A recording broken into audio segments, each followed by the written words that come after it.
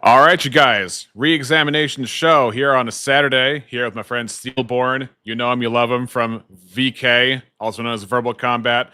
He has won against Rob Knorr in one of those debates, and he is. Would you say you're a specialist against atheists from a presuppositional perspective on the orthodoxy branch, or what would you say? Atheist, yes, but I also like arguing with basically the other denominations of Christianity. That's actually really where my wheelhouse tends to shine the most. I'm really good at arguing against Catholicism. Interesting. Well, that's probably another reason why you should debate Rob again, because he is apparently seeking the Catholic direction. But that is not our theme today. I want to talk today about my exchange with TJump because you have not debated TJump. You debated Destiny alongside Teriak. But who would you say would be your most challenging atheist debater you've had to face so far? Hands down, that goes to Corinth over at the Crucible. Oh, is that the guy with the Plague Doctor mask avatar who's on Breakfast Tacos channel sometimes? I don't know if he goes on Breakfast Tacos, but I've talked to him a couple times in the Crucible. Very smart guy, very, very well versed in philosophy, and I believe he might be agnostic, but I believe he's an atheist. But Corinth is a very smart guy. He's probably been the hardest exchange that I've had with an atheist. Just very well versed in logic and things like that. Yeah, very well versed in philosophy and logic. Nice. All right, so TJump is as well. So TJump's position here is that and we're just going to be doing this from his channel, but he is a materialist atheist who believes that physics is the basis for objective morality. And probably at the end of my exchange, I've heard him make this argument too. Oh, you have? Yeah. Yeah. Maybe you can exact same argument to Jim Bob.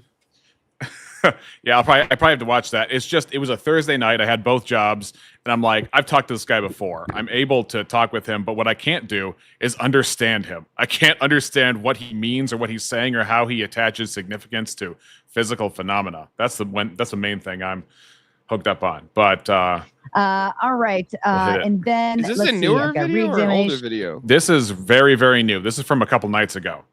Oh, yeah. So I just drove home, plopped on my computer, and then jumped in, head first. And then Clay drops in a Big 10 and actually sacrifices himself for the shaman. We love you, Clay. Hang tight. Oh, and also, for those of you out there watching, all one of you at this point, Eli Nix does have the link, so he may still drop in at some point. We don't know for sure, if we don't know when, but I definitely hope so.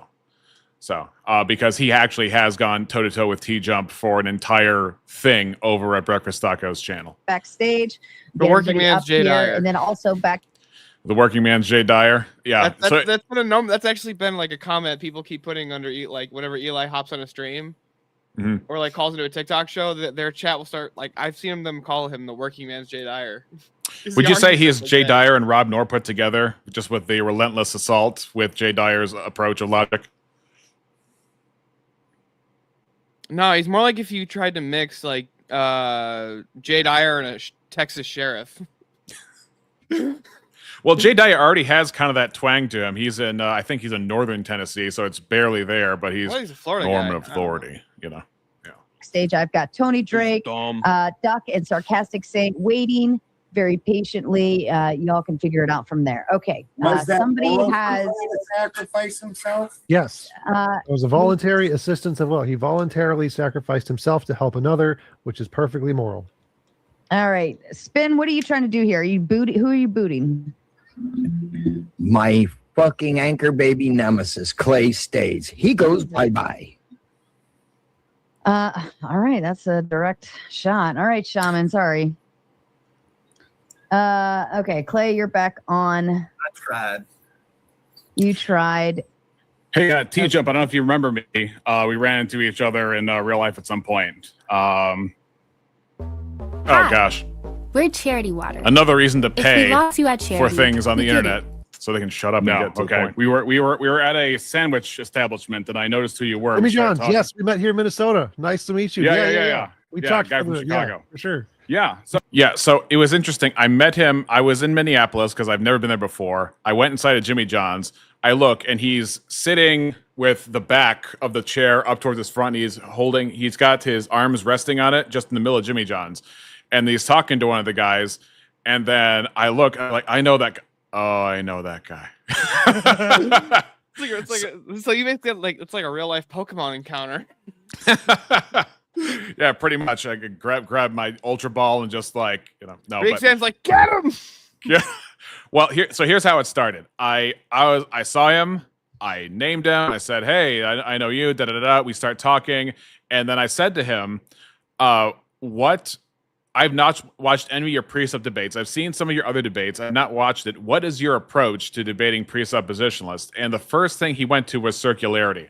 And once he said circularity, I'm like, okay, he either doesn't have the best arguments or he's not as in touch with that. Because what I said to him was, if you take a piece of paper, you write an X on it, and then you start an arrow that emanates from the X and then comes back to the X, yes, that's circular. But if the X represents the foundation of truth, it is necessarily logical to accept that the foundation of truth must be self-sustaining. In other cases, it would be viciously circular. But if it represents the foundation of truth, it is logically necessary. Yeah. And so that's the thank God I finally found a Protestant who understands the precept argument.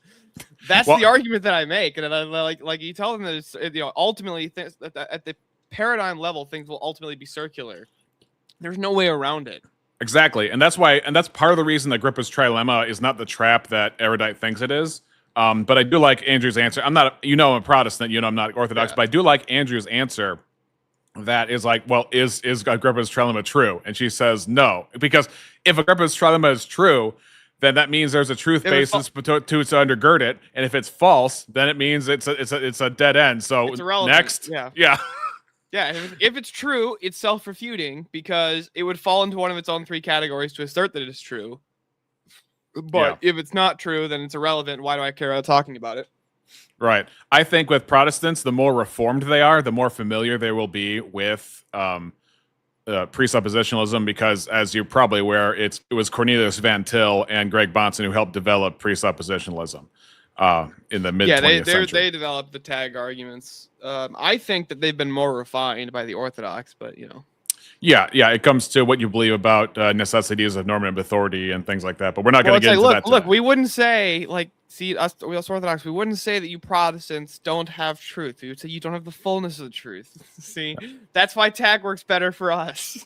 Well, that's a discussion for another time. In the meantime, I am totally cool crossing bridges, as you know, with people. So heck, the closest person that I've ever seen to my worldview on in this platform has been Rev. It hasn't been many of any other Protestants. A lot of other Protestants. So, for example, I believe that if you are you're familiar with like 1 Corinthians 6, Galatians 5, where there are these passages of certain lifestyles that will not inherit the kingdom of heaven, right? There are Protestants who frighteningly believe that you can do that as long as you're a Christian. Like if you're a Christian adulterer, then you get it. It's like you're getting your ticket stamped. And while I don't believe you can lose your salvation, what I do believe is that perseverance of the saints, which is the last part of the tulip, means that the perseverance is not just that you go to heaven. The reason you go to heaven is because God has freed you from sin by giving you the new birth. And by virtue of that, you will not stay in any known gross sin that's specifically detailed in Scripture as for you not inheriting the kingdom of heaven. But unfortunately, I have a question for you. Yeah. So you said you don't think that you can lose your salvation. Yeah.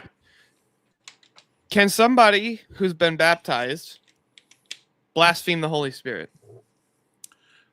So I believe that I believe baptism itself can be a mere act based on Acts chapter 8, where Philip baptized Simon the sorcerer, and that turned out, but if you look at the narrative, it doesn't seem like he was ever truly converted because he tried to buy the Holy Spirit with money. I mean, like somebody who was like actually like baptized, believing in the faith, but let's say like shit happened, whatever, they fall away from the faith, and they actually not only do they just do they fall away from the faith, they actually specifically blaspheme the Holy Spirit, which I'll give you at least my understanding of what blaspheming the Holy Spirit is. The act of blaspheming the Holy, like if you're worried about you blaspheming the Holy Spirit, you don't have to worry about it at the same time, because it's the active rejection of Christ's forgiveness is what blaspheming the Holy Spirit is, which is why it's the only unforgivable sin. Because it's Christ respecting your free will to reject his forgiveness. That makes sense?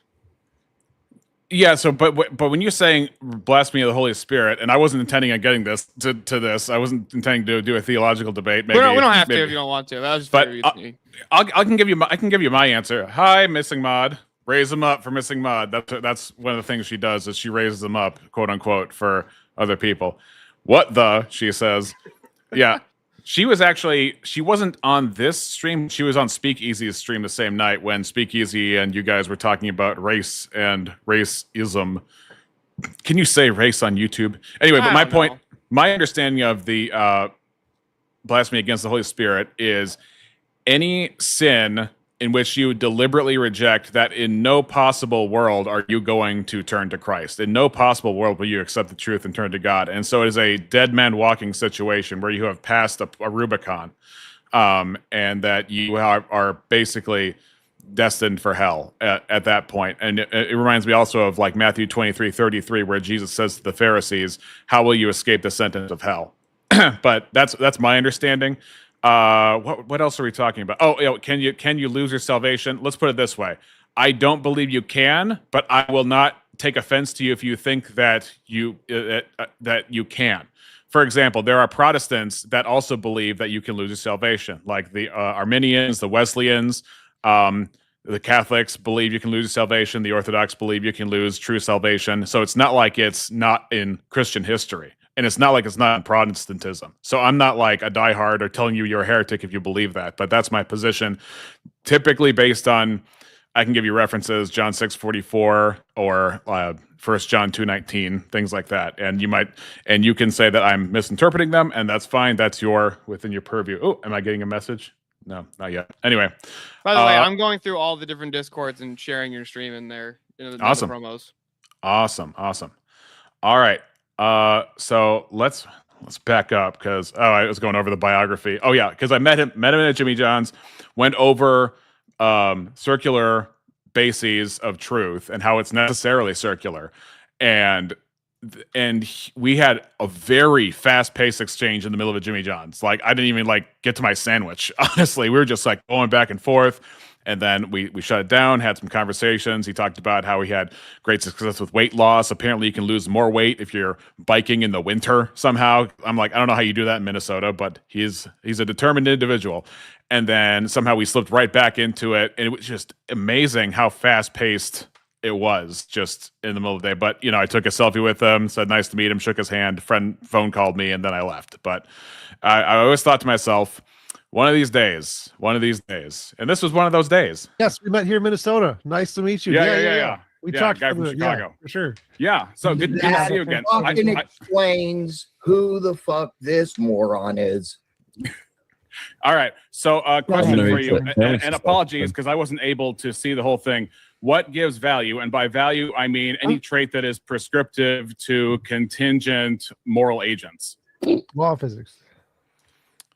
So, Steele, can you explain to me what the heck that means? Because you said you have understood his argument before, or at least heard his argument before. You said he said just rewind it. I want to hear your question again. To make sure I understood. Sure. I want to understand that. I want to make sure I understood your question and his response to it real quick. All right. To be fair to everybody, I came in late at night. I was not very clear. I wasn't even certain I wasn't going to make it, so I'm going to have to translate for myself for you guys in order to make this make sense, unfortunately. So let's see if I got wound back enough. Fucking explains. Question for you, and apologies because I wasn't able to see the whole thing. What gives value? And by value, I mean any trait that is prescriptive to contingent moral agents. So, for example, we are humans. We're made in the image of God. Therefore, that quality makes it prescriptive for us to treat each other with dignity, That's the respect. Justification for universal human value. So you're asking him under his worldview, what gives value to people?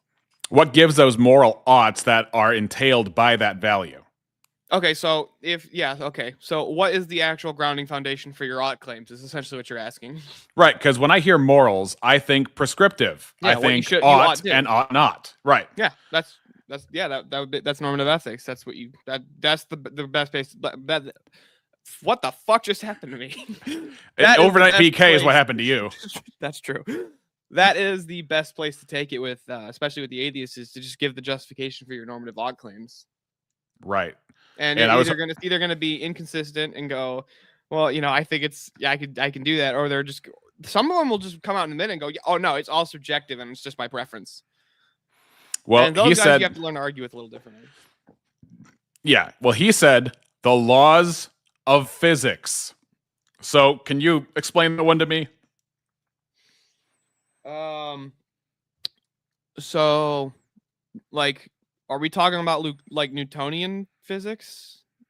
He never told me. Every action has an equal and opposite reaction. An object in motion will stay in motion.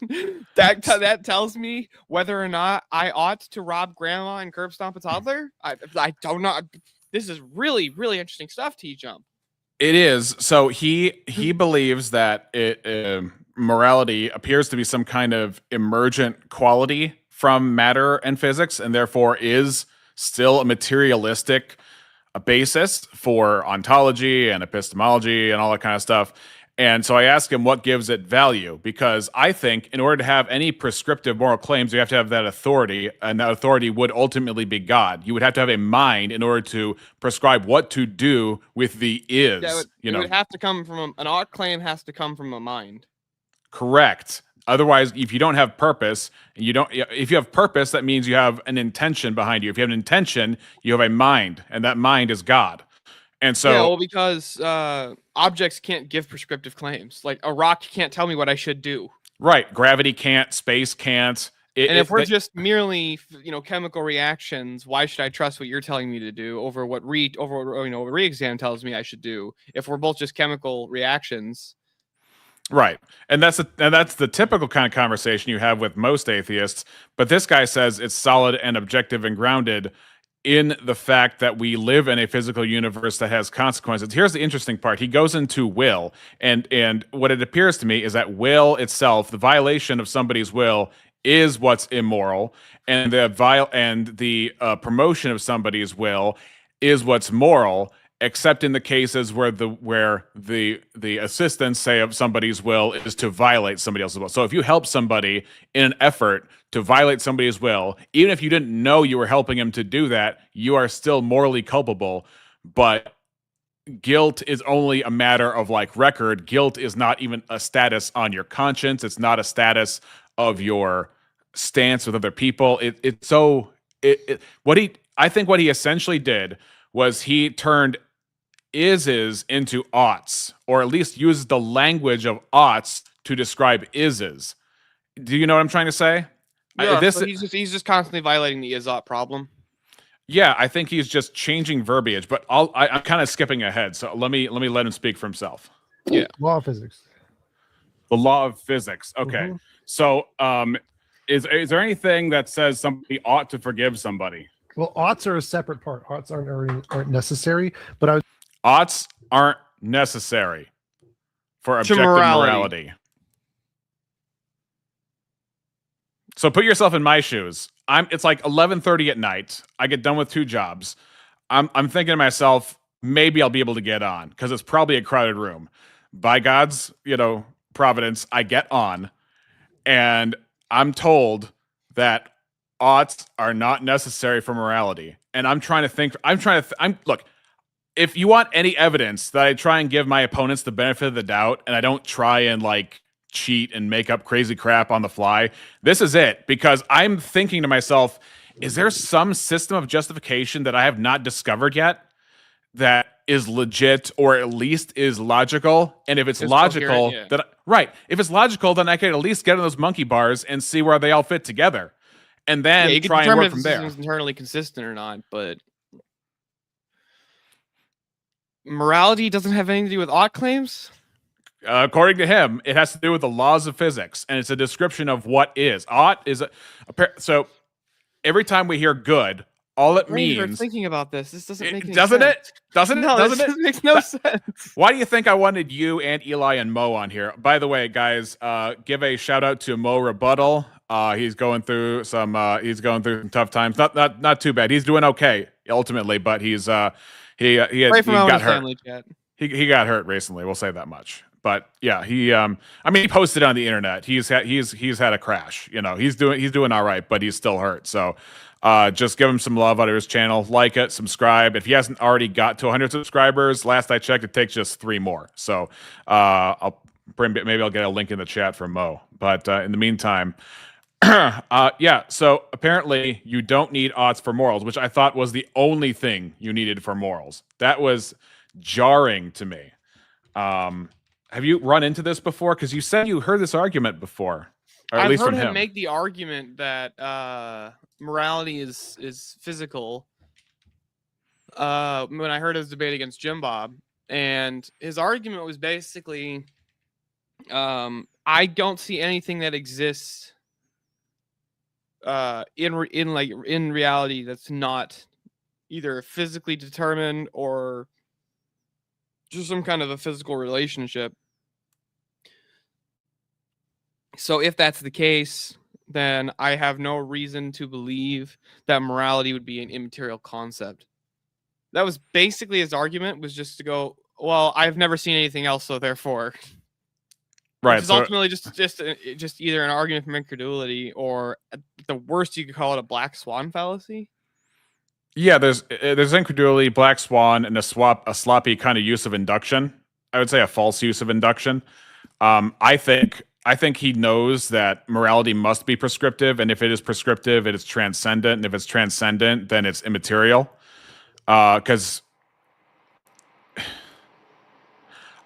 even now, just listening to it, I'm trying to make it make sense. I'm trying to be as charitable as possible, but I don't think it does. I'm going to move forward a little bit here. Say that the truth maker of a moral claim is the correspondence to the law of physics. So like if it's moral to forgive someone, that is a descriptive fact of something that corresponds to a law of physics. Actually, I think I skipped ahead a little bit. What the fuck does that even mean, though? What does I brought that up mean? forgiveness. I was hoping you could tell me, or that Eli could tell me.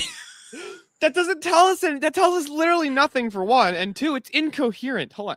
How does forgiveness relate to the laws of physics? So I ask about forgiveness to pull him out of his wheelhouse. Let me see if I can find that. Well, oughts are a separate part. Oughts aren't necessary, but I would say that the truth maker of a moral claim is the correspondence to the law of physics. So like if it's moral to forgive someone, that is a descriptive fact of something that corresponds to a law of physics. I feel like did I bring up forgiveness? Well, oughts are Is there anything that says somebody ought to forgive somebody? Yeah. Well, oughts are a separate part. Oughts aren't necessary, but I would say that the truth maker of a moral claim is the correspondence to the law of physics. So like if it's moral to forgive someone, that is a descriptive fact of something that corresponds to a law of physics. So how would forgiveness act in a law of physics where a wrong was done, but justice, it was not the preferable thing, but forgiveness is the preferable thing? How would you I don't explain think that? Forgiveness is a moral thing. If forgiveness is optional, it can be moral, but it isn't necessarily moral. So I would. Is forgiveness real? Sure. Can you explain to me how forgiveness is real in a world where oughts aren't necessary for moral claims? Well, I could understand. Well, no, oughts are necessary for moral claims. Okay, that's incoherent. Like ultimately that's incoherent. It doesn't tell us anything and it means nothing. But I could understand the position of saying like forgiveness, like okay, so like for a Muslim or a Jew, for example, like forgive your enemy is not, love your enemy, and forgiveness are not like really up there at all, like not even something they believe in. But like if you were to ask a Muslim or like a practicing religious Jew and say like, if somebody, slights you and you forgive them, is that a nice thing is that a good thing to do? And I feel like the majority of them would say, yeah, that's probably a good thing to do. It's not like a requirement, like, it's not like an ought, but like it would be a good thing to do. Mm-hmm. Where like I could see a system where it could make sense, where forgiveness is not necessary, but it could be optional, and thus could make you a better person, I guess. Yeah, so like within the Christian context, no, you couldn't really, like, it wouldn't make sense to say that forgiveness is optional, but like, correct. I could see it from other worldviews. I could see that. Right. Now, I mean, it would be harder with Judaism, but at least with Islam, they rely on New Testament truths to a great degree in order to establish their claims about Jesus' existence. But remember, every time the Gospels or the New Testament or the Old It's the Testament Injil. contradicts the Quran, every time it contradicts the Quran, that part of the text is corrupted.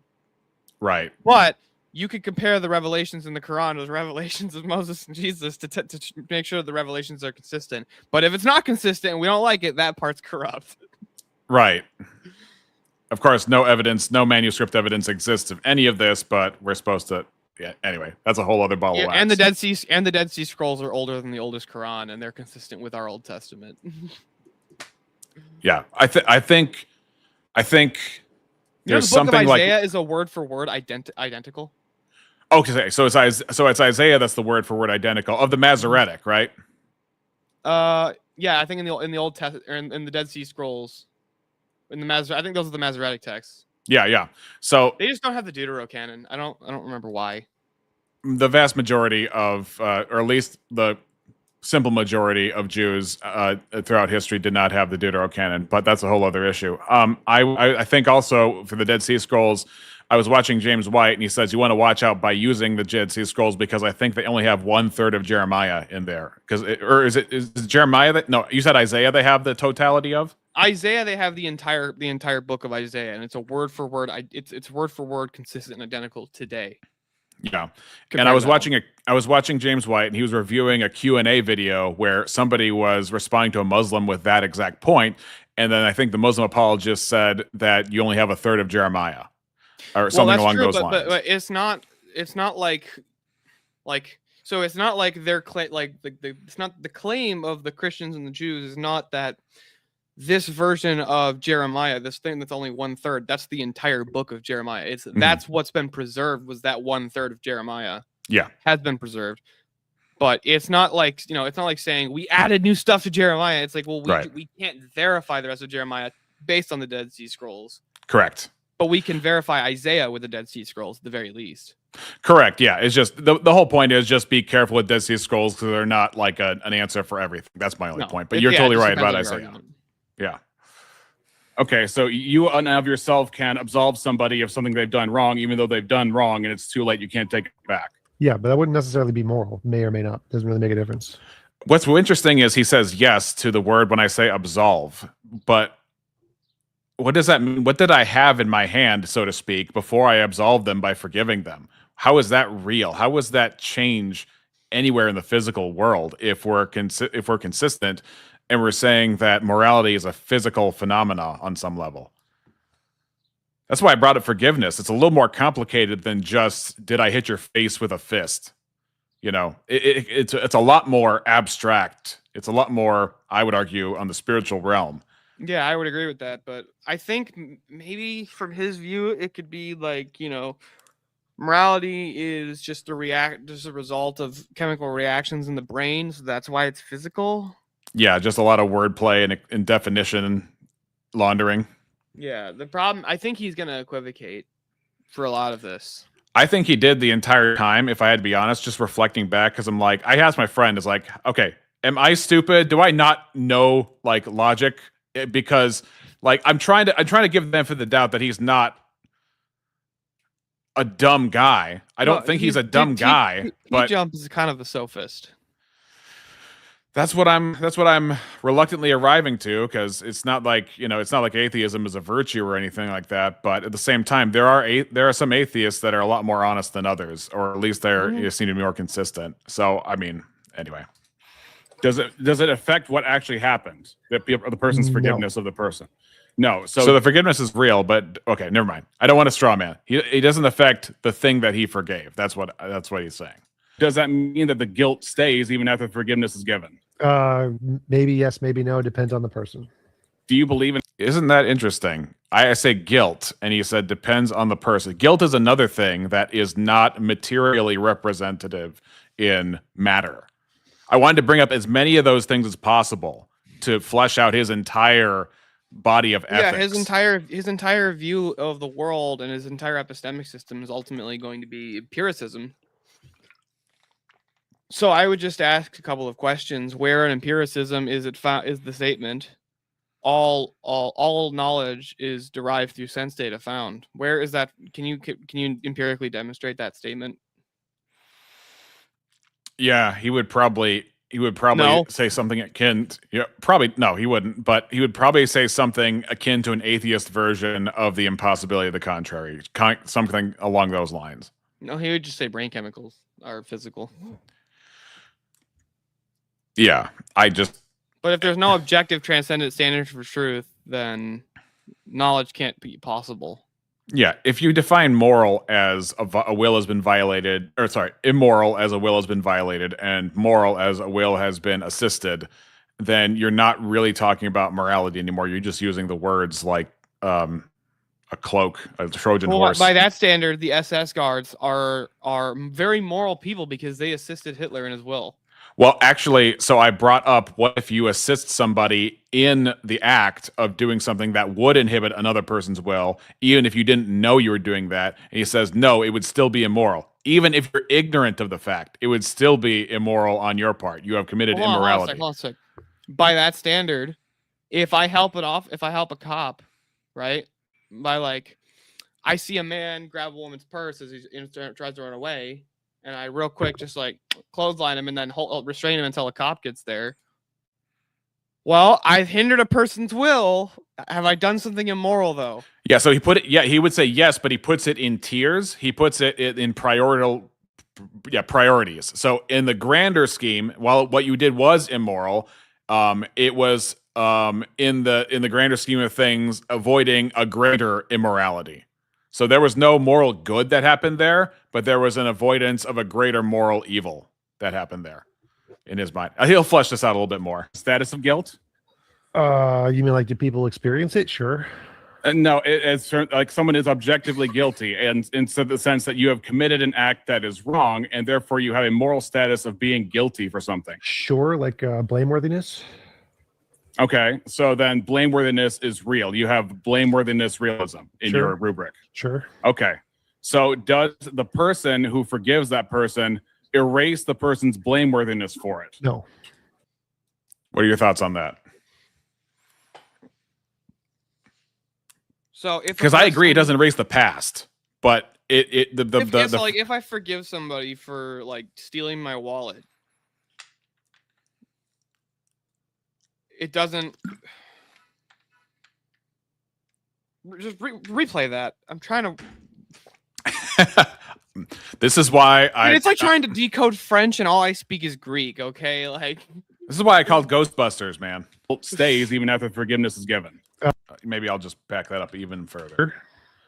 Okay, so you of yourself can absolve somebody of something they've done wrong, even though they've done wrong, and it's too late. You can't take it back. Yeah, but that wouldn't necessarily be moral. May or may not. Doesn't really make a difference.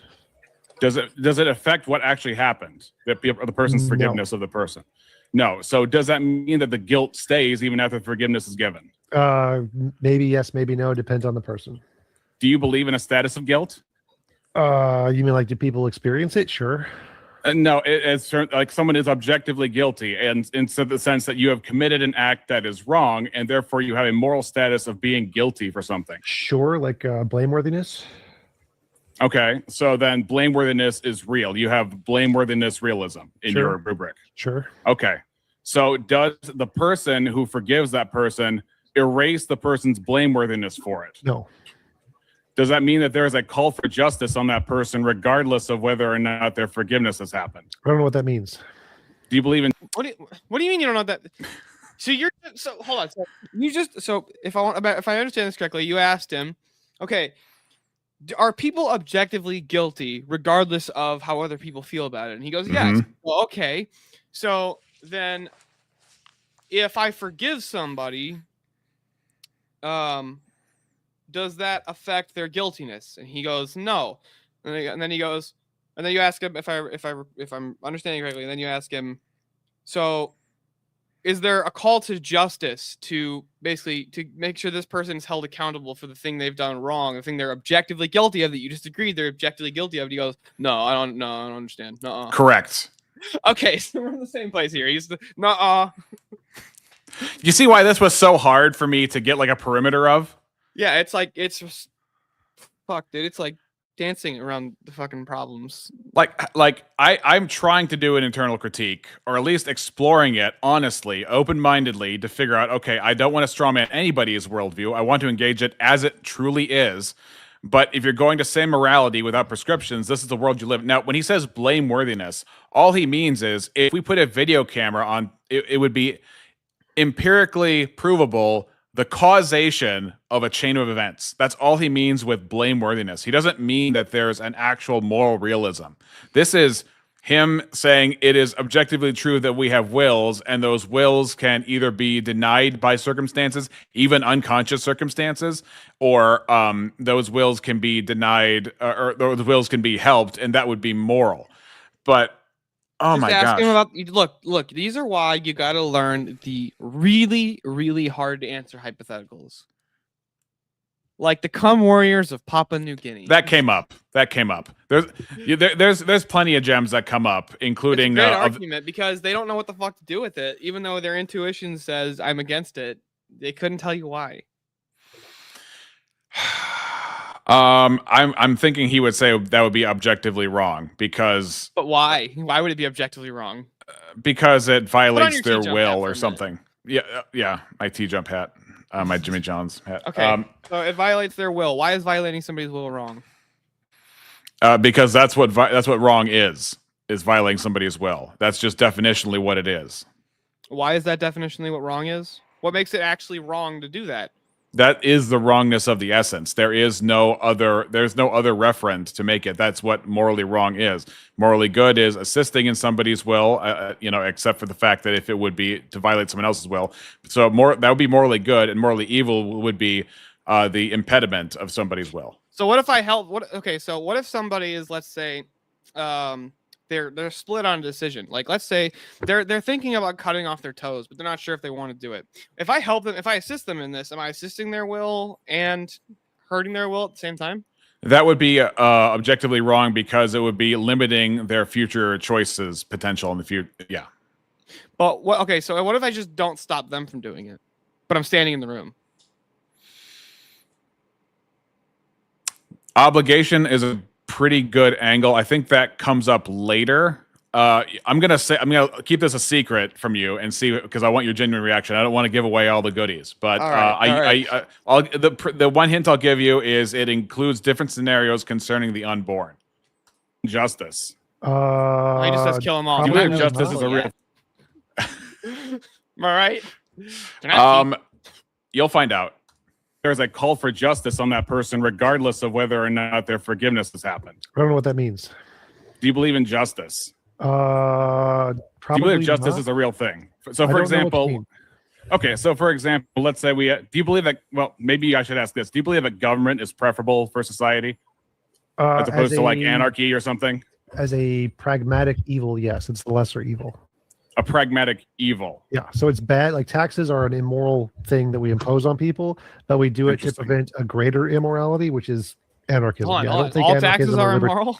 Yeah, so obviously we know that Christ says, "Render unto Caesar," and to give to God the things that are God's, and that there's a profundity to that because we are made. He takes a denarius and asks, well, "Whose image is this?" And then it says Caesar's. Give to Caesar the things that are Caesar's, give to God the things that are God's. And the profundity of that is we are made in the image of God, so we give ourselves to God. So that's the thing that's another thing we're supposed to draw from that.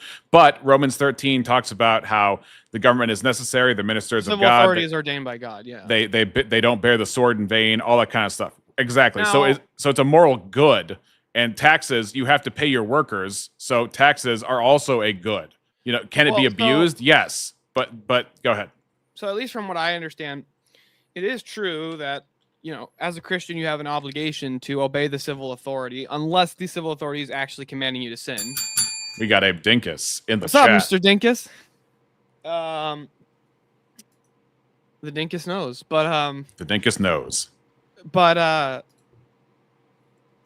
there's nothing stopping Christians from being involved in politics and altering society to change things that makes things that are more preferable for Christians. For example, I would say that the overwhelming majority of Christians would be in support of lowering taxes, and I think that that's totally fine and totally justified within Christian ethics. Yep. But you ought to pay your taxes still, even though that's like 40% of my income for some reason. We're in blue Midwest. So what are you gonna do? It's the worst. It's literally the in my view, it's actually the worst part of the country, and here's why. Okay, move to Mississippi.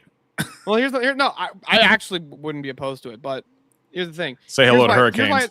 Here's why it sucks to live in the blue Midwest. Okay, we pay stupidly high taxes. Our roads are shit. Our police force sucks. Our ambulance system sucks. Governors. Our schools suck. Our governors suck. And it's fucking cold and miserable, okay? If I had all the other stuff, I could deal with the cold and the miserable shit, but I don't even get the stuff that I want, and I'm still cold and miserable, okay? Like, even if you move to California, look, you're going to be broke and you're going to own nothing, but it's going to be beautiful outside all day. Best place to be homeless in the world. Right? So, like, that's my position on the Midwest. Right, but fundamentally, we would agree that government is a good. It's not a necessary evil. Yeah. It's the one thing that deals with evil in a way that nobody else can when it comes to war, when it comes to policing, when it comes to espionage. That's what Romans 13 is talking about, the sword in general and death penalty and all. I mean, I know that you guys have a different stance on death penalty, but I'm totally I don't actually really have a position on the death penalty. Okay. My understanding was that the Orthodox were against it and the Catholics were against it. But I could be wrong. Well, neither church has dogmatized the position on the death penalty. Abe Dinkus says that we can crash in his basement. Oh, sweet. We're coming over, Abe. we're going to come there on horseback. He believes that. So you can see that he believes in a multi-tiered system of goods and evils here. So you would prioritize the greatest good, even though that's prescriptive, but you can't say that out loud because they'll accuse you of straw manning, I guess. And then there is also tiers of considerations of what kind of evil. So we got trolley car problem type realities that we have to deal with. And that's how he answers these kinds of questions. So when I ask about justice, and I have to ask about government because government is the dealer out of earthly justice, ultimately. And so he calls it a necessary evil to avoid even worse evils, such as anarchy. So what's your reflection on that before I press forward? Ought we oppose evil? I mean, like, that'd be the simple defeater to that position. Yeah, he would say there are no oughts. You know, you can add oughts later. There just is. It is what it is. You know that. Yeah. Saying something is evil doesn't tell me what the fuck to do with it. And if you try to tell me that I can do something with it because it's evil, that's an ought from it is. That's Hume's guillotine. It doesn't tell me anything. It doesn't make any sense. But if all he does is tell you what is, and he uses ought language just to mean is, then he can just spin circles around you all night while you're engaging in good faith. Tarianism work. They're bad, but I also think governments are bad. They're just less bad. Okay. So the blameworthiness stays up on that person for the rest of their life, and it can't be. It doesn't ever go away. If you committed a crime, you're eternally blameworthy for that crime. Right. So, but when I say you believe in justice, you mean that there is a calling of. If you're eternally guilty. Well, okay. So there's an argument for this in the sense that you can't change the past. I think that's what he's getting at. So, in reality, if I commit a sin, even though that sin is put on Christ on the cross, should I turn to God? It is still true that Christ did not actually commit the sin that I committed. I committed that sin. The guilt of it is transferred to Christ from my understanding of my theology, but the point is, I can see what he's saying. Like, you cannot change the past, that you are blameworthy in being the origin of that sin. So hear me out on this, right? The reason that I would have an issue, you believe that Christ is God, right? Yes. Okay, so Christ is God. Sin is essentially it's a missing of the mark of God's will, and so it's a slight against God. So I wouldn't necessarily say that the guilt transfers to God. It would be that God forgives us for our shortcomings. So, but if the slight's against God and God forgives us, are we still are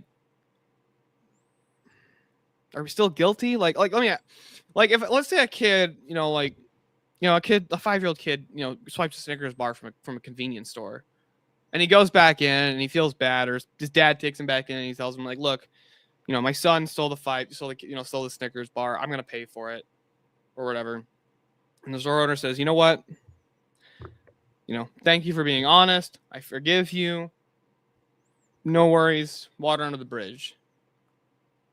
Is the kid still like guilty? Like if the question is, did he do it? That would be eternal.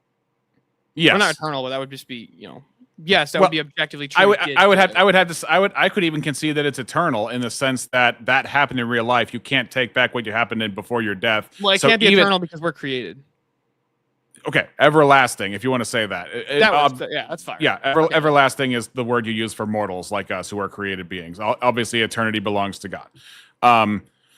So, yeah, I think the human forgiveness does not actually absolve the guilt. I believe that only God absolves true guilt, like actual guilt. And part of the reason, one of the differences between you and I, and you can give your response to this because I'd be interested. I'm just going to give my position and then you can give your position and we can move on with the analysis. But under the idea of penal substitutionary atonement, the actual justice to the act of sin was satisfied on Christ. And that's one of the differences if you have, say, the Orthodox Study Bible, which uses the Septuagint for all of its Old Testament works, as opposed to other translations who use the Masoretic. You're going to get a completely different reading of Isaiah 53 verse 10, which would change your understanding of penal substitutionary atonement. But one of the things I use with Muslims is, okay, so your God forgives, but the sin still existed, the offense still happened. Where does the justice go? Where does the justice for that sin go? Because under my understanding, the sins of the world were laid upon Christ the same way that the scapegoat was given the sins of the tribe of Israel before he was let go and sacrificed. And then the same thing with like when they put the hands on the bull of being sacrificed, you have a transfer of the offense to something else as opposed to yourself, and that gets the death as opposed to yourself who has earned the death of your own action. So that's my TikTok understanding of penal substitutionary atonement. But I'd like to hear your response. Well, no. So the actual view of PSA is essentially that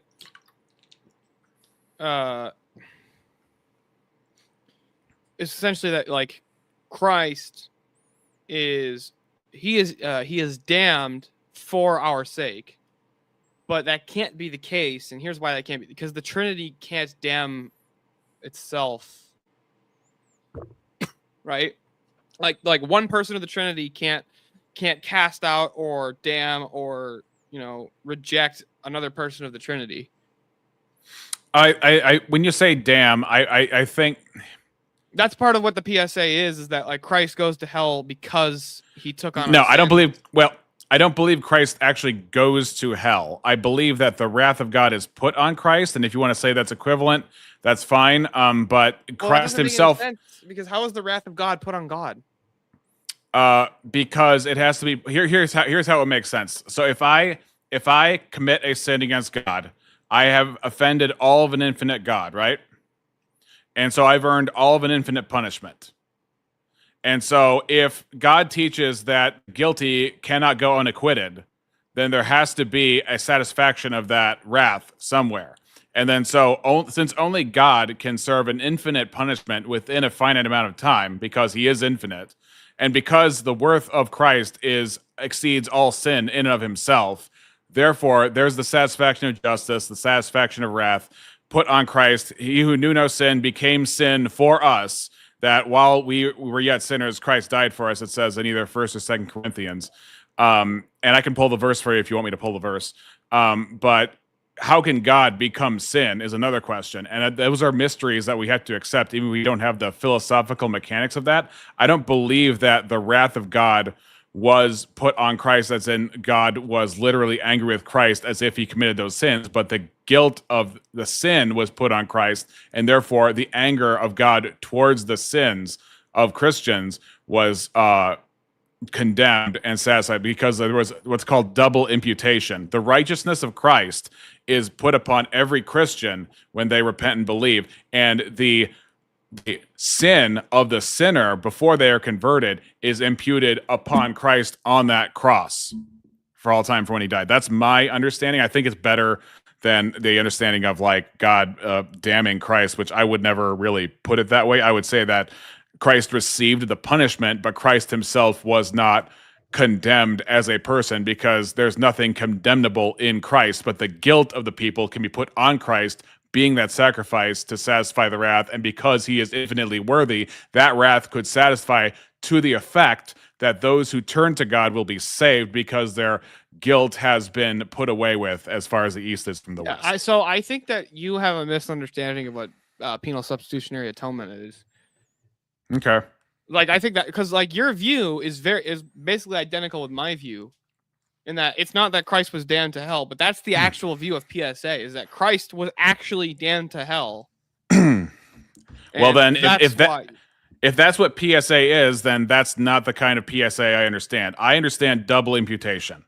That's my understanding of I'll have the to look redemption into of Christ. the terminology, but yeah. Yeah. And there's Marilyn in the chat, but yeah. Upon other people Go to liturgy, Marilyn. to impose a punishment or penalty to somebody. No, it's never moral to impose a punishment. The moral thing to do would be like what. Check that. There's never moral to impose a punishment. So therefore, God is not moral for making hell. It's never moral to punish people. Is that what you just said? Yep. Let's hear it again, people.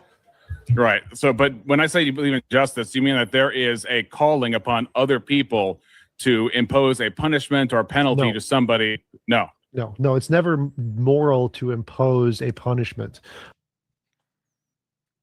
Sink it in.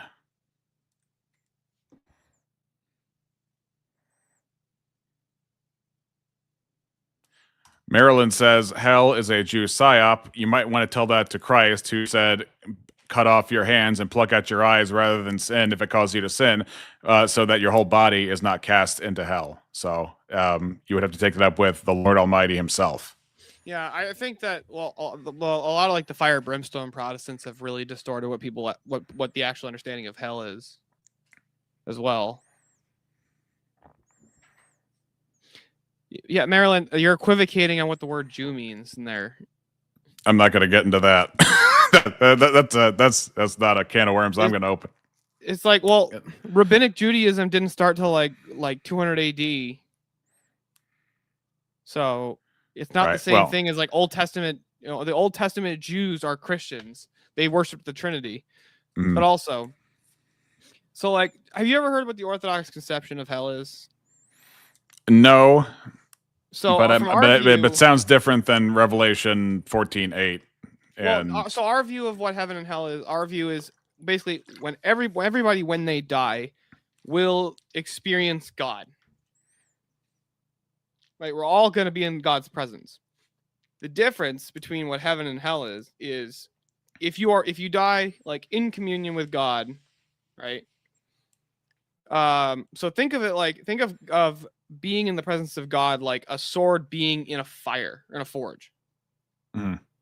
Right? Now, the sword is going to kind of absorb the attributes of the forge. It's never going to become the forge. Like, it's going to be hot like the forge, but it's not going to be identical to the fire of the forge. Now, the more impurities the sword has, think of those as more like the more sins on one's soul. All right? Now, the more sinful somebody is, and has not, like they didn't choose to seek out Christ's forgiveness, they will experience God's essence and God's presence as like a burning fire, whereas the swords with the less impurities will experience God's presence like warmth, like a good thing. And so that's the distinction between heaven and hell. And that's why like you're not sent to hell because like God doesn't send you to hell. It's ultimately it's up to you as to whether or not you want to be in communion with God and follow His will. I'm pretty sure it's a both and, because the Bible characterizes it as being cast into hell, and you're not casting yourself into hell. You choose the option of being cast into hell because God is the one who is the judge and He gives the sentencing. He created hell for the devil and his angels. But I would disagree because I think the phraseology of being cast into hell, being cast into outer darkness, is an active verb that where somebody is subject to the darkness, because if you choose to reject, if you choose to reject God, who is the source of good, love, and light, and all of that, well, what's the opposite of all of that? Like, so there are some that say that there's some in the church fathers that say it's like basically it's we'll all experience God, and basically it's just whether or not it's good or bad. Oop. Sorry, I accidentally banned Marilyn. Whether or not it's good or bad is dependent upon a person, a person's. I was trying to put her in a timeout. It's my first time doing it, but she had so much heresy in the comment section. I just couldn't, I just like enough of this. Sorry, could you repeat that before you move forward? So yeah, so some people, like some of the church fathers, their position is like it's the way it's described is that like the thing of like the burning bush, a non-consuming fire. Mm-hmm. That's what being in God's presence is like. And so whether or not that fire can either warm you or it can burn you, dependent upon, basically, are you going to hell or not? If you go to hell, well, fire burns, and that's where the fires of hell come from. Yeah, I see where you're coming. I see where you're coming from with that. I think there is a truth to that. Yeah, because absent, where like when you die and you leave this realm, what's the only thing outside of this realm is God. She's got an alternate I'm sorry. account. I'm sorry. Here's my alternate account.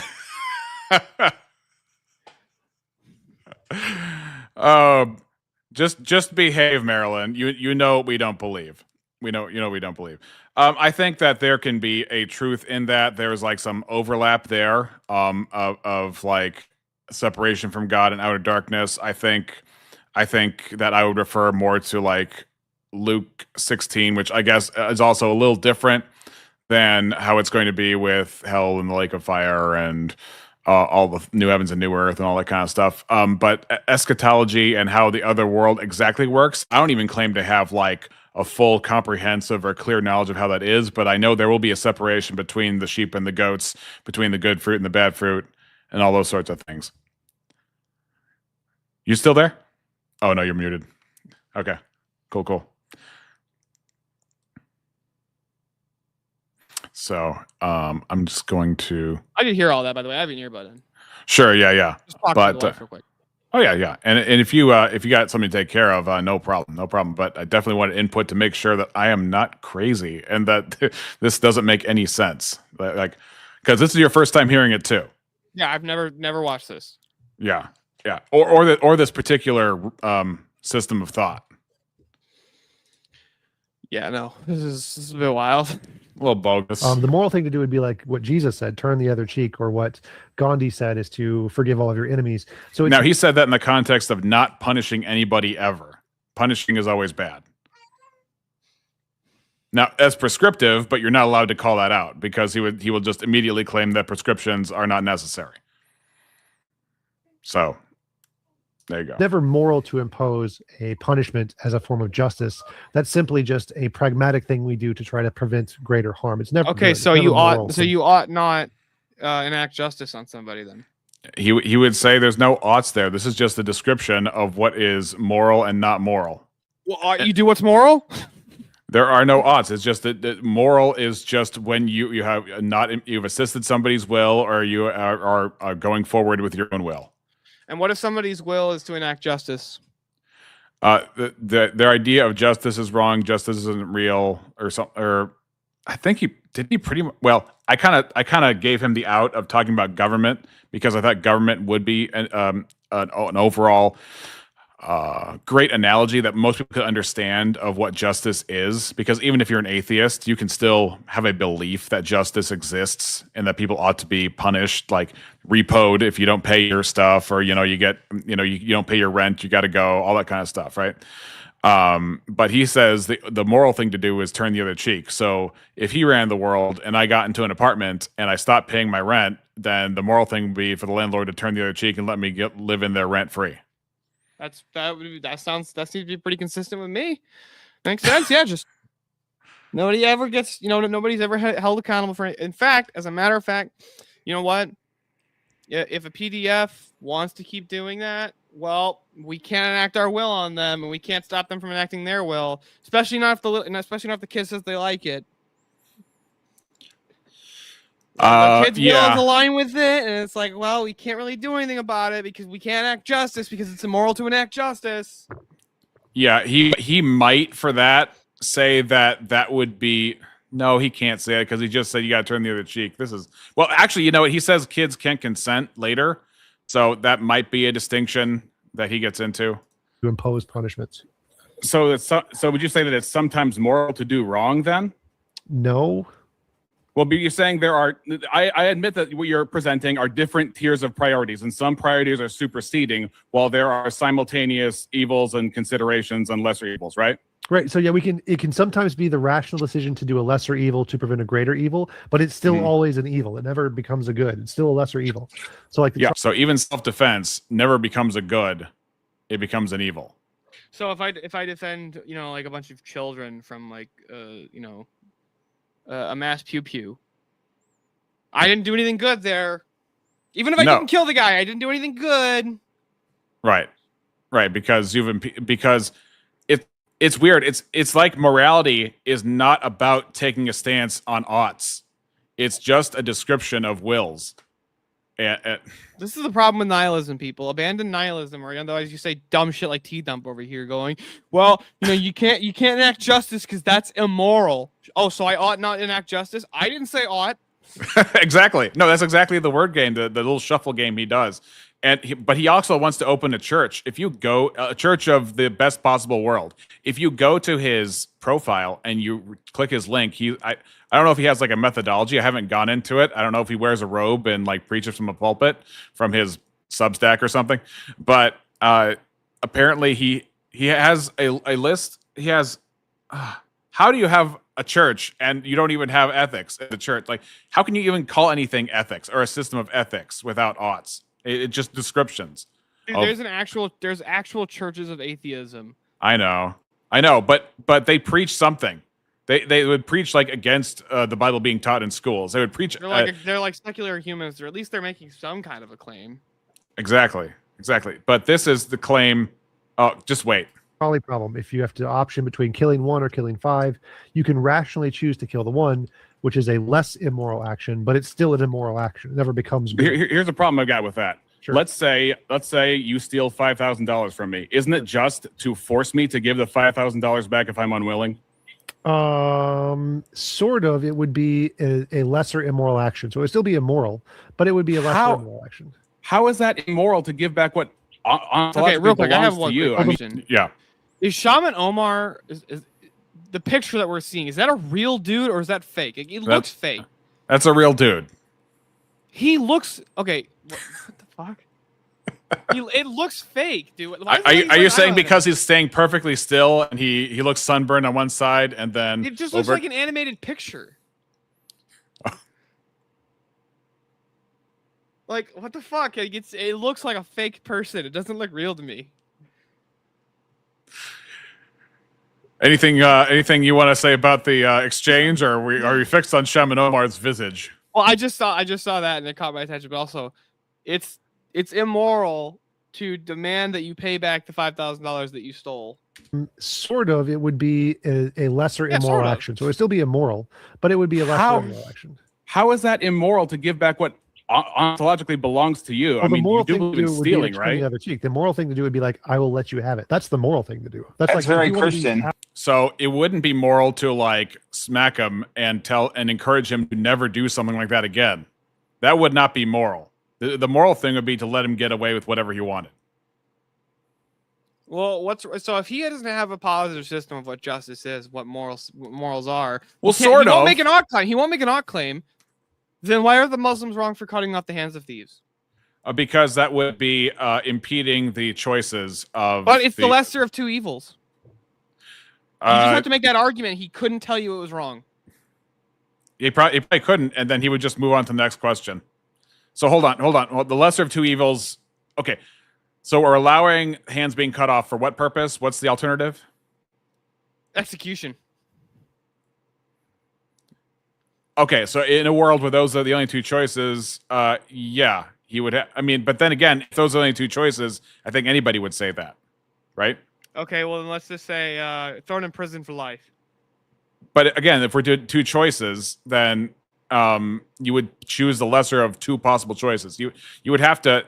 I think you'd have to open it up a little bit more because everybody's going to choose the lesser severity of what doesn't deserve, what is not deserved by the inmates or whoever you have subject to your Neither is punishment. cutting off their hands.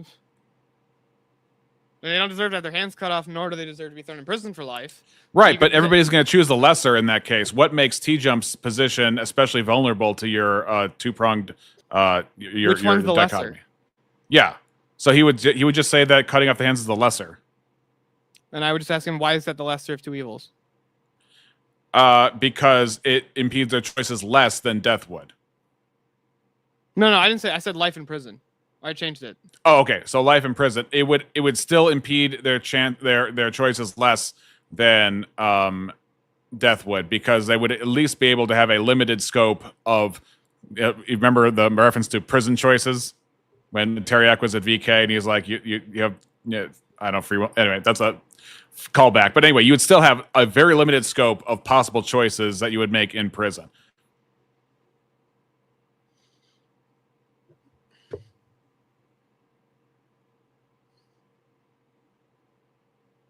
Okay, so let's do it this way. Let's say you have a society, you get caught stealing, you have one of two options. One, you get your hand cut off, or you get forcibly sodomized. Which one of those is worse? Oh, I think in that case he would probably have to take the latter, because it would ultimately leave you with more choices. Got it. So we forcibly sodomize people who steal a car. Oh man, yeah. Do not. Okay, and that would be in the best of possible. No, I'm kidding. I think he ultimately says at some point in this video, like there's an hour-long interview between Sarah and him before this actually opens up to the panel, and I think his idealized world is a place where everybody is basically the god of their own universe, and then just everybody else can go away because then their choices are maximally unimpeded. And this goes with a Wikipedia article I saw on him where he was in a debate and someone asked him, so if a rock is stopping me from achieving my goal, is the rock immoral? And he was quoted saying yes. Nuh-uh. That's the quote. But here's the thing. Everything of that alleged quote seems to jive with what I was hearing. Absolutely. In a way, sort of, in parts of Christianity. Super Christian. Believe me, this gets better. I'd say cut their fucking head off. So, like, okay, but turn the other cheek presupposes that you have had something immoral done to you in the first place, yes. right? Yes. Right. So why would you honor that thing by establishing a thing as if that were the thing to keep continuing, as opposed to justice? Be moral, that would be the thing to do. Morality is self-sacrifice. So if you want to make a self-sacrifice of the 5,000, that's the most moral thing you can do. Okay, so morality is self-sacrifice. He later characterized. He later. Go ahead. Yeah. So he says morality is self-sacrifice, but he later also says that morality involves assisting in the will of other people, which I guess would be a form of self-sacrifice. Taking the time and strength and energy out of your day to help somebody else in assisting in their goal or assisting in their will would be moral, according to his view. So assisting somebody in achieving their goals is a moral good. Yes, according to him. Unless that their goal was to impede somebody else's will, which even if you were ignorant of your assistance doing that at the time, you are still achieving a moral wrong by helping a person, even ignorantly, if that person's goal was to impede on someone's will.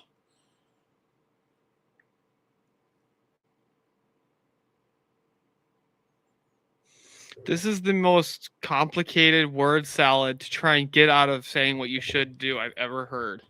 So then I would just ask him, okay, should I not impede other people's will? Should is a prescriptive claim. Morality doesn't deal with prescriptive claims. You can add them later if you want to, but they don't necessarily exist. They don't actually exist.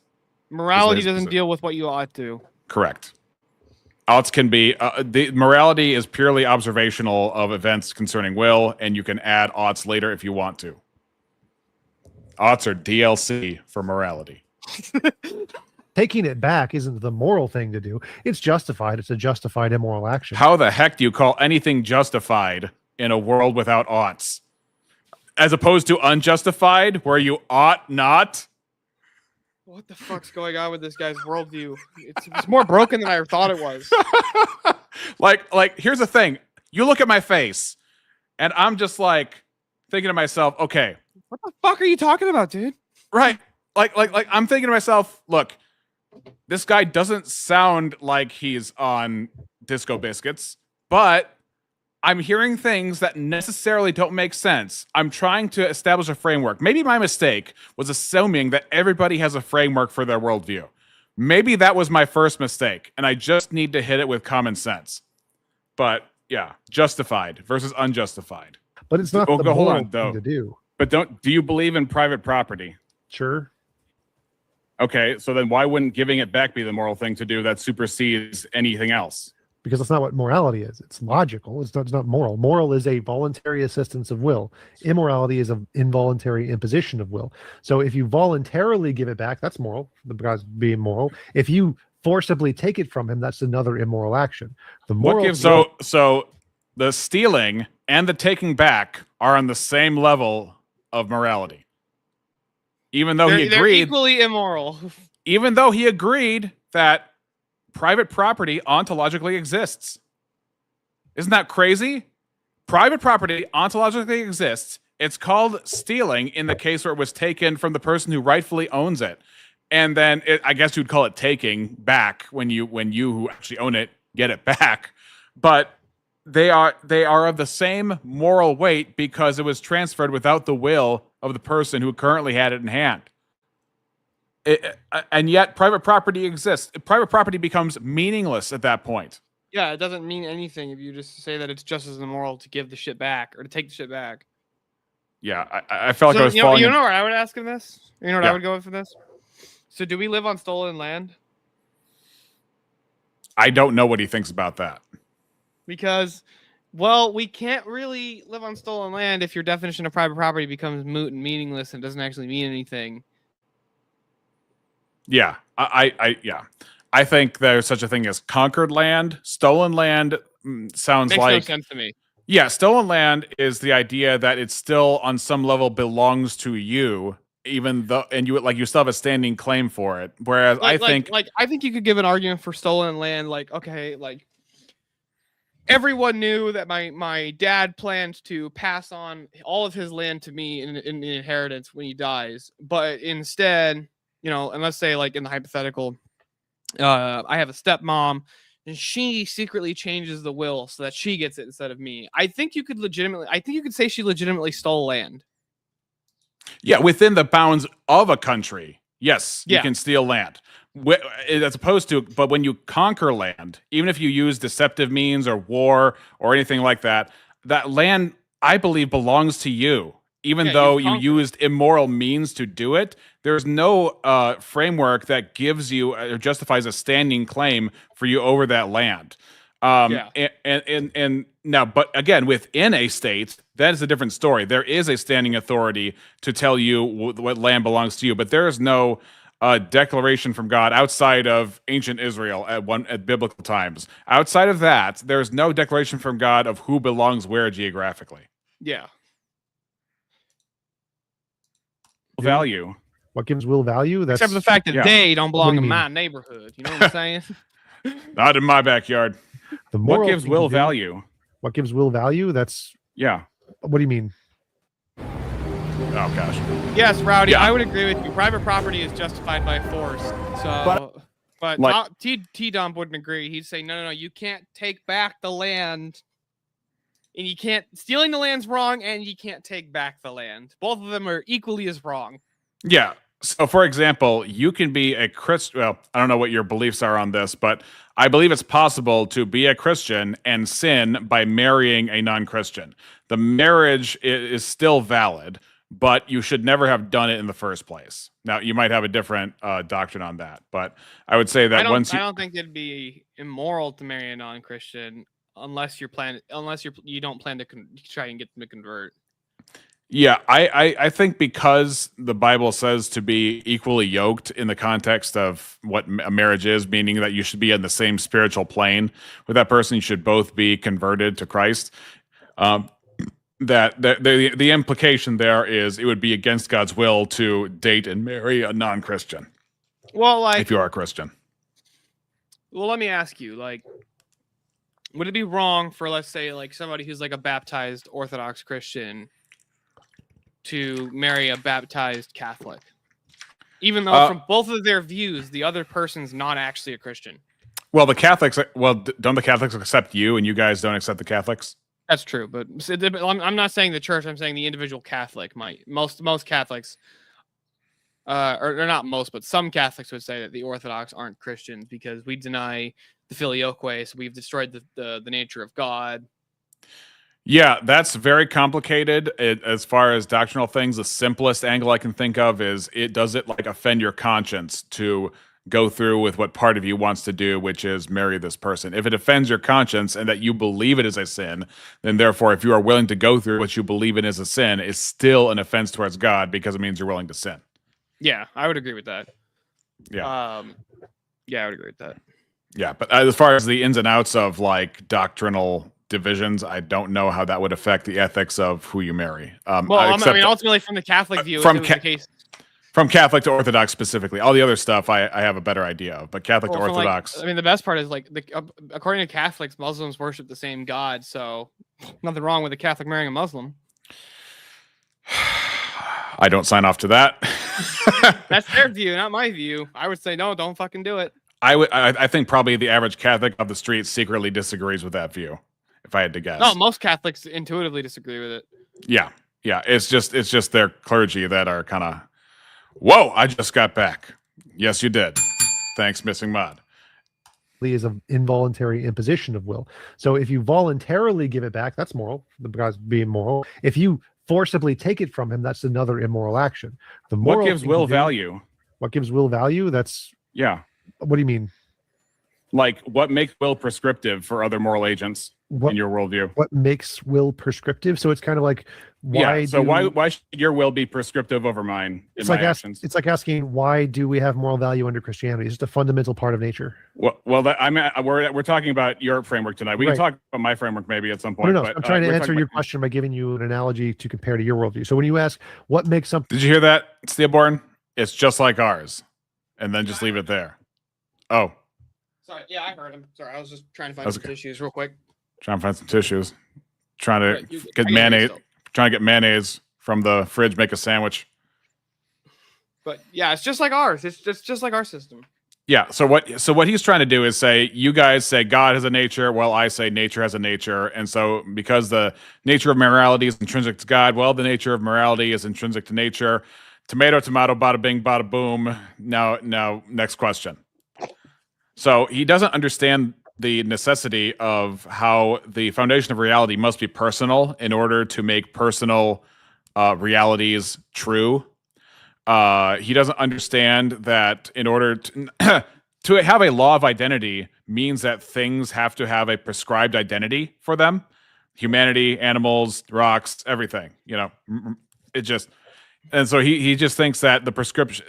He doesn't even admit prescriptions exist. Anyway, dude, because of God's nature. You've heard him say reality is reality, right? Yes.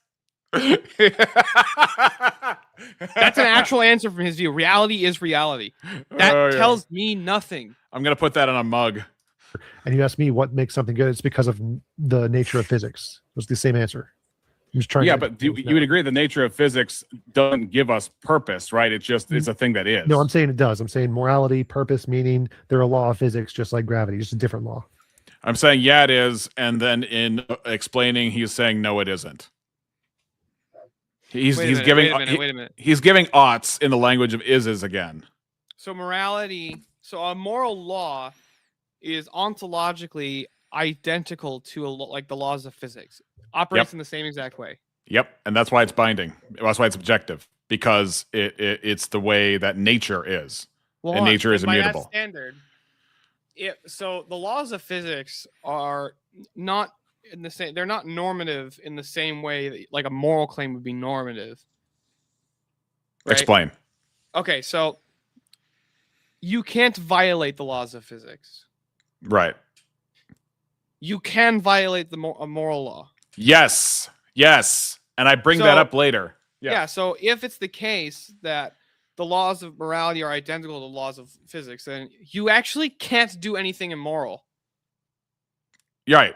That would have to be the case. You can't do something immoral because I can't violate the laws of physics. Not possible. So in his view, it's not possible to do something immoral because they're the same type. It's the same type of law. Right. And I try to say this, but I say it in a very clumsy way. I'm trying to illustrate to him that if both right and wrong come from the exact same source, and they're both arise from matter and the laws of physics, then how can you make a judgment call about that? So how does an unconscious? So for example, if I wrote a song and I said this is what the song means, how would that be different than? Would that be any different than what physics does to us? I don't understand your question, but I think hold on. Sorry. Sure. How does a non-conscious entity give meaning? It's like the karmic field or the dharmic field. The essence of the thing is in the nature of the object. So if you ask, the essence of the thing is in the nature of the object. So he says karmic field and dharmic field. Now, here's the thing. I brought this to Shiva. Shiva's a Buddhist. Shiva was saying that he is misrepresenting some things that dharma and karma don't have an essence. Karma's like a rule. It's basically reap what you sow. Is essentially what karma is. Yeah, and then I've looked into Hinduism and stuff before because I just find what other people think to be fascinating, and I'd like to learn what they think. Karma also has prescriptions. If you have good karma, it means you did good things, which means there's a set of good things and bad things, do's and don'ts. Yeah. That's the easy part. Intelligent. And dharma, it means that you belong in your caste class, your karmic caste class of sorts. Yeah, but how does God? So the nature of the thing is in its essence. Is that what he said? Or did he say it the other way around? Non-conscious entity give meaning. It's like the karmic field or the dharmic field. The essence of the thing is in the nature of the object. So if you ask how does God's nature define morality without a conscious decision? Well, it's just a part of his nature. The same thing applies to karmic fields or dharmic fields or laws of physics. Category error. That's a massive fucking category error. God is a person. God's not a rock. What the fuck's he talking about? Yeah, well, if you can use the word nature to describe two different things, and you can equivocate between the nature of nature and the nature of a person being God. Yeah, okay, so God is the source of good because he's also a person. We don't believe in just this thing called God, this God is identical to a fucking black hole or a plasma field. God's a person. God's personal. Right. So it's different than. So you can ground the good in the nature of God in being, because only persons have behavior. Right. And God is also active. He's not passive. Nature is passive. Yeah. Which cannot be prescribing or putting into a certain direction per se. I think I go into this later. Around morality, the essence of the meaning and purpose is the nature of the thing. Except that the difference would be with God, there is a distinction between good and evil. Good is what ought be, and evil is what ought not be. So how could what ought not be just as native to reality as what ought be? So in the Can you Christian say that worldview- but in English? So how on a scale of 1 to 10, how bad was that enunciation in my view? No, that was perfectly coherent, and I understood exactly what you were saying. If good if you take the view of the Christian, good and evil good exists ontologically. Evil has a negative ontology, like a shadow. It doesn't actually exist. It's just the lack of something. But if we can ascribe to good is what one ought to, and evil is what one ought not to, how is it from your like from our view, evil doesn't exist in the same way good does, right? So you're asking him from how can, and if good comes from the creator, then how can opposing the creator be just as native or just as built into the system as following the will of the creator? How does that you can't have both of those at the same time. That's P and not P. It's contradiction. Exactly. You can't have disobeying the law and obeying the law be on equal status. Correct. They cannot have equal. I mean, and one has to be worse than the other. No, one has not only does one have to be worse than the other, but one has to be contingent upon the other. You can have a universe where it's all and only good. And maybe I should have used this instead of like truth and lies, but I decided to use truth and lies. But that was probably a misstep. I think I get into it. So do we agree? Do we agree that good? Do we agree that can we have a universe of 100% truth? Like like everything is real. That'd be no fun at all. So when people say truth, they understand it only in statements, not in the sense of reality. When I say truth, I also mean reality itself, because I believe that I believe that when God creates things, that we are supposed to recognize the things the way that God made them and the way that God identifies them, and that we have a moral category we have a moral ought to do so. For example, what is a woman? We are morally obligated to recognize a woman for how God made womanness. And same thing applies to everything else. Like if you deny that God owns the sun, you have committed a sin, for example. So if somebody wants to, like, let's say, have sex with a dog, well, you're denying what the purpose of the dog is according to the way God created it. Yeah. So and yourself, and yourself, yeah, you're defiling the temple of God. See, I think that you know what you should really look into. I think you would find this really fascinating. You should look into the Orthodox concept of the nous and our noetic faculty. I am familiar with the phraseology of the nous and something based on like after panels that you guys have had. I'm more kind of. I'm right now just kind of studying more of the epistemic differences between the two, especially the clergy-based or ecclesial-based epistemology, all the normative claim. I'm more looking into that right now, but to be honest, I'm not even looking into that very deeply. I've got a whole lot going on.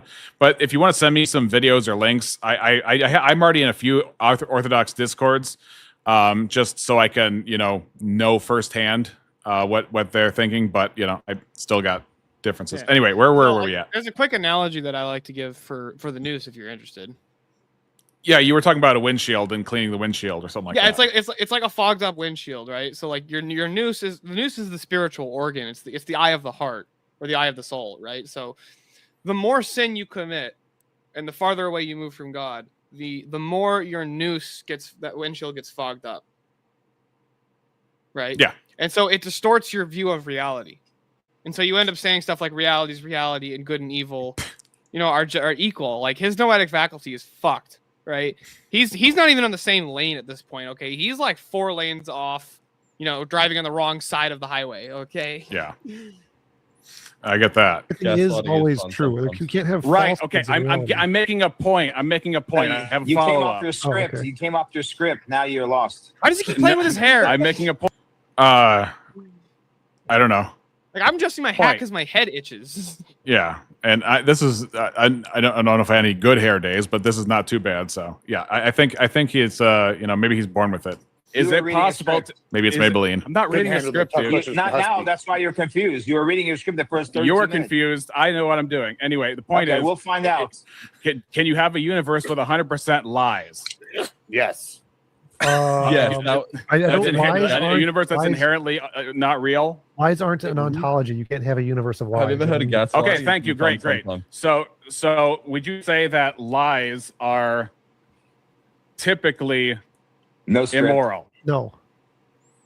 There's nothing wrong about lying. Lying isn't an imposition on anyone's will. Lies can be immoral if you cause someone to accept something without consent. That can be immoral. But lies, like if I say, you have the prettiest eyes I've ever seen, is that immoral? Like, no, there's nothing wrong with that. Most lies have no moral value at all. I think that's used as an expression. You have the prettiest eyes I've ever seen. I mean, I wouldn't use that, so I would avoid lying. That's a cope too. Explain. Because he's dodging what you're like on a technicality. Is that a lie? Yes, but there's no like meaning to it. But if I lie to somebody, and in the way I lie to them, I convince them to like give me all of their money. Right? Like, okay, I lie to somebody to tell them like I'm a famous stockbroker. Yeah. And in this, I convince them to give me like $100,000 to invest in the stock market. Have I done something immoral? I would say yes. Yeah. Well, actually, we get into that of like signing a contract. Come on there. But It's first, time. Let me come show out. you It's around. time. Let me show you around. This is the ship hangar. Yeah, they're looking at the ship. Does hangar. gaslighting have moral value? Yes, it can. If you are deliberately trying to interfere with someone's consent by giving them an incorrect comprehension of reality, that can be immoral. Yes. But if their view of themselves and their will is untouched, how is it immoral if their will has not changed? If you give someone a incorrect comprehension of reality that causes them to give false consent, that would be immoral. Doesn't matter if their will changes. How do you define false consent? Like if I Who say, judges what false consent sign is? this contract and I'll give you $1 million, but actually I just get to take all of your money, that would be a false consent. I've lied to you, which has then caused you to lose money. Yes, that's lying. That's not gaslighting. Gaslighting would be giving you like a false perception of reality, like telling someone that's a lie that gives. Couldn't you slipperily argue that every lie is a false conception of reality? It's just not to the same degree. I would say gaslighting is that's specific. not what gaslighting even is. Well, gaslighting is when you're convincing somebody that they've lost their mind, they're crazy, they've lost grip with reality. But he argues against that. He thinks gaslighting can be particular and not universal. I don't think that's true. I'm not sure.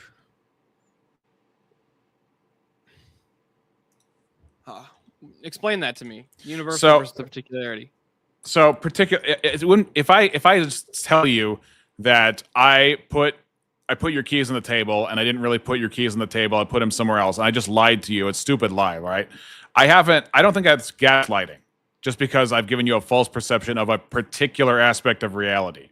Or if I tell you that Kamala Harris won the election, I don't think that's gaslighting you. I think that would be a lie, but it wouldn't be such as to make you question your faculties of reason. Okay, yeah, my faculties of reason. Yeah, okay, I get what you're saying. So when I look up gaslighting, if I Google it, a form of persistent psychological manipulation and emotional abuse where a perpetrator causes a victim to question their own reality, memories, or perceptions. So it is designed to create confusion, undermine confidence, and establish control. When I think of that, I mean, my understanding, okay, here it is. Purpose: to make the victim dependent on the abuser. Dependent is the operative word. Doubting their own sanity, and it says sanity twice because it's Google. But yeah, doubting their own sanity. That's gaslighting as opposed to any other form of lying. Because the gaslighting is to get a leverage on the person's feel of self-sufficiency for their for logic. I'm not sure and that's reason. a necessary. I'm not sure that's a necessary entailment of gaslighting. Like, I feel like I gaslight somebody without trying to make it so like they come to me for all their decision making because they question their own reality. Like, I feel like I still gaslight someone. Like, the origin of the word gaslight and where it comes from. Right? From the movie, yeah. Yeah. So, but anyway, key aspect would be purpose: to make victim dependent upon the abuser, depending on their own sanity. Techniques: outright lying, denying they said or did something, shifting blame, diverting attention, and telling victims they are too sensitive or crazy. So, it again, the persistent part where you're conditioning that person, that is the part that I'm focused on for the manipulation that leverages. It's continuing to nurture and foster the idea that the person is they're not sufficient for reasoning. Yeah, their faculties of reasoning are messed up. Right. Or something. Telling Spin that gaslighting he's would be telling people that their gaslighting brain is not working properly, that they don't have a grasp on reality. Well, it's not always that their brain isn't working correctly. It's just giving them a false perception of reality, usually causing them to believe it's like their religion. fault. Like religion. But they're trying. But in the case of gaslighting, they're trying to convince the person that they don't have a grasp on reality, and therefore they're dependent on some other interpreter to do that for them, right? No, they're just trying to convince you something that's false. It's like you have a belief. This belief is false, which gives you a false perception of reality. So it's when they say that gaslighting is trying to give you a different perception on reality, it's trying to make you to believe something that's false. That's all it means. Examination. But then how do does you have a gaslighting claim? differentiate Do you have a itself claim, or are from? you making an internal critique? I'm just curious. Is this an internal critique, or is there a claim? Because I'd love to hear if there's a claim. Yeah, I'm trying to explore, because when me and TJump talked last time, we got into more of my worldview, and I wanted to get more into his, because I'm Internal trying to figure out. critique. I'm trying to figure out how there can be prescriptions within a world where evil or immoral things are just as negative to the world as moral things, because in my mind they're not in the same thing. Because where I'm trying to figure out my answer would be free will, but he doesn't believe in free will. Yeah, I would believe in compatibilism, but go ahead. What was your question? Something about how can? Yeah. So do you? Yeah, he's an atheist that believes in compatibilism. So correct me if I'm wrong. Compatibilism is like, you can't, you can do as you will, but you can't will what you will.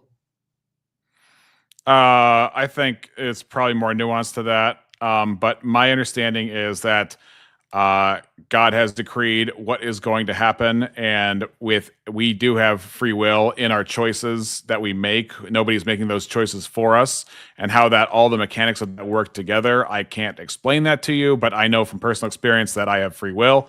I make choices. I own those choices. I'm responsible for them, and I also know that God has decreed aforetime what is going to happen, and so it's not an imposition upon my will, and I still have my responsibility. And if I go to hell, it's because I've earned it. If I go to heaven, it's because it's a gift from God. That's my understanding of because we're talking about two things at the same time. We're talking about everyday action, and we're also talking about salvation, which are, we don't want to mix up the two. But as far as an atheist being a compatibilist, I don't know how that's possible if you're a materialist, because if you're a materialist, everything is downstream of physics. All your choices, all your brain chemicals, everything is downstream of physics. False tornadoes. I think good and evil have the same prescriptive power. Like for example, if you're saying that evil is just as natural as good, it comes just as naturally because of physics. Evil is real because of physics. Good is real because of physics. Does that mean that good and evil are just as native to each other? Is this dualistic? Is there? No, I don't understand your question. There can be multiple things that reality creates. They're the positive and negative. Negative. Up and down. What is? I don't understand your question. I blame TJump for over adding everything is money. Reality. Everything is physical. I didn't realize you could use God created everything. God created evil. I don't. I usually use Riverside, but Riverside doesn't do guests very well. So in my mind, good is prescriptive, and you said it's not prescriptive is irrelevant. So prescriptive is a debate in morality. It's irrelevant to the topic. You can have prescriptive moralities, you can have non-prescriptive moralities. That's just not relevant to the topic. So if I said that you should teach your children to do good things, I've said essentially nothing, according to you, or have I said something? Prescriptions exist as a construct of language, yes. So if I say to my children that you should stay away from strangers, or that you should not hit other children, is that just an exercise of language, or is that because there is an ought associated with what it's good? Oughts are not required for morality. That's just not a part of requirement for morality. Oughts, yeah, that's the part. Can you flesh that out for me? Because that's the part that's hardest for me to get. Sure. So it's a common misconception that people think that oughts are synonymous with morality. There are many different models of morality that have moral facts without oughts and prescriptions. I have a list of them on my website. It's part of the fact. I don't have them memorized. There's a bunch of them. While we find that list, can I ask Spin? Hey, Spin, what kind of popcorn are you eating? Actually, before anybody does this, I wanted to wait. I wanted to wait for a good point to chime in here. Okay, so first off, Ross Khan. Let's see. They kicked me in the back at some point. Next up in line was normativity question. So here's up in line was I can answer the question. So here's a list of models of morality that have moral facts, no normativity: descriptive moral realism, anti-reasons moral realism, pure moral geometry, structural moral realism, value realism without practical authority, non-normative fitting attitude theory, non-natural moral realism minus aughts, metaethical moral classification models, pre-normative moral realism, moral topology, moral space models, imposition ethics mine. So there's lots of academic models. This is not a novel thing that I've introduced. Having moral facts without aughts is very, very simple. Aughts are just an added thing that we add. After you know what's moral, you can say you ought to do this, but the ought isn't required for it to be moral. That's just it's not relevant. Well, in my mind, when you're talking about respecting somebody's will, that comes with an ought. That comes with, like, do you believe in the conscience? Yes, consciousness. No, conscience, as in a part of you that it can be injured. So, for example, like if I, hey Abe, actually, are you on Discord? Would you be interested in jumping in? Because you said there seems to be a common denominator. It seems like there's something brewing in that stovepipe betopped noggin of yours. So if you are in Discord, I can actually drop you the link as well if you're interested. If you want me to send it to him, I'm friends with him on Discord. I can just send it to him. Oh, me too. And he got it. So Abe, Mr. President, it is up to you if you would like to get on Air Force One and join this stream. Do something. So I'm looking about this. We'll just about how you have morality without ought claims, and ultimately, it can't be the case, because what morality is it's a system of behavior or social values that people follow. Like that's like the basic definition of morality. Is like it's a code of ethics. It's a system that you follow. It's necessarily prescriptive. It's the only thing that's prescriptive. Basically, it's like saying you can have mathematics without equations. Yeah, it doesn't make any sense. Like without oughts, morality just collapses. Yeah, like you couldn't say murder's wrong without saying you ought not murder people. You can say it observationally, as in it is a phenomena where like the sun is hot and the surface of the sun is hot, but lightning is hotter than the surface of the sun, and that's what hot is. And so that's what. So if we're saying a violation of will is, that's what wrong is. It's purely observational and not prescriptive. So if it's purely observational, why ought I join TJ's Church of the Best Possible World? Well, if your morality is not prescriptive, it doesn't actually tell me anything. Yeah. It tells you nothing. If the view is it is immoral to curb stomp toddlers, but then you follow the other thing, but I'm not making an ought claim. Then it's like, okay, I guess this is immoral. Crunch. Right. Now you never said I shouldn't do that. I mean, right. You never now said you it can shouldn't be immoral. Now you can just observe the contrast of the moral good and the moral evil. There. We're scientists. That's what it comes down to. We're gonna try and scientism fucking morality. I'm observational. For the sake of argument that I believe is wrong, and I just keep willing myself to do it, and this is about the conscience. This was not my strongest point. Bleeds into me doing many other things that I believe is wrong. Do you believe that there's a part of you that can get damaged that imposes a moral structure that if you go against it enough, that you will damage your psyche? No, that's not a thing. You don't believe. He doesn't believe in the conscience. He doesn't believe in what I would say is a part of you that God gives to know right and wrong. And not that you can't damage it. I believe you can damage your conscience, which is why people can get messed up. But again, that's probably not my strongest. The Bible talks about conscience here and there, but it's not my strongest approach. Okay. Well, so that's like an empirical question.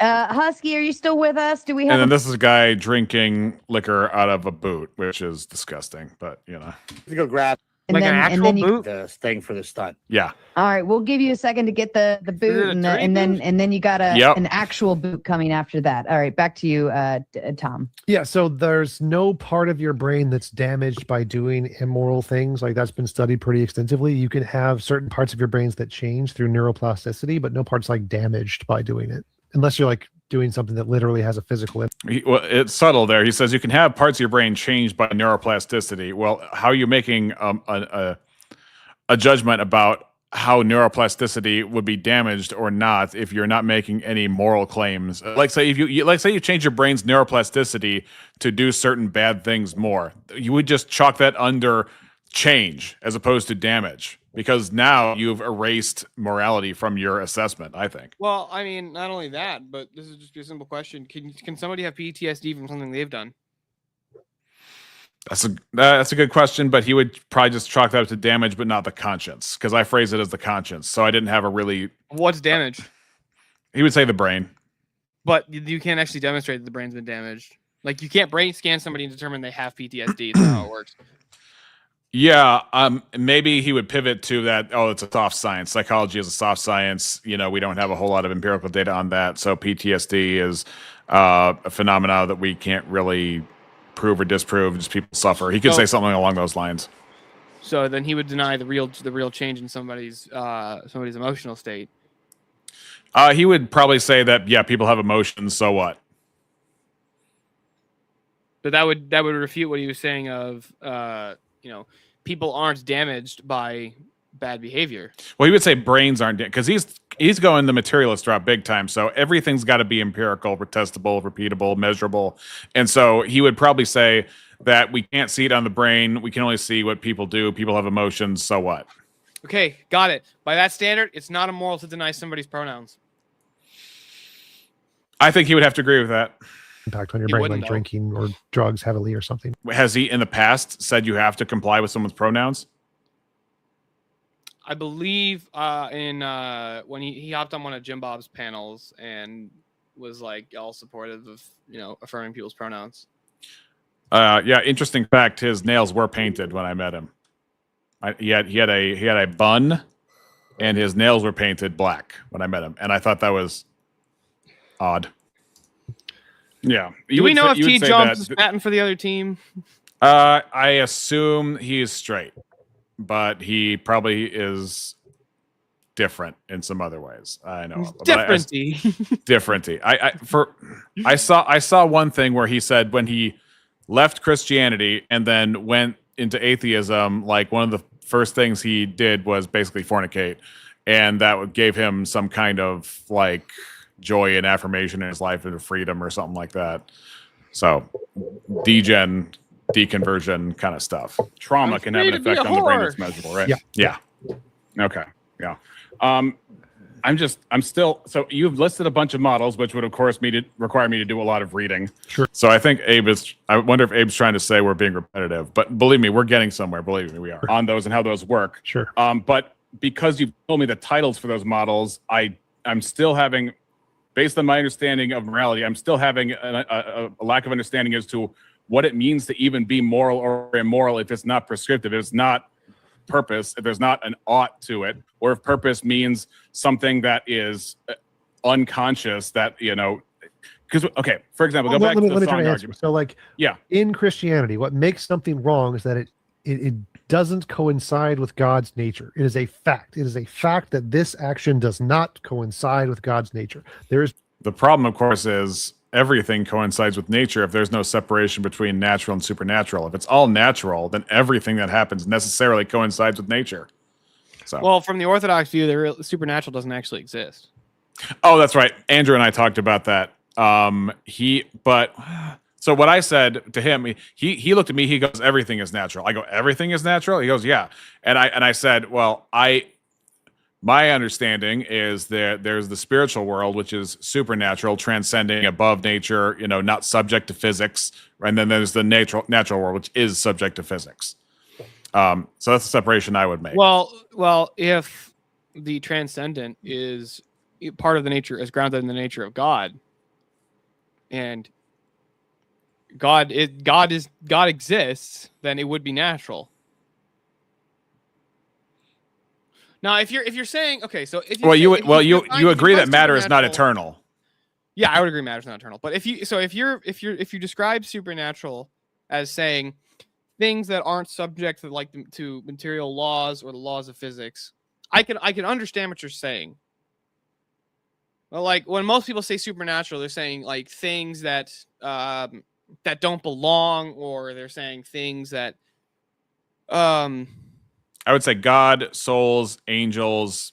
So you're just saying. So you're defining supernatural as just immaterial truth. Not a material truth, because mathematics is impersonal, whereas the spiritual is personal. Angels are personal, souls are personal, God is personal. I can understand the way you're defining it though, and like I can understand but like to say like let's say just out of like for a question, do you believe in demonic possession? Yeah. Okay. If demons are part of the created order, right? As in like they didn't come to exist on their own. They were a thing that was created by God that then rebelled and became, something else. Mm-hmm. I wouldn't say they're supernatural because they're still supposed to exist because God created them.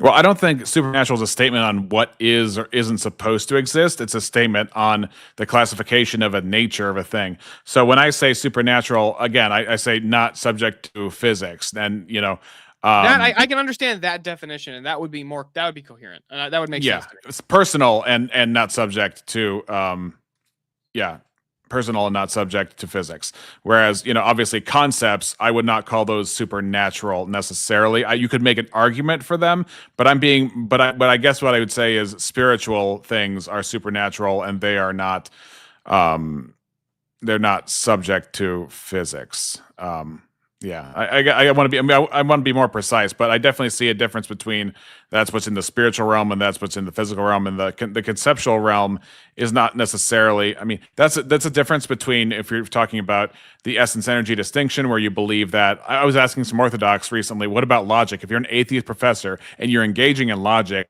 is that engaging with the energies of God? And they said yes. Even if you're using cogent logic and you're an atheist, you're still engaging with the energies of God, and you're not going to engage with the essence. But it because logic is based on God, but you still wouldn't be saved. It wouldn't be salvific. It wouldn't be sanctifying, or it wouldn't be theosis. Yeah. Right. So that's basically my dividing line. If it's supernatural, it's personal, spiritual, and not subject to physics, which, there's lots of overlap with that. But I wouldn't put that as far as like, I would say you can make an argument for supernatural origins of valid concepts such as logic and mathematics and morality and ethics and things like that. But I would not call, because those are impersonal, I would not necessarily call those supernatural, because like there's an essence to spirits, and there's an essence to our spiritual, and there's an essence to matter. But I don't think there is I'm not aware of an argument for an essence for mathematics or logic independent of the basis of a mind, right? Well, no, so they would have that, like logic has an essence, and same with like mathematics. It would have an essence. It would the essence of it would be an energy of God. It would be grounded in the nature of God. Right. So like, and I the agree reason with why that. logic would have to have an essence is because you can distinguish logic from mathematics, or you can distinguish logic from truth. As in, like, they're not identical to each other. Yeah. So that's why they would have to have it would have to have its own essence as being a different energy of God. When I think of supernatural, also, I think of something that has a not demonstrable. What's the word I'm looking for? A volitional or willful influence over the physical world. Because if I classify natural as that which is subject to physics, math, the existence of math does not. It's not that I can or anybody changes math and therefore changes the physical world. And math does not have a will in and of itself in order to do that. But our souls have a will in order to influence our bodies. Like if I'm willing that my hand is going to move. Yeah, I get what you're saying. Yeah, so I was trying to figure out a way to say why I call souls and personal beings, spirits, supernatural, as opposed to concepts. And I think the reason is supernatural is seeing as it supersedes what the natural. It is a relationship with the natural where there is an interaction, a voluntary, willful interaction between the natural and the physical. And if you, like you said, you believe in demon possession, that is an example of the spiritual interacting with physical, the natural interacting with the supernatural. That's my probably a clear way of telling you how I work it all out. Yeah, I understand what you're saying, and I wouldn't even necessarily disagree with it. Yeah. No prescriptivity there. You don't need it. You can. There's nothing in that sentence that's anything about prescriptions or oughts. It's irrelevant.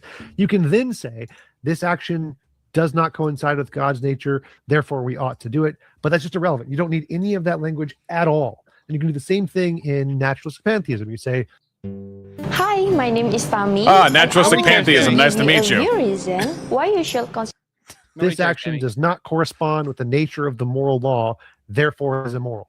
You don't need to add any oughts, no prescriptions, none of that language is required at all. You can then add that and say, once we know that this is not in correspondence with the moral law, we know it's immoral, and therefore you ought not do it. So you can add prescriptions to any moral model ever. All of these you can just add them to, but they're just not relevant. So what makes something wrong is that it does not correspond to the moral entity, whatever grounds morality. That's what makes something wrong. wrong is that That's what a Heraclitus moral- said you shouldn't do it. You know what I'm saying there, laddie? The logos. You gotta talk about the logos. You'll never catch my logos argument. You didn't understand Then the logos after in that- Heraclitus. You know what I'm saying? For those of you who don't know, it's war between Rob and the Irishman at this point. I mean, it's bad. That was not bad, not to man. get into drama. I don't want this to become a drama stream or a drama channel.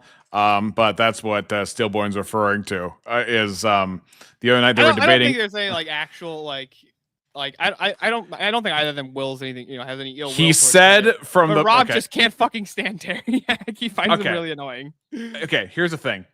Rob said from the bottom of his heart, if he didn't say anything to that degree to qualify it or make sure that there was no mistake about where this was coming from, he said basically a disapproval to Teriak from the bottom of his heart. And so it appears to be personal based on that limited interaction at a heated moment. Who knows how I don't that's... think like Rob doesn't wish anything ill. He doesn't have any ill. No, I'm will not towards saying that. Teriak, yeah. There's no But- war between the Teriak chat and Rob's chat. Like No, I like both guys. I like both Yeah, guys. I do It was too. it was cool meeting Rob at the Andrew debate. Did you get to talk to Rob, by the way? Oh yeah. Yeah, cool. You probably talked to him a lot longer than I did, but yeah, it was cool. He came up to me and he was a cool guy. So Oh, Rob's great, man. yeah, Sarah and Dusty are at war now too. Again, Come on, Abe, get in here. How do Get I? up here. Yeah, you have the link, Abe. Steelborn, you probably gave him the link too, didn't you? No, I didn't. After you said you Okay. did. Yeah, I gave him the link. It's up to him now, Mr. President. I know you're at war with Iran right now, but come on our stream. Spare a But you few can minutes add to hop on the prescriptivity. re-exam stream. Right. Add, you ought not do it, you should not do it, but whether or not you do, the prescriptivity is just irrelevant. Well, wouldn't you agree that if God does exist, he has property rights over us and can tell us what to do? No. Why Even not? if he existed, each individual agent has rights over themselves. No one owns you. It's immoral for someone to own you. And so he absolutely does not have rights over you. And it would be immoral for him to do things without your consent. Why Yeah, is that it doesn't all make on it- I don't- somebody? God, like he's just Right. asserting all this shit, but he couldn't tell you why. No, he can't. It's just part of the technique he has is making baffling statements while you're in good faith, like a good faith state of mind, and you're trying. Like in my case, I was trying to figure out how his worldview operated, and when you say that God doesn't have rights over the things he makes, it's like, of course he does. Everybody, I mean, that's the whole point of property rights in the first place, is you have a say. I mean, even in Romans 9, can the clay say to the potter, "Why have you made me such?" No. That's the whole point. So to say that you have your own rights and that you have like equal standing with God if there was some kind of question of who has rights is insane. Like if God exists and he made the physics the way they were, then his physics are purposed for his purposes too. So then the physics that would end up resulting in your evolution in his worldview would still be oriented towards God's purposes and what God wants to do with you. So This view is so confusing to me.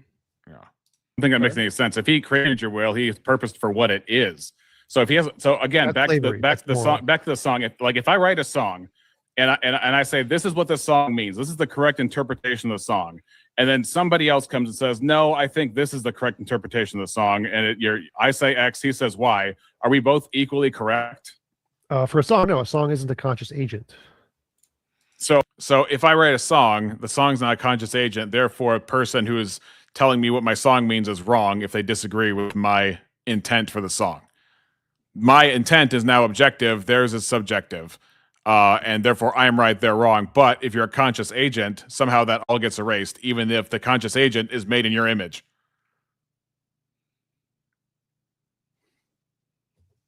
Yeah, I'm trying to think about this. Like, on a technical level, couldn't you argue that parents own their children? No, because parents are ontologically the same as their children in the fact of their humanity. They are both subject to God and therefore both answerable to God. I mean, like, in worldly matters. Okay, you mean like from an atheistic point of view? Yes. Yeah. Like, couldn't you argue that parents own their children? Like, they get to make decisions for what their children do? In a limited sense, not in an unlimited sense. Yeah, I agree. It's not an unlimited sense, but like, I feel like you could make that argument, and then you'd have to say being a parent's immoral. I mean, I guess if you force someone to exist when they didn't ask to exist, you could say that that's immoral on some level, I guess. Yeah. But having children's immoral because you forced them to you forced them to do something that they might not have wanted to do. I didn't consent to exist. So when I make something, then it is for my purposes. I can give the meaning to it that I intended, right? Only if it's not a conscious agent. If it's a conscious agent, you don't get any rights over it at all. It has its own rights. It intrinsically has rights of its own. It intrinsically has value because it's a. Yeah. Let's assume that AI can actually at one point exist. If I create an AI and put it in a robot, do I have rights over the robot? In his worldview, probably not, because he probably has a Star Trek. If I would guess, he probably has a Star Trek understanding where Data is just as much a person as we are, because intelligence is just a function of nature when it comes down to it. And so far, if we just engineer according to nature, we can make a robot that has equal amount of rights to us. If I would think if he was consistent, that would be his position. Yeah, I would have to assume that'd be his position if he was going to be consistent. But like, intuitively, like, I would say, yes, I would definitely have rights over that thing. It's not an actual person. It's not an image bearer. Doesn't have a soul. Yeah. It doesn't have a soul. It's actually a thing. Right. I just wind it up and let it play. So. Yeah. Conscious agent. You have no rights over it. You get to say nothing about it. It gets to decide for itself. But if you create the conscious agent, you have property rights over it to tell exactly what to do. Absolutely. That creating another agent, the agent itself has rights over itself always in every libertarian value. In every. How do you get moral agency without it being created in you? Like, who puts in that moral compass? It just here's what a lot of atheists do. They act like reality is an enclosure and God is just the biggest, most strongest thing without an enclosure, as opposed to reality being God and what he decrees and creates. Yeah. That's what reality really is God himself and what he decrees and creates. That's it. There's nothing outside of God. God is not the biggest fish in the fish tank. And he does this just about every atheist that I've run into. I think it is a mischaracterization. It's really subtle, but people don't seem to pick that out. And I didn't pick that out either. Like, they tend to view things as like, we're all in a video game and God is the person playing Sims. Like, that's the atheist straw man of what Christianity is like, God is just the person playing the game of Sims 4, right? And he's the one deciding that Jennifer gets fired, right? And it's like, that's the common atheist like straw man of the Christian worldview, where it's more like, no, God's not the player of Sims. God's the fucking creator of everything in the game and outside the game. All of that is created by him. He made the console, he made the disc, he made the designs, he made the parameters, everything. Yeah. Yeah, that would be a much better analogy. Right. Value in any moral system, a conscious agent never. So he has access to transcendence over any moral system. That ownership of a conscious being is always wrong, even if you are the creator of consciousness itself. So becomes your property because you create it. Ever. That's just an immoral system. Just obviously, it's just slavery. Immoral based on what standard? Based on every independent measure of morality we possibly could ever have. And of course, independent is according to him. Hold on.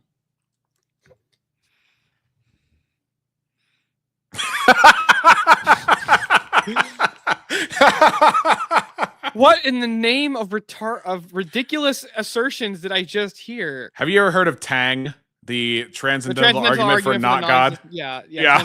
It's it's ridiculous. It's always look. The thing is, every argument I've ever heard against God's existence, it falls flat every time. Like I could understand if somebody says I'm not convinced by your argument for the existence of God. I've never heard a convincing argument for the non-existence of God. Like none of them hold up. None of them make sense. Like Gnostic atheism. Yeah, well, as in knowing absolutely that God absolutely doesn't exist. Yeah. It's like, look, all of the arguments for God doesn't exist, make no sense, they're incoherent and contradictory. It usually is one of them. Not saying every one of them is all of them at the same time, but hold on. This thing is immoral. Slavery is immoral based on every independent analysis of morality. Studies show slavery is immoral. Yeah, hold on. Yeah, okay. What?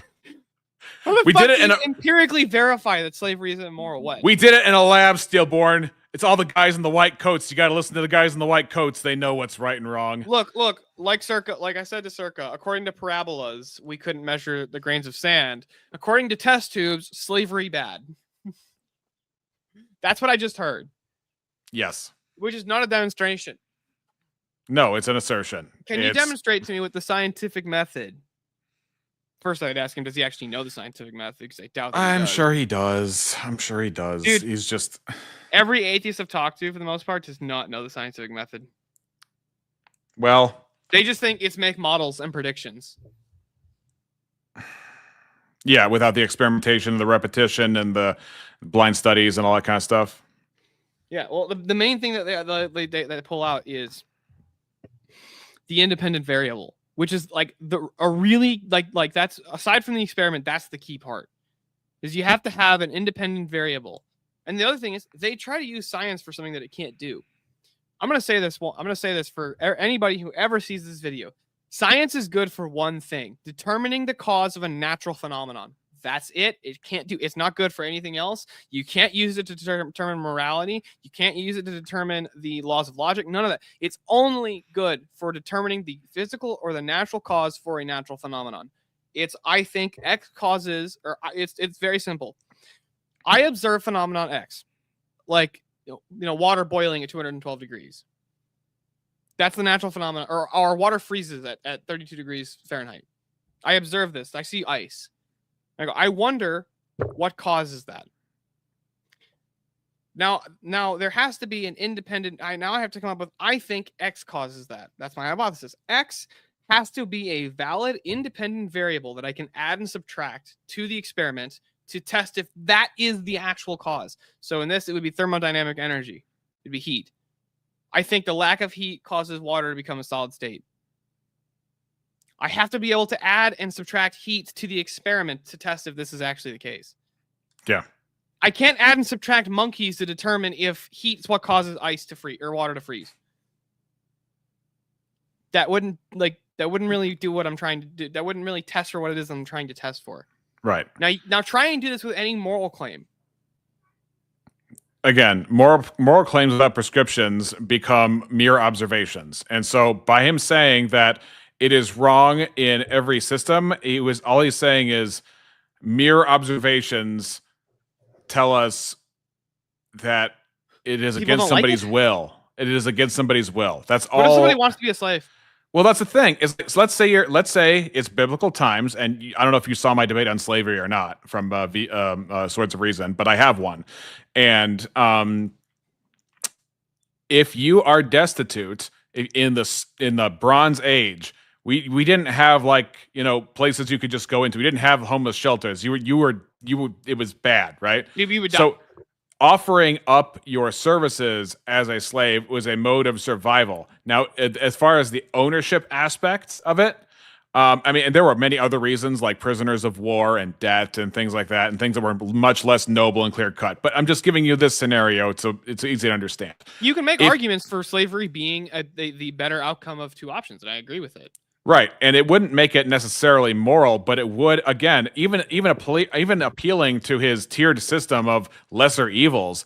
It's still there's still a survival justification for it. Well, let me ask you this: what if, like, how do you think he would answer if you asked, what if somebody wants to be a slave? He might say, so he says in every metric, which I think breaks his model, because if the will is there and That's the will is a great consensual pause on, page, by the way, for TJump. yeah, and the guy next to him too, you know, to his right. But why is he wearing a collar? Like, dude, is he I a don't know. priest, or is this just a gimmick? He also has a I feel like picture it's a of gimmick. he also has a picture of Trump behind him, so it's just kind of, and I think American flag at some point. Yeah, it might be a gimmick for all I know. Especially, it might be just to troll the atheists. I mean, I hope it's just to troll the atheists. But yeah, you're asking me how he would answer what if somebody wants to be a slave. In the case, he might say then it wouldn't be slavery or some kind of dodge like that, or he would say that it would be.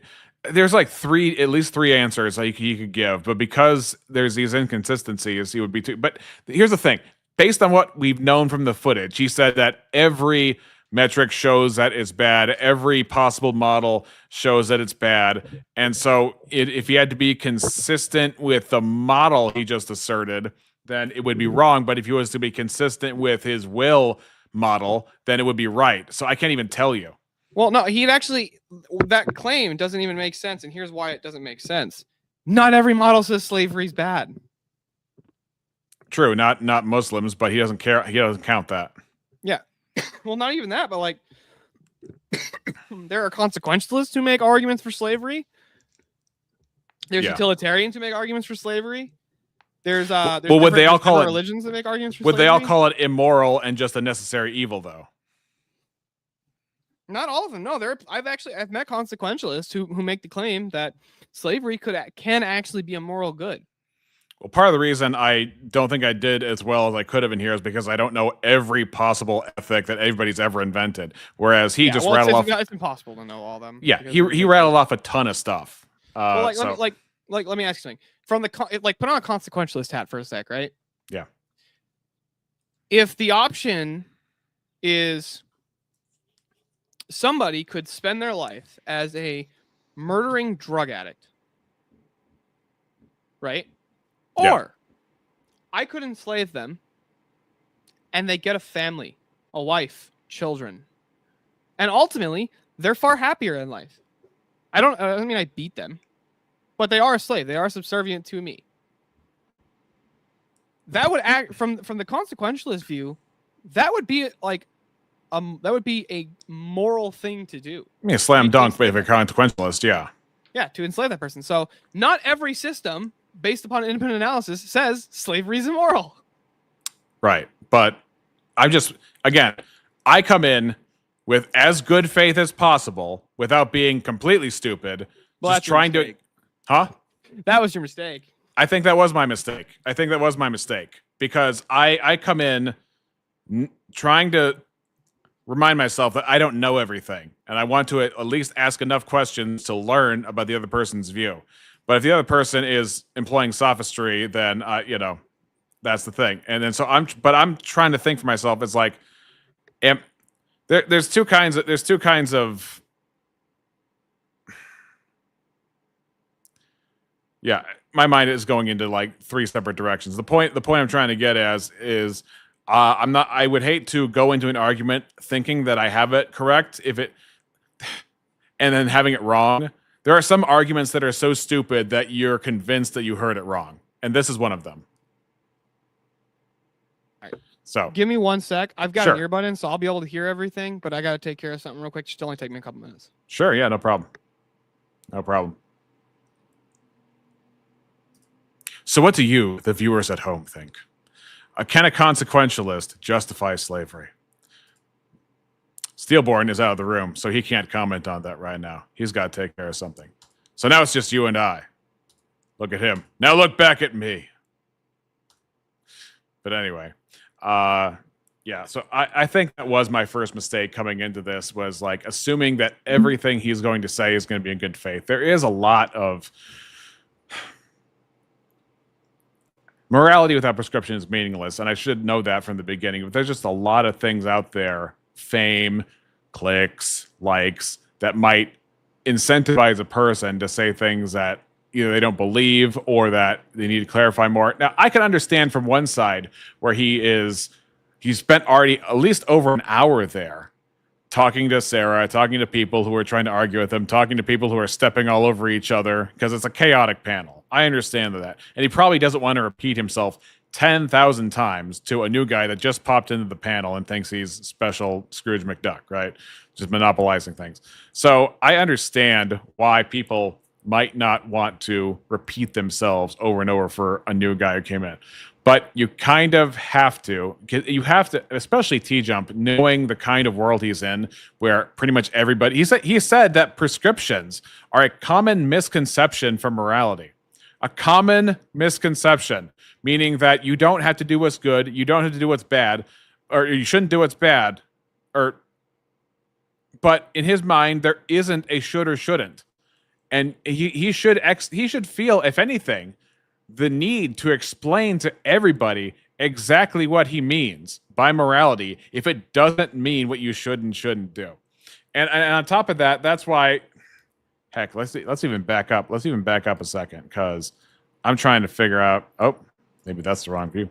Maybe this is the one I want. Yeah. So I'm trying to figure out here, like, where are we? 23. Did I believe it? Oh, gosh.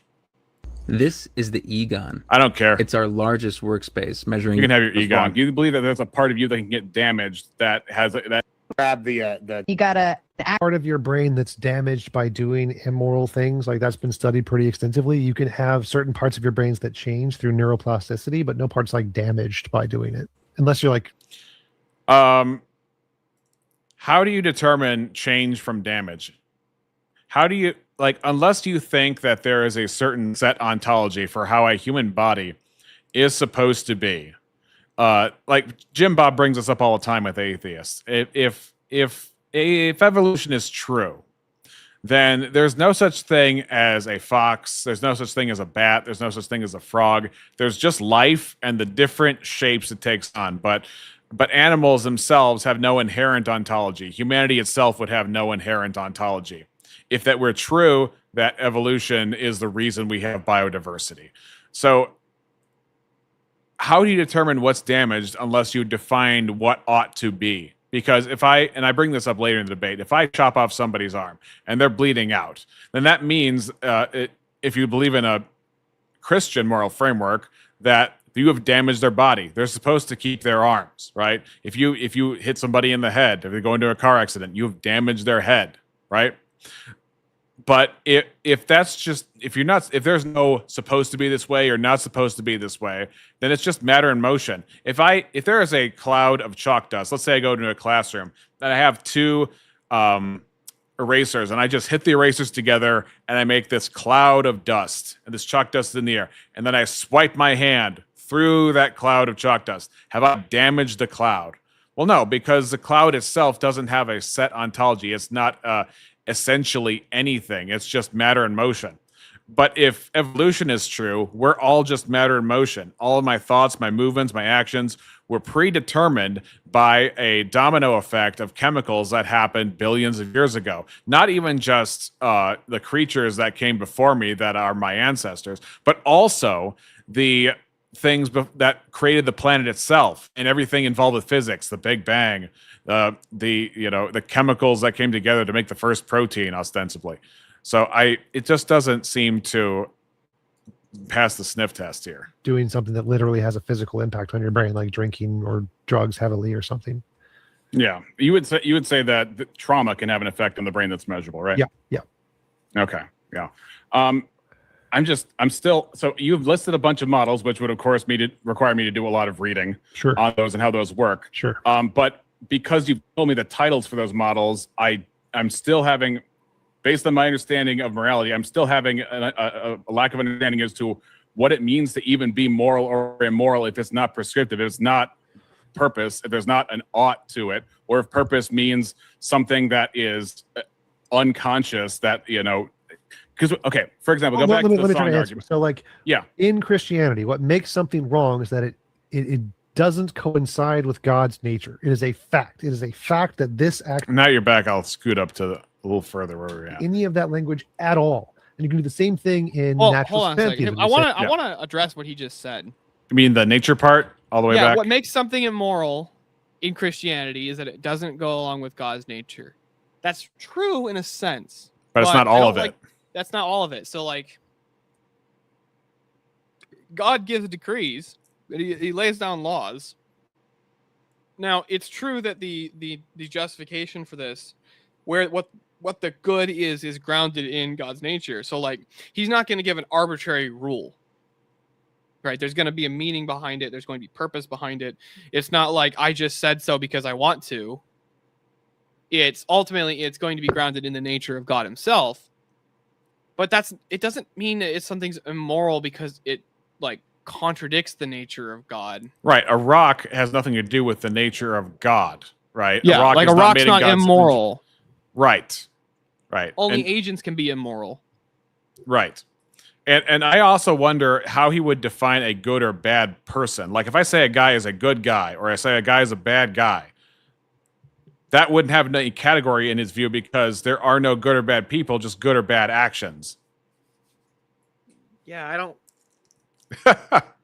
I am tearing apart your brain right now. I think I gave you brain damage just by sharing this video. Yeah, look. Can we scan my brain for trauma? PTSD. Can we Post scan the brain TJump stress disorder. This action does not coincide with God's nature. There is no prescription. I was in fact you don't jumped. need it. You can. There's nothing in that sentence that's anything. You've been jumped about prescriptions or oughts. It's irrelevant. You can then say this action does not coincide with God's nature. Therefore, we ought to do it. But that's just irrelevant. You don't need any of that language at all. And you can do the same. No, you thing do need in the language. You need that language. That's what tells you what you ought or ought not do. Right? Is like you need to say, okay, well, because this goes against God or this goes against the will of God, you should not do that. Right, because the mind of God is the foundation of reality, and he doesn't have opinions. He doesn't have opinions. He doesn't have just 2 cents. His thoughts are truth, and therefore are necessarily binding, necessarily true. Like there are so many atheists who say, "Well, that's just what God thinks. That's still stance dependent." It's like, no, it is definitionally stance independent because his mind is truth. Yeah, pantheism. You say. This action does not correspond with the nature of the moral law, therefore it is immoral. You don't need to add any oughts, no prescriptions, none of that language is required at all. Have you can watched then add that and Jay say, Dyer's debate once with we know that I watched some of it. Ethan Ralph moderated that, didn't he? I think so. Like the kill stream or whatever. Every time. So you brought that up, and all I can think of is Jay Dyer's impression of TJump with his face. This is dumb. Well, reality's reality, bro. I'm just gonna come over here and say a bunch of non sequiturs and nonsense, and then therefore Christianity false. I watched highlights of that debate. I didn't watch the full thing. I couldn't watch the whole debate. I got physically angry listening to it because he's just saying nonsense and he's so arrogant in his nonsense. Like he seems much more humble here in his argumentation. Like, I think I'm gonna credit where credit's due. He might be nicer to me because he met me and I'm just like an every guy type of person. I'm not, like Jay Dyer has been a well-established, very aggressive debater, and he will challenge just about anybody. And I'm just like, I'm here. I have done debates here or there. I think I'd rather have discussions because I think they're more productive in this case. This isn't a debate so much, but according to the thumbnail, I guess it is. this is not in correspondence with the moral law. We know it's immoral, and therefore you ought not do it. So you can add prescriptions to any moral model ever. All of these you can just add them to, but they're just not relevant. So what makes something wrong is that it does not correspond to the moral entity, whatever grounds morality. That's what makes it wrong. That's what a moral object is. Then after that, you can add prescriptivity. You can add, you ought not do it, you should not do it. But whether or not you do, the prescriptivity is just irrelevant. Well, wouldn't you agree that if God does exist, he has property rights over us? And okay, I'll skip the song. And you're... If it's a conscious agent, you don't get any rights over it at all. It has its own rights. It intrinsically has rights of its own. It intrinsically has value because it's a conscious agent. You have no rights over it. You get to say nothing about it. How can it intrinsically have value unless it corresponds to the value of the creator that made it? Yeah, it gets to decide for itself. But if you create the conscious agent, you have property rights over it to tell exactly what to do. Absolutely. That creating another agent, the agent itself has rights over itself always, in every libertarian value, in every conscious value, in any moral system. A conscious agent never becomes your property because you create it, ever. That's totally false by Christianity, especially if you're going to imply Christianity. That's just an immoral system. Just obviously, it's just slavery. Hold up. He said first it's not in any system, and then now it's not in any moral system. Which is it? Hold on. It's like, what makes that obvious? What, like, I was arguing with the guy about this this morning at like 6 o'clock in the morning on Confluence's stream. Yeah. About self-evident truths. I don't actually believe anything is self-evident. It relies on other assumptions or other views. Yeah. So to say it's obvious is, how is that not to make a prescription, especially if you can look at other people's views and models, and that has he read the Bible? I mean, he says he grew up Christian, but aren't we supposed to be slaves to Christ? He would say, well, that's immoral. Well, even if you want to say it's immoral, it's still a system. Yeah, it doesn't make any sense. Well, based on what standard? Based on every independent measure of morality we possibly could ever have. So even if you made physics and the people that live in physical world, that would still be why? 100%. It doesn't. Because every conscious agent intrinsically has value, and for you to own them would be slavery. And slavery. Why? Why do they have value? Why does a moral agent or a rational agent inherently have value? Where does that come from? Right. Well, he doesn't really truly answer that. He just this is viciously circular. Rewind that like 5 seconds. I just want to hear it again. Made physics and the people that live in physical world, that would still be why? 100%. It doesn't. Because every conscious agent intrinsically has value, and for you to own them would be slavery, and slavery is so that's prescriptive. Okay, so hold that's on. Prescriptive, right? Every conscious agent is somebody who can determine between a right and a wrong. Right. This is why we say dogs don't have agency. Right. By that standard, if a human doesn't have agency, like a child doesn't have agency, then they don't have value from TJump's standard. So we get into that. Standard. We get into that kind of through the fetus deletus discussion that's coming up. Right there. You should tell you what not to do. No, remember. Because every conscious agent intrinsically has value, and for you to own them would be slavery, and slavery is so that's prescriptive. So that's prescriptive right there. You should tell you what not to do. No, remember. So you can take a moral fact. Does that mean owning traffic cones is immoral? Odds are irrelevant, but it's wrong in every possible world. How is that? Hold on. That guy actually just. These are ought nots, my friend. There was a guy that Planet Fitness for 1 cent down. Don't forget to join Planet Fitness, everybody. Like and subscribe for more Planet Fitness ads. Hey, it's Ashley with 4 Patriots. We're in a bit of trouble. Do not like and subscribe to Ashley with 4 Patriots. Why are you in a warehouse? While we're in Hold on, somebody just said something. That guy, actually, I think he was only just something really relevant. Is disobeying traffic cones immoral? It's because it goes against the will of other rational agents. That's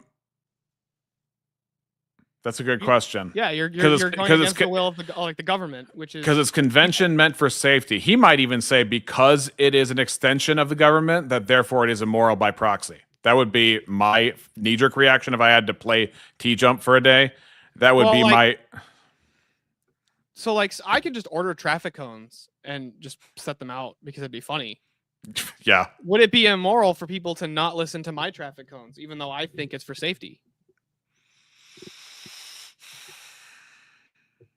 Well, seeing as I actually didn't ask him if it would be immoral to make a para-government or rebellious government organization, if it be worse or better. That's a good question. I don't know. So that's a good question.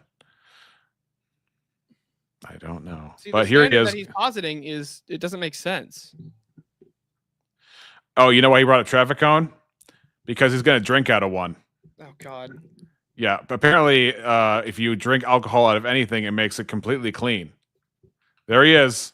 Depending on the proof of alcohol, he's actually not wrong. Yeah, also depending on the degree of whatever is inside your container. That's also Therefore, it's immoral. I would like to. You want to tell me if that's immoral? I don't consent to watching this. Therefore, it's immoral. I would like to jump. Oh, okay. So he didn't consent to watching him drink out of a traffic cone. Therefore, it's immoral. Makes sense. Makes sense. Here's Marilyn typing Oh, words. God. What's to There say? you go. Let me read it Yeah, on. talking In the about kingdom that. of God, you never have to be disloyal to one to prove your loyalty to another. To require that of anyone is control manipulation, which is the most basic form. Witchcraft. Wait, what? Hold on. What the heck am I even doing? There's too many choices, StreamYard. Can I have loyalty to Satan instead of God, Marilyn?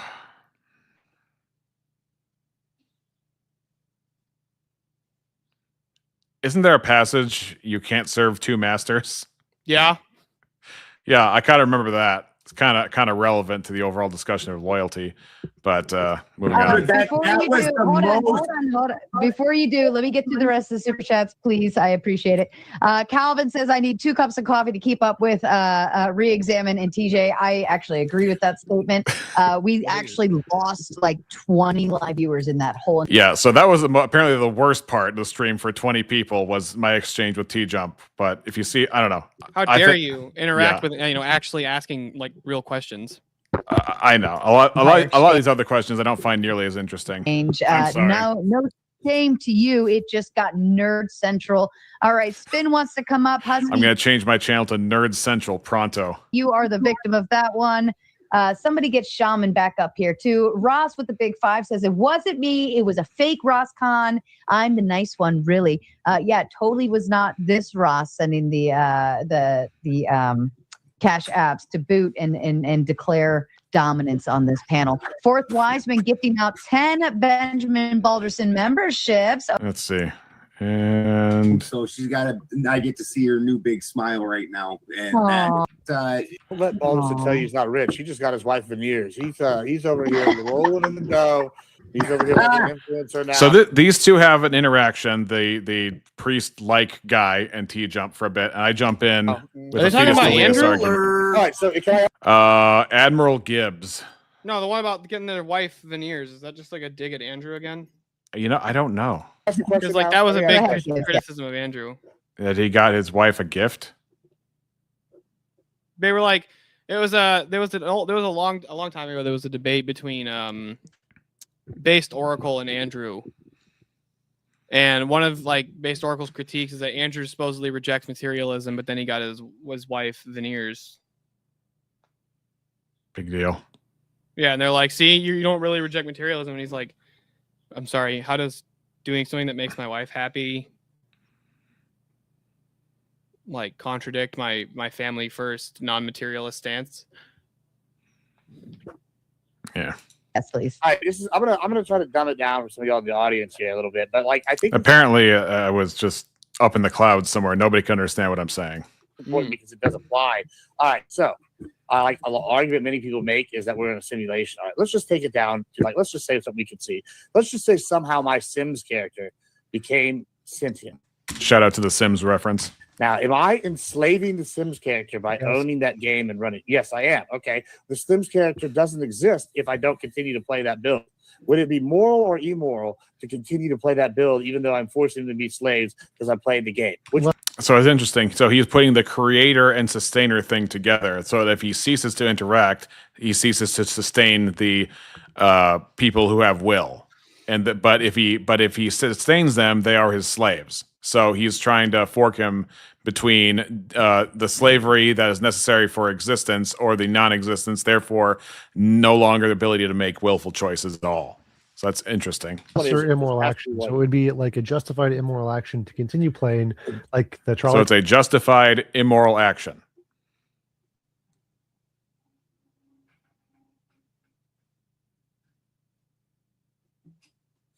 Well, I mean, there are justified immoral actions even under Christian ethics. It might depend on what you're talking about. Like the famous Nazi example. Yeah. The Nazi hypothetical that's like even like all Orthodox Christians for sure, but I would say pretty much all Christians would say you are justified in lying to, the SS guards that you don't know where any Jews are. But it is still a lie. It is still sinful. And ultimately, you still do require repentance for it. Yeah, I wouldn't. Here's the thing. I think I wouldn't even. It would be more understandable, but I would shrink back from calling it justified. And the example, you're familiar with who Corrie Ten Boom is, right? No, I'm not. She wrote the book The Hiding Place, and I haven't read it, but every time it's been referenced, the most famous part of the book is where she refuses to lie because of her faith in Christ, and she says, "Oh yes, the Nazis are the Nazis. The Jews are hiding under the table." But what she didn't say, she didn't say is there was a chamber that was underneath the table, and she didn't intentionally like deceive or lie. It's just her phraseology that she used at the time. So the Nazis came in and they looked under the tablecloth and they saw nobody was hiding on the table, and they walked away and left. So there are things that can work out where God can honor your truth telling. All that being said, I'm not telling you what I would do if I was in that situation. There's a difference between if I'm actually in that situation and I'm under pressure, what I would actually do, and versus what I think would be moral. I'm of the stance that it's still immoral and not justified. It's just more understandable. So, for example, I had a discussion with an atheist recently, and he said, "What if you had to steal bread or steal food to feed your children?" I'd say that's still immoral, even though it's more understandable. It doesn't change the property rights ontology of the people's food that you're stealing. Well, I would agree with you that like, well, there is an example. There's this concept in Orthodoxy called economia. Yeah, I'm familiar. Yeah, where it's like, if, like, let's say, like you've been wandering the desert for like 20 days and you stumble upon a well in somebody's backyard. Technically you're stealing, but is it really sinful at that point? I would say it's still sinful, even though it is, even though it's, again, more understandable in that situation. Needing it to survive. From the Orthodox view, it's not actually like, it's not the same. It's not the same idea as what we mean when we say somebody stole from me. It's not as severe. I will agree with that. It's not a matter of severity. It's not. It doesn't infer the same idea, right? Where like if I say like somebody stole from me, right? You don't think when I say that, your first thought is not like a starving guy stole my McChicken, or it's not like a person who was on death's door stole from my well. If I say somebody stole from you, you're thinking like, oh man, they fucking took your wallet, or they stole a backpack that had stuff in it, or they stole a laptop. So there's a different idea there behind it. Like, yeah. So the closest thing I can think of, which would be an exception, would be like if you were taking morphine at death's door to ease the suffering, but you were not using euthanasia, you're just doing morphine because that would be probably the closest thing to economia that I might submit to. That one example I can think of, if I'm being transparent. So I understand. It's not a huge deal to me. I'm just a lot more, like Andrew would call me, legalistic, I guess. I think you would actually agree with economia, which is just that context is very important. Not in all the ways that they use it. Context can be important for some things, but not in all the ways they use economia. I mean, and even in economia, like the church decides not necessarily what a thing is, but how to deal with the thing. Like they can give they can give no punishment for a certain offense, or they can give a range of punishments up to whatever the maximum punishment given by a certain canon is for a certain offense. But they can't change what the action is in its essence. Well, one thing that a lot of people don't know is like, okay, so your bishop actually has more authority over you than any other bishop. So like here, I'll give you an example. And this is something that my priest was actually talking about. Yeah, because you're autocephalate. Well, not even just autocephalate, right? Like, let's say I went to, okay, autocephaly is kind of part of it, but it's not exactly. So like, okay, let's say I'm a member of a Greek church. All right, I'm part of the Greek parish, and I go to a Greek monastery, and a hieromonk there goes, you have to serve a 5-year penance for something that you've done. Yeah. Which penance is just I can't take communion. I can't take the Eucharist. Well, I should go and talk to my priest and tell the bishop what happened, and the bishop can actually just null that. Because my priest and my bishop are in charge of my spirit, like my pastoral care, my spiritual care. Mm-hmm. Like they know me interpersonally. They know more about me. Like, you get what I'm saying? Yeah. Yeah, they would have more authority over me. They have the nuances because they have the experience with you, and therefore the experience with you gives them the knowledge, which confers them the call, the authority. That's how they recognize that place. Yeah, and so like my priest has more authority over me than like a priest in another parish. So economia is just the idea that context can actually change the scenario. Like, you would agree with me that if I lived in Japan, it would be sinful not to take my shoes off before I went into my parents' home. Because it would be a matter of offense. Yes, I agree that there are cultural differences which are category, and that's exactly the example Andrew gave when I talked to him when we talked about economia. And one of the things that he had said was, for example, he's with his daughter and they're playing video games. His daughter wins and beats him and says, "I really effed you up," right? And then he would be like, "Yeah, you did." But in Japan, you can't do that to your father. Yeah, that would be considered an offense, right? And so I can see that there, but I think there's also things that are just hard line wrong. There are things that economia does not. There are on-off switches. There are things that economia cannot make a say. Could you give me an example? So I mean, grape would be an easy example for you can't economia or a grape or like adultery or things like that. Well, yeah, I would agree. We would agree with that though. Right, but I just But like, for example, killing. Well, killing can be justified. It's not necessarily unjustified. For example, like in the Orthodox Church, let's say you're a soldier in a war and you kill somebody. Yeah. Right. You have to serve a penance for that. Usually, I think it's like 2 or 5 years. You can't take communion. That's interesting. So, if you're in a cop and you pew somebody in your line of duty, you still have to do penance for that, even though it was necessary. Because so it's not the same as murder. Murder, I think, is like 15 years. Okay. But it's because that still has an effect on your soul. What you did, and it's not. People think that the penance means it's a punishment. It's not. It's actually you really need to be humble and repent, and you need, like, this is time for the spiritual healing before you can partake in the Eucharist again.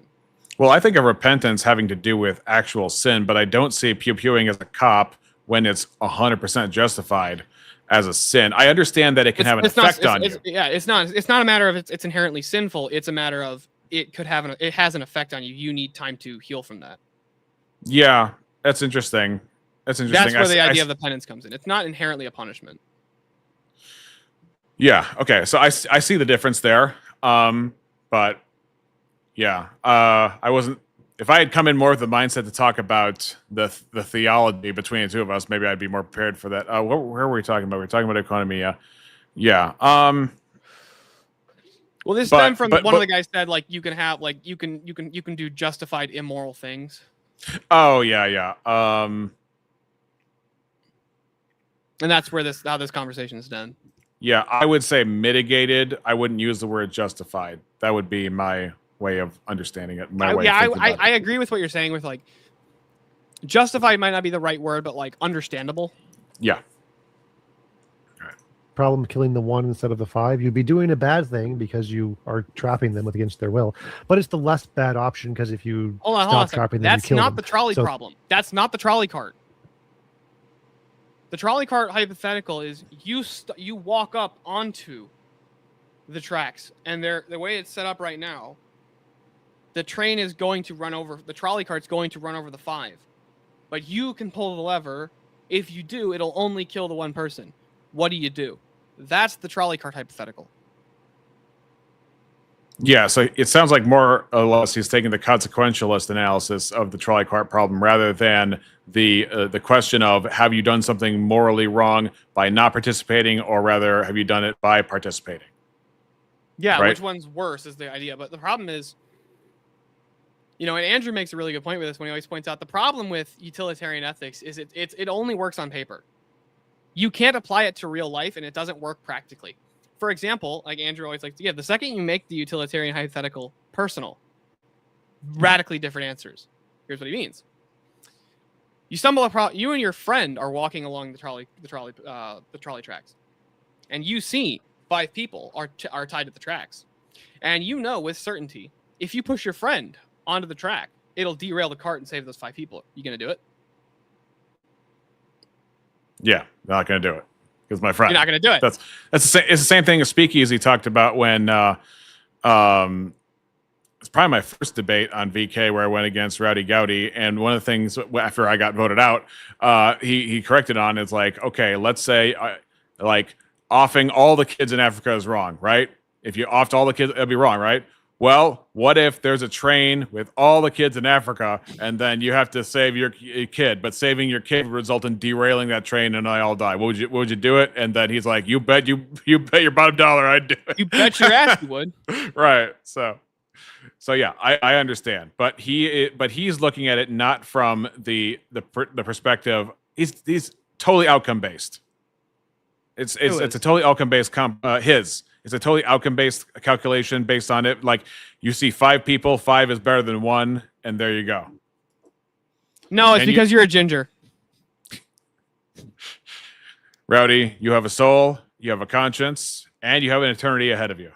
The best thing to do is to continue Come playing home until to you the- have to a the way one to free true them and church. give them free rights and individuality. Okay, so then you would just say let them like go on and like auto or like let them do the sentient choices and then not take part in it. So would it be immoral or moral in that sense? If say I let them do whatever they want, would it be immoral or moral in that sense to like, I don't know, run the world in any form or way? Because any action I make is going to affect them one way or the other, good or bad. It depends what they want. So if they ask, could you add more? It depends what they want. You create a world, it depends what they want. This is why later, at some point in the debate, he says it would be immoral to stop kids from doing what they want, but the greater immorality would be allowing kids to do what they want all the time. Yeah, well, yeah, like, okay. From his, like, I would just ask, okay, can a 12-year-old consent? And they would say no. And I go, okay, if 2 12-year-olds have sex, Nothing wrong happened, I guess. it's like, are they both raping each other? How does that one work? No, I guess that would They're both probably not be consenting together? that would probably be a moral nothing.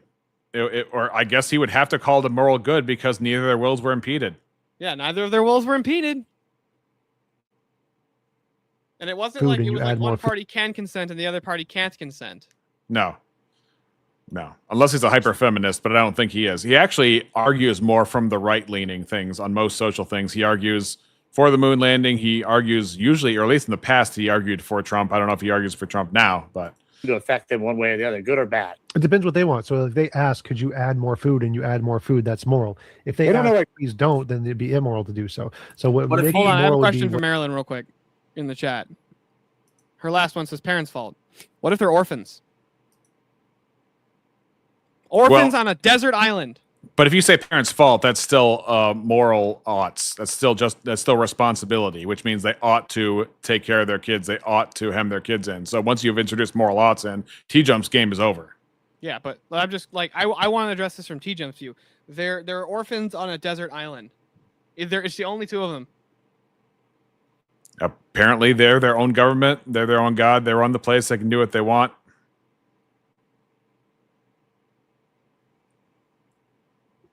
So yeah, are they? Who's at fault now? Nobody. Pure Everybody silence from Maryland. Everybody was consenting. Everything good. what they ask for, not just What you if specifically kids running doesn't? What if they ask for something and it has unintended consequences? Let's say they ask for more food, and I give them, I make food plentiful, but by doing so, it causes half the world, not the sentient half of the world to like, because only a couple of the characters have gained sentience. Like other people start dying, and some of the sentient characters that don't know I exist start suffering. Now, the one guy knows I exist. Because he knows I exist, he's asked, and I've done this for him. I provided more action now, but it harmed these other ones. Who is the one that's like? Does that matter in your world? Yeah, absolutely. So every imposition of will is immoral. So if someone asks for food and you giving them food hurts other people, you've done one more. I think your island scenario would put him in a real bad pickle. That's a good one. Yeah, but not only that, Marilyn, you're not addressing the hypothetical. Is it logically possible for two people of that age? No, the next chat, unless. Yeah, do you think that 12-year-olds don't have those thoughts? I mean, that's at the cusp of pubescence right there. So it's like, but not only that, is it logically possible for two 12-year-olds to engage in that behavior? If it weren't, if it weren't, you should look at Mexico's laws and see what they say about that, about 12-year-olds. Moral thing and a bunch of immoral No, things. I know you didn't say that, Marilyn. I'm saying if it's logically possible, then there's nothing wrong with the hypothetical. Now, if you just say I don't know what the fuck to do with this scenario, that's totally fair, and I can totally accept that answer. But to say that unless they are corrupted in spirit, they won't have those thoughts at 12. I'm not sure that you could demonstrate that. Thing to do would be to ask all of them to say, hey guys, you're all conscious, I exist, what can I do for all of you? Here's one thing this guy asked for. That doesn't sound like slavery at all. Or here's the consequences, what would you all like, how can we mediate this to be the most moral? Now let's apply this to the real world. If tomorrow God appeared and showed up and was like, I'm God, and I don't know, a third of the world had mental breakdowns and died or snapped. A third of the world was like, oh, I love you, I'm a Christian. And then another third was like, well, we have to fight the holy war. Like, okay, so by your own thing, you're saying they have to commit an immoral action, make themselves appear, make other people suffer, to make the moral act the most moral action, which is making them aware and giving them the opportunity to consent. Do you see the problem with your logic here? No, there's no problem. You can just give us all a tablet. You can say a magic tablet from the sky. Hey, I'm God. Would you like to go to your own world? If so, click yes. Yes. Problem solved. Can I try to give real quick because I want to explore that problem, the trolley problem. So what if Gibbs does not consent to giving food? If I don't consent to knowing about a God or having consent to ask about fucking. Well, I'm more specifically saying that if you are the one that's supposed to pull the lever on the trolley to choose the 10 or the 1, and you, being the decider, decide that you do not want to consent. Yeah, you cannot pull the lever. That's an option. You aren't morally obligated to pull the lever. You cannot do so.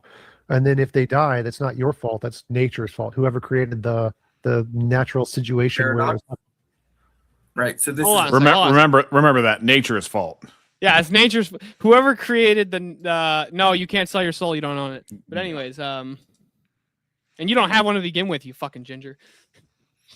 But so. It's nature's fault, even though people don't just naturally end up tied to a railroad. Some other person did that. Well, you see, it's a gradual process over millions of years that ropes have been observed around somebody's body to tie them to the trolley cart. We've observed, birds, and they would take grains of grass and then twirl them and make them in the nest. It's highly plausible that the wind, over time through natural processes, could also do this same twirling. We've seen tornadoes twirl in the air, and we've seen tornadoes twirl over grass. And that means, therefore, you can get roped to train tracks through natural processes. Yeah, but not only that, but let's just aside from that massive, blunder that makes no sense. Is somebody culpable if they don't pull the lever? That's the whole point of the utilitarian hypothetical, is to ask, basically. He said no. He said that's an option. You're not at fault. Nature put them there. You didn't. So, but that doesn't make any sense. So that's why the latter part doesn't make any sense. But would you say that there is an option where you don't do anything and you're still not culpable? I'm not honestly sure how to answer the question of the trolley cart. If Me either. It's I don't do anything, am I culpable? Well, it's I could have done something, but then once you begin, then you become responsible, whereas before you weren't responsible. necessarily. However, unless you believe you are responsible by the virtue that you could have done something and did nothing, then that's a question of when does the responsibility begin? Does the responsibility begin by your the ability to have done something, or does the responsibility begin because you did something? That's part of the trolley cart problem that people have struggled with for a long time. Because you didn't start the problem, you know. Paradox, right? So it's pull the lever one way or the other, but the person that's supposed to pull the lever is not consenting.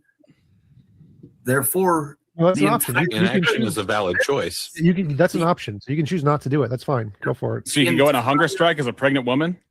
You can. That's an option. Oh. You can? Yes. So and that would not be immoral. So you put the baby in a vulnerable situation, you go on a hunger strike, baby dies, and you've done nothing wrong. All of the options there were immoral. Pulling the switch one. All of the options were immoral. But you're not morally culpable if you don't pull the lever. Right, but did you hear? That's a performative contradiction. It's a lot of faces on screen. I agree. It's a mosaic. It's a mosaic of YouTube here. You sound like breakfast tacos. I don't know which one of us she's referring to. So breakfast tacos runs the Mega I know who he Bloodbath. is. Okay. I just don't know which one of us that's addressed to. I know we sound kind of similar because we're using all this technical jargon and going through scenarios. So maybe she means you collectively. See, we're doing it again. Or is it saying like the voice? I don't know. I don't think I sound like breakfast tacos, and I don't think you do either. Yeah, I don't really think so either. But one way or the other, or both. Hold on, he literally just contradicted himself, and nobody called that out. That was a performative contradiction. He said, if you don't pull the lever, you're not morally culpable. Every decision you make with the trolley cart problem is immoral. Yeah. That's literally P and not P. Right. Well, he did that. I mean, I call him out for it later, but I do it for my pregnant woman who goes on a hunger strike situation. And he said, and then later he contradicts himself. Huh? They're not people yet. He treats them like people, though. Here's the thing. You can choose not to do it. That's fine. Go for it. So you can go on a hunger strike as a pregnant woman? Okay, so she's saying that's me. I sound like breakfast tacos. Oh. You can. That's an option. Oh. You can?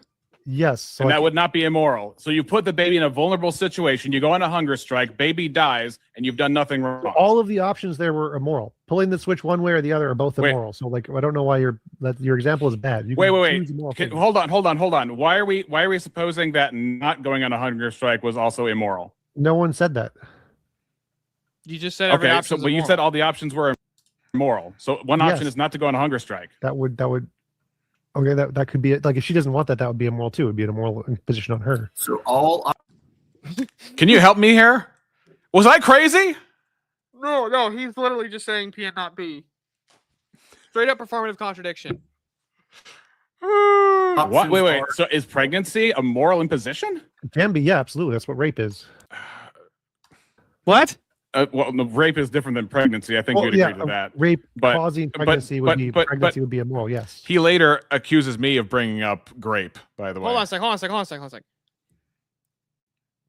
If a woman is great and she becomes pregnant as a result, the pregnancy is immoral. Yeah, according to him, the pregnancy itself is immoral. What if she doesn't? What if she wants to keep the baby? See, this is the problem. This is just Schrodinger's abortionist at this point.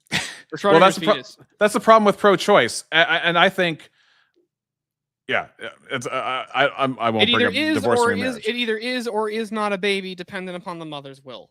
Right, and I have a belief about divorce and remarriage too, where it's like some people believe that if your spouse cheats, then you are free to remarry, and they base that on a few interpretations of Matthew 5:32 and Matthew 19:9. But the problem is Schrodinger's marriage, because if you say that if you got cheated on, therefore you're free to leave, but if you stay, it's still a marriage. Well, which one is it? Does it become? Are you pro-choice when it comes to the status of whether you're married or not? And then also, if you go off and you think that you're justified to go and marry somebody else, and your second marriage is just as valid as your first, why can't the guilty party then remarry if you're not actually married to if the guilty party isn't married to somebody else? That's another thing I call it Schrodinger's marriage. So I believe that marriage is for life and that nothing actually breaks it outside of death. Only in death can you remarry somebody else, but you can't remarry if a valid spouse is still alive. But anyway, that's outside this particular discussion. Okay, but so it wouldn't be immoral to you to do a hunger strike while you have a baby. It probably would, because you'd be imposing on the child. Yes. Why? Wait, so it is a child? Is it a child or isn't it, TJump? Oh, he admits it's a child, but he's also pro-choice. It wasn't. What? Okay, so why wouldn't what would you differentiate from a pregnancy that? Yeah. It is a child. That's his view. It is a person. Yeah. I thought it was immoral to deny another person or to act against someone else's will. Does the baby not have a will to live? Oh, he contradicts all that up and down too. I bring a pre-birth scenario into this, but he does affirm that there is a will even before consciousness that we can offend and therefore be immoral, even with an unborn child. Is an imposition of will versus it's not. Are you a pro-choice? Yes. So a pregnancy that would not be consensual is like if you didn't consent to get pregnant and you got pregnant against your will, that would be a non-consensual pregnancy. So the baby would be immoral while it's in the womb. No, nature would be immoral for putting the baby in you. The baby didn't do it. Check that out. If you grape somebody, nature is immoral. If you grape somebody and they get pregnant and they didn't want the pregnancy, if you get caught, I didn't do anything wrong. Nature did it. You go into court and be like, Your Honor, it was nature. Why isn't nature here? Why isn't nature in this courtroom right now? Can we put nature? Is nature in the room with us right now? Yeah. Close your eyes. Nature isn't real. It can't hurt you. I'm kidding. Immoral doesn't equal ought. Game over. Yeah. He ought not do immoral things. Yeah. But you can add oughts later if you want to. I'm just going to tell you it's later. immoral. You can post hoc add oughts. In the meantime, immoral is just a statement. It's not a prescription. Would the man be immoral for putting the baby in the womb? Nope. Nature would be immoral for putting the baby in the man. Yep. Confirmed. Yep. I told you there's gold in them there hills. What the fuck?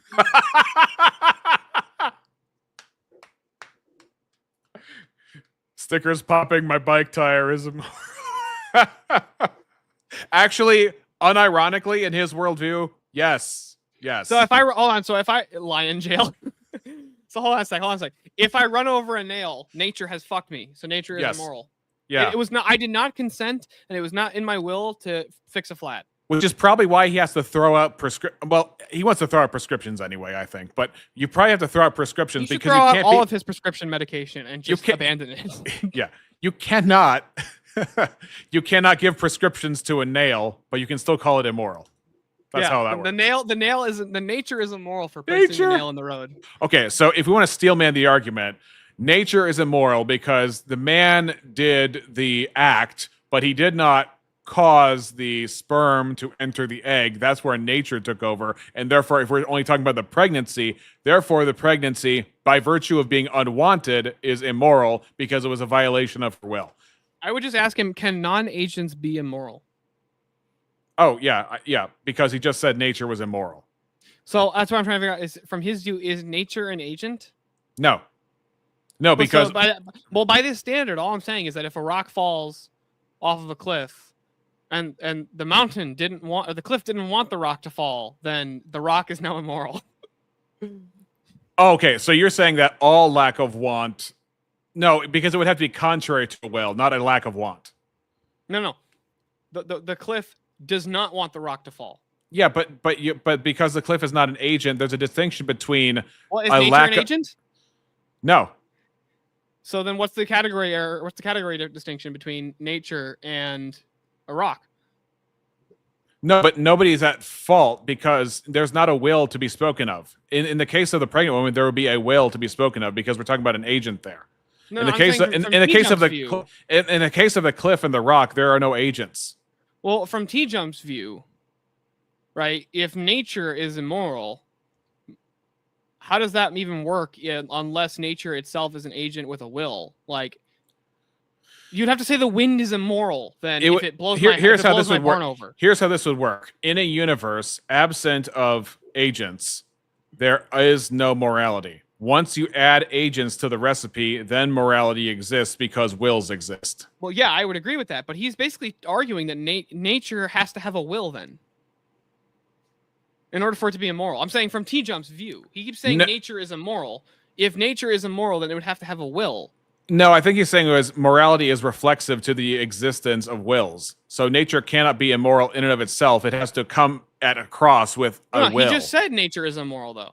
No, yes, he said it, but what I'm saying, he said it in the context of where there was a will to violate. I don't think he would say it in the context of where a universe without wills. Okay, so if wind blows over my barn, and it conflicts with my will, then nature is immoral. He would probably say yes to that because that it would be that would include a will. But let's say that there was a barn that you created, and then you just disappeared, and all agents vanished from reality, and then the day after that wind blew over your barn, then it wouldn't be immoral because there's no will to violate. But what if it was my will that even after I died, I didn't want the wind to blow over my barn? That's a good question. I'd be 50-50 on whether he would probably say because you wouldn't be there to exist. Like in my mind, in the scenario of what's that game, Fallout? Fallout TJump would say, yes, it's immoral because you had a will extending beyond your existence. And then if you had no will extending beyond your existence, then in that reality, it would not have been immoral. That's what I would guess he would say.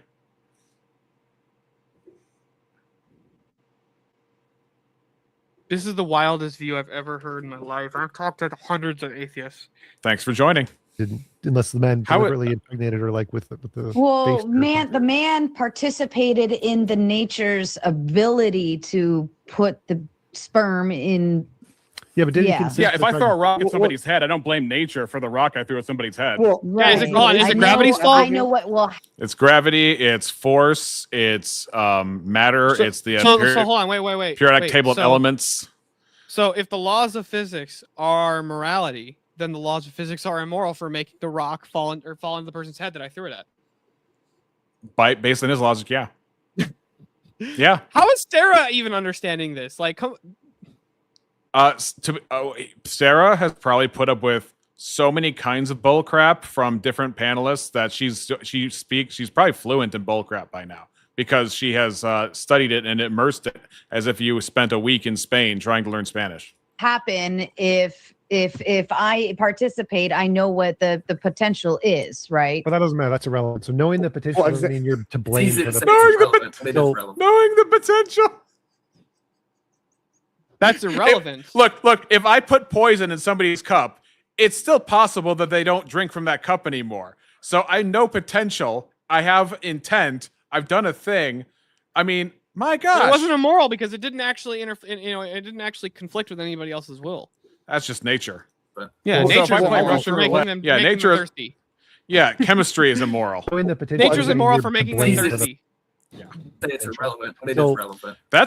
That's a pretty good point. If I don't consent to hunger, am I being is it immoral for nature to tell me I'm hungry? He would probably say yes, but it's better than the nature that wouldn't tell you you're hungry, so you couldn't eat and continue your will. So if I play Russian roulette, knowing the potential isn't irrelevant? I mean, yes, like there's nothing immoral with playing Russian roulette. But we're talking about potential now. So to answer the question, right. Apparently I'm in his Catholic school and he's the head nun. And then those other guys, they jump on the shush a little bit here. In the case of pregnancy, if the man and the woman both do not bullshit. Stop talking, Clay. Stop talking, Clay. That's painful to you. Stop talking, Clay. Stop talking, Clay. If Clay doesn't stop talking, I'm just gonna leave. I don't have time for this. Oh my god, I'm not getting my way. I'm gonna leave. This is the nature of you guys talking and interrupting is very immoral. That'd be very immoral if it were against my will for you to counter my arguments. Let me read some super chats and maybe I can let you guys reset. Come on. It goes against my will for you to try and argue against me. But I want Therefore, to it's debate. immoral. I want to debate, but you can't counter my arguments. It goes against my will. So if you try and counter my arguments, it's immoral. Yeah. Yeah. And even though I consent to an immoral thing, oh my gosh. The nature is immoral for making you for the nature making you want to argue with me. Just concede I'm right, bro. All right, that's I'll what I concede want. you're right. Yeah. That's what I want. And then you have to do it because you got to turn the other cheek. Yeah. Dang, I should have used that. I should have told him, like, well, then tell me that I've won the debate. And that'd be the moral thing to do, to tell me I won the debate and leave, because it's better for you to leave this panel and do whatever I tell you, because it's for my will and you wouldn't be going contrary to my will. So this makes reality first come, first serve. For whoever said it first gets dibs and everybody has to fall in line. If somebody says I'm emperor, most moral thing for people to do, well, I guess he's against government. Oh gosh, everybody's got to make him emperor, I guess. Maybe that'll help you out a little better. Fourth Wiseman says, "Gold done. P.S. Husky loves water. Husky, do you love water, sir?" Absolutely not. He chugs his beer. We love you, Husky. You are the degen of all degens. Calvin comes in with a big 5, says, for TJ, hypothetically speaking, if your child is a conscience... I have high IQ. Why do No, I you forget don't. what You're I just AI. read before I even finish the page? You're not even real. Conscious agent, will that mean a 5-year will impose their will upon you and you will... Acquiesce. Thank you. That hurt my brain for a second. Go ahead. So again, kids can't consent, but yes, the moral thing to do would be to acquiesce to children. So if children want to play and bang pots, it's moral to let them do so rather than stopping them. So yes, if you can acquiesce their will and there's no greater consequence that you have to provide. This is where the island comes in, right? So well, this would be a great example of the island. But if children wants to go play in the street, shouldn't stop them. Well, I think he addresses that directly. I think he addresses that directly later, though. It is moral to let them play with pots and to break stuff. I do not consent, sir. Well, I would like to. I would like to jump in on what examination is saying with TJump here. Or, I think this is important. This is why I brought up the Sims thing. I asked about like, oh, if I like some people consented and they knew, and oh, everybody did this one thing, and some people would still suffer. If there's no choice, that is moral, and it's only more immoral and less immoral. That means the morality doesn't exist at all, because everything is shades of immorality. Because that way the word means nothing. And if we all choose our word mean nothing, then it's subjective. Like, and that's really like kind of where you're going with this. All right. So I got put in the back at this point. I'm going to skip to the next timestamp. Oh, dang. Uno momento, por favor. Fi favore, as Teriak likes to say. So this is the point where we go into the arms scenario. This is whatever we decide. If he decides that he's going to fight me for it, or if I decide that I'm going to fight him for it, this might be a death scenario where that would be immoral. What do you mean by arms? Both But are. Clay, You'll find out. Is the fight taking place? Is the fight taking place on when you're walking on grass? No, there's no grass. It's a desert. No. Okay. It's a Okay. desert. Then you're not killing grass, so you haven't committed a moral act. Continue. Real quick, back to pregnancy. Let's say you didn't abort the child. You can say that on YouTube. Let's say you just before they were born, you removed both their arms, so that when they were born, they had no arms. Is that morally acceptable or no? That would be immoral. So like imposing Why? constraints on a child, a conscious entity, would be immoral. So you can end their life, but you can't take away their arms. If they consent to it, you can take away their arms. Also, wait. What? Or is it What? just one? Yes. So if your baby gives you a phone call and says, "Daddy, please remove my arms," then you can remove their arms. So got it. So TJump, if your 5-year-old wants a face tattoo, can't tell him no. Correct.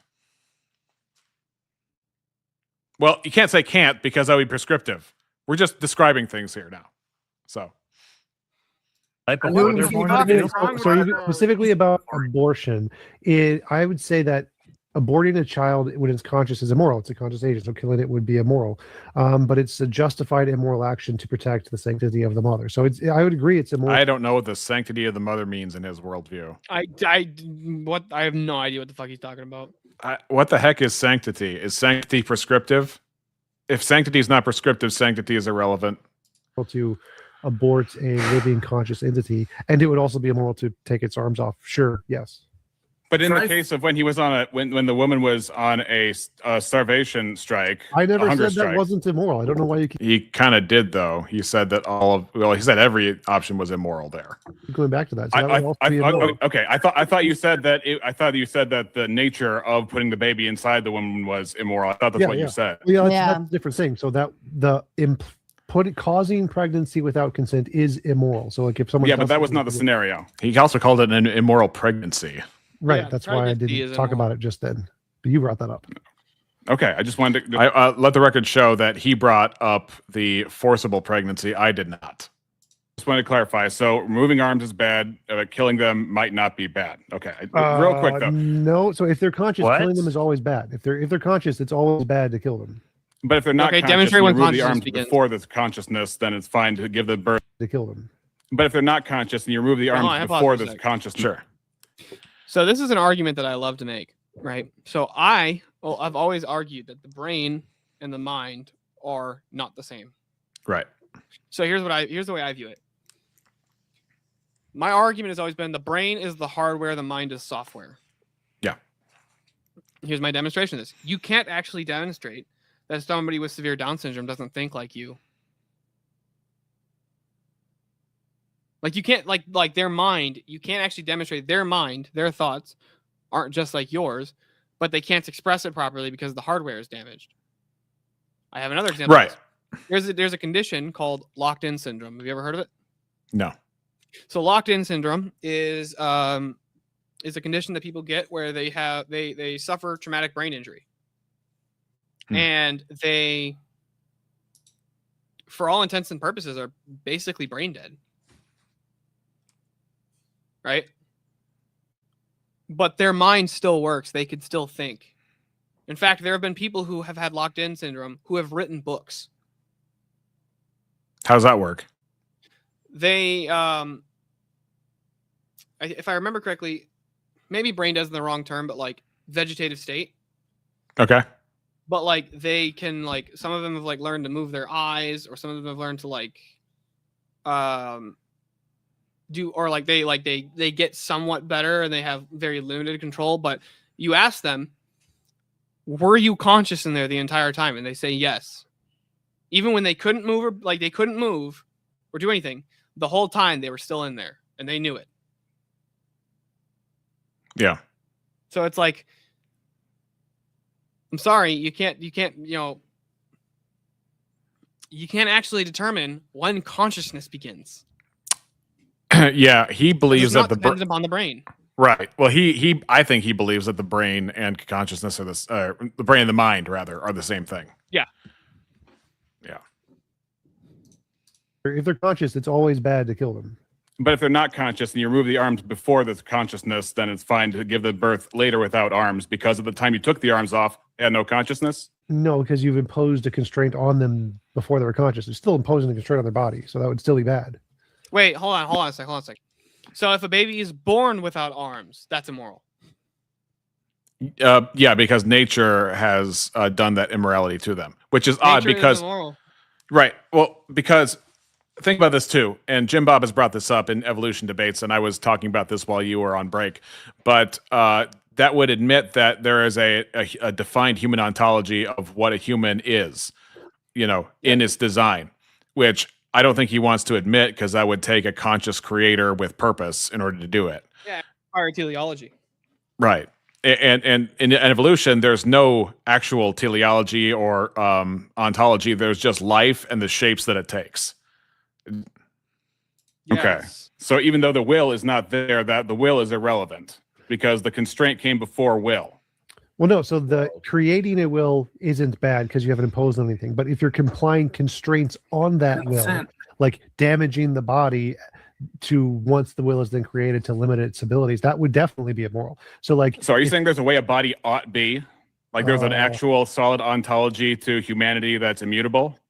Well, yeah, it ought to be free for the conscious being to choose itself. That's what it. So that's prescriptive. There's an ought there. No, I remember we already covered that you could have moral facts. Okay, so it's not. So it's wrong to take arms off because you're limiting their choices, but it's not prescriptive yeah. Again, I'm still trying to figure. It's it's totally incoherent. Yeah. Thank you. It's not a coherent system whatsoever. So there's the problem, though.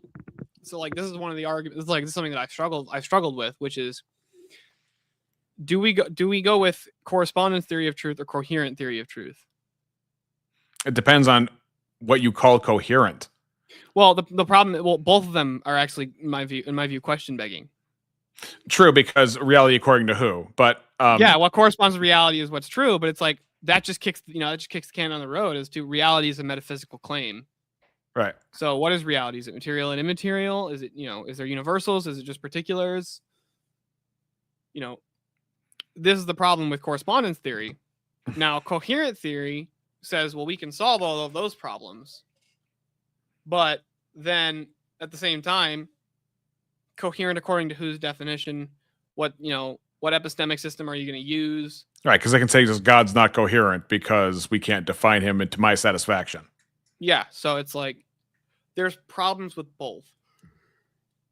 I honestly think the only way you could have a fully coherent or fully functional theory of truth would be to actually just to merge the two.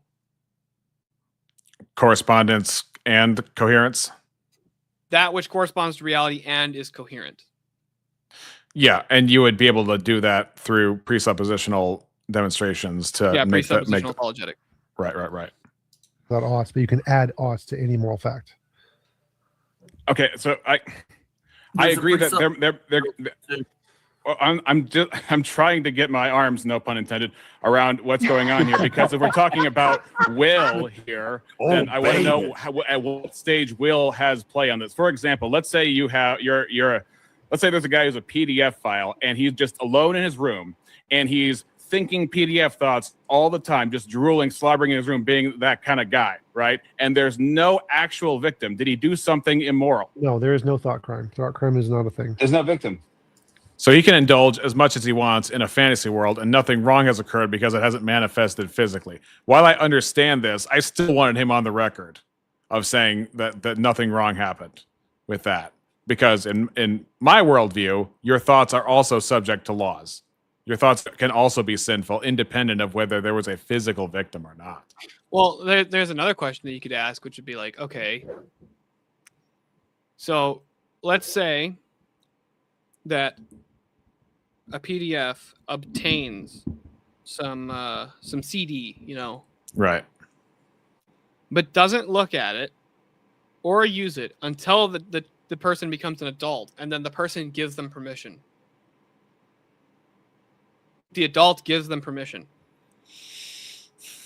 It's a good question. Are they doing anything wrong? Because who was harmed?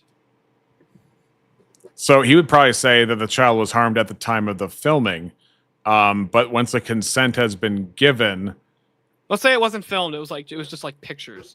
I wonder what he does with consent of your own harm. Yeah, like can a masochist can they consent to be harmed?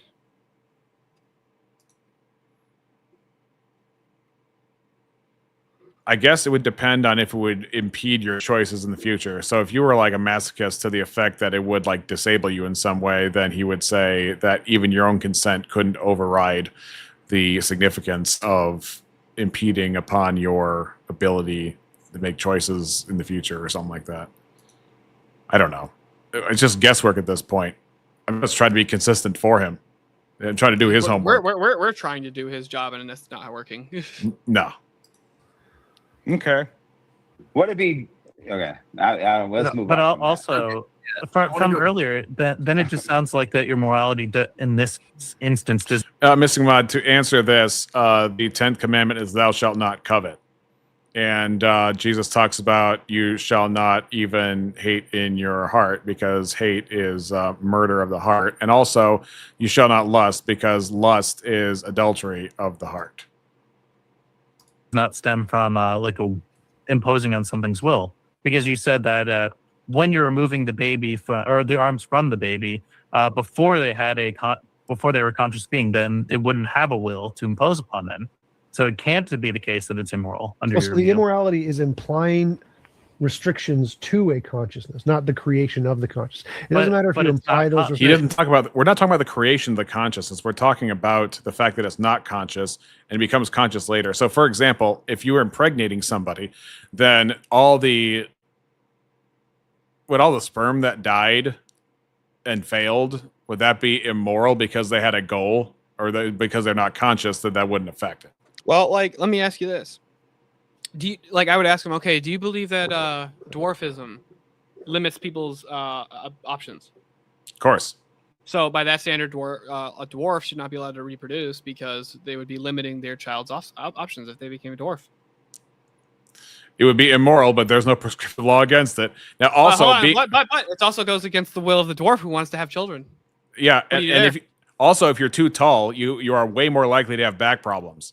Mm-hmm. So would being too tall also be immoral because of the things that would lead to, things like that? You've already demonstrated. You've already being said in that any it wasn't. dangerous job would be immoral because if you get injured at work, it limits your options.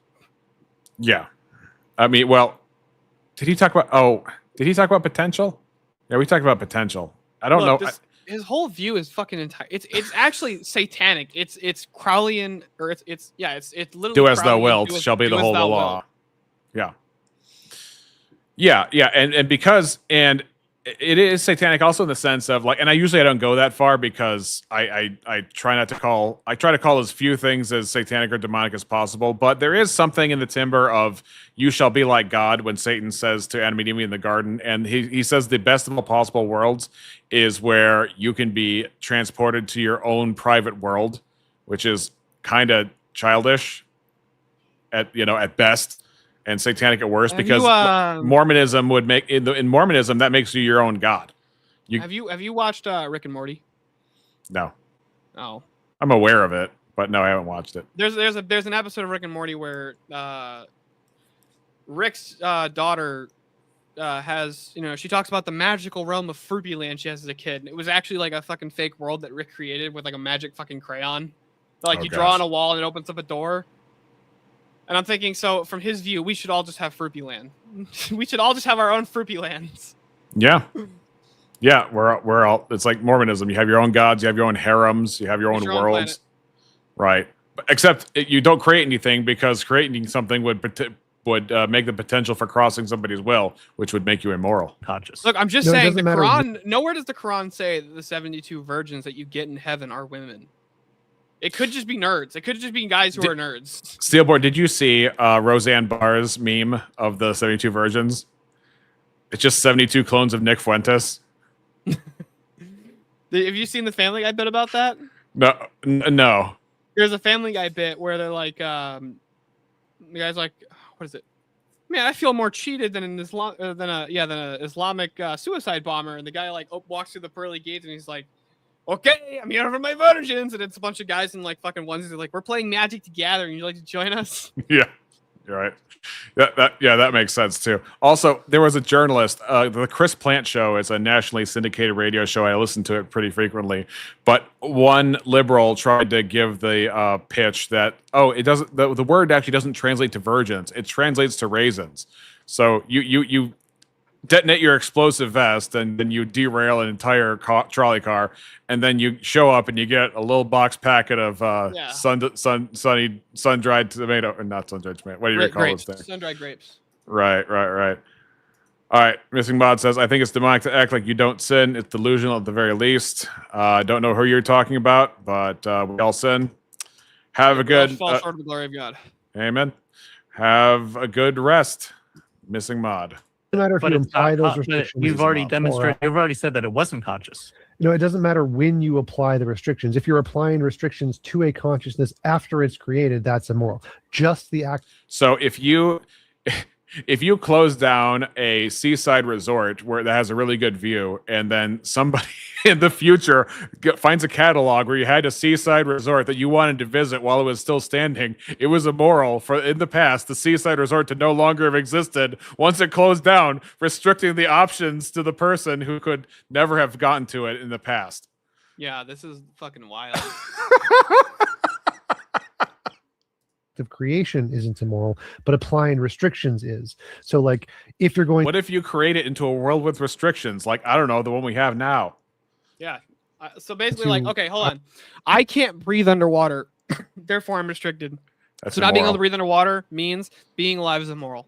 Well, you said should, which is prescriptive. So, creation isn't immoral, but applying restrictions is. So like you're right. if you're going to, I don't know, glue sticks to the baby's back or whatever, that would also be immoral. It doesn't matter if it's before or after. what if they're really, really tiny sticks? Yes. So let's work off of that. Let's very small rocks.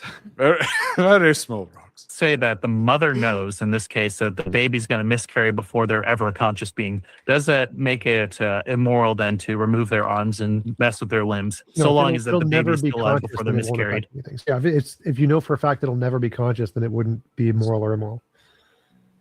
That's similar Hold on a to, sec. yeah. If inflicting upon a baby's will is immoral, well, newborns are usually very uncomfortable because they've been in the womb for like 9 months, right? And that's the environment they're used to. So if I throw it underwater, it's very similar. Like in a tight sack, I just throw it into the water, into like a river. And well, I mean,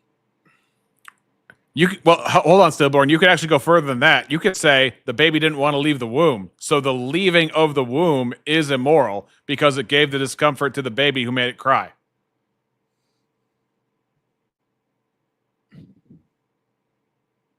yeah, giving birth to babies is immoral because they didn't want to leave the womb. Right. The pregnancy and the gestation itself is totally fine because the baby is just having fun kicking and dancing around. But once you open up that womb and let the baby out, that's immoral. Once you have it breathing, that's immoral. What you need to do is keep it there for all time. Shut it up for all time.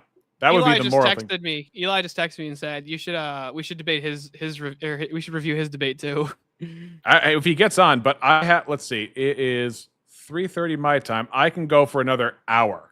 And there's not much of this left. So if he wants to jump on, we can do that. I'll text him real quick. He should have the link in the Discord. I gave it to him. And to Abe. Chicken. Shapingro. Hola, Shapingro.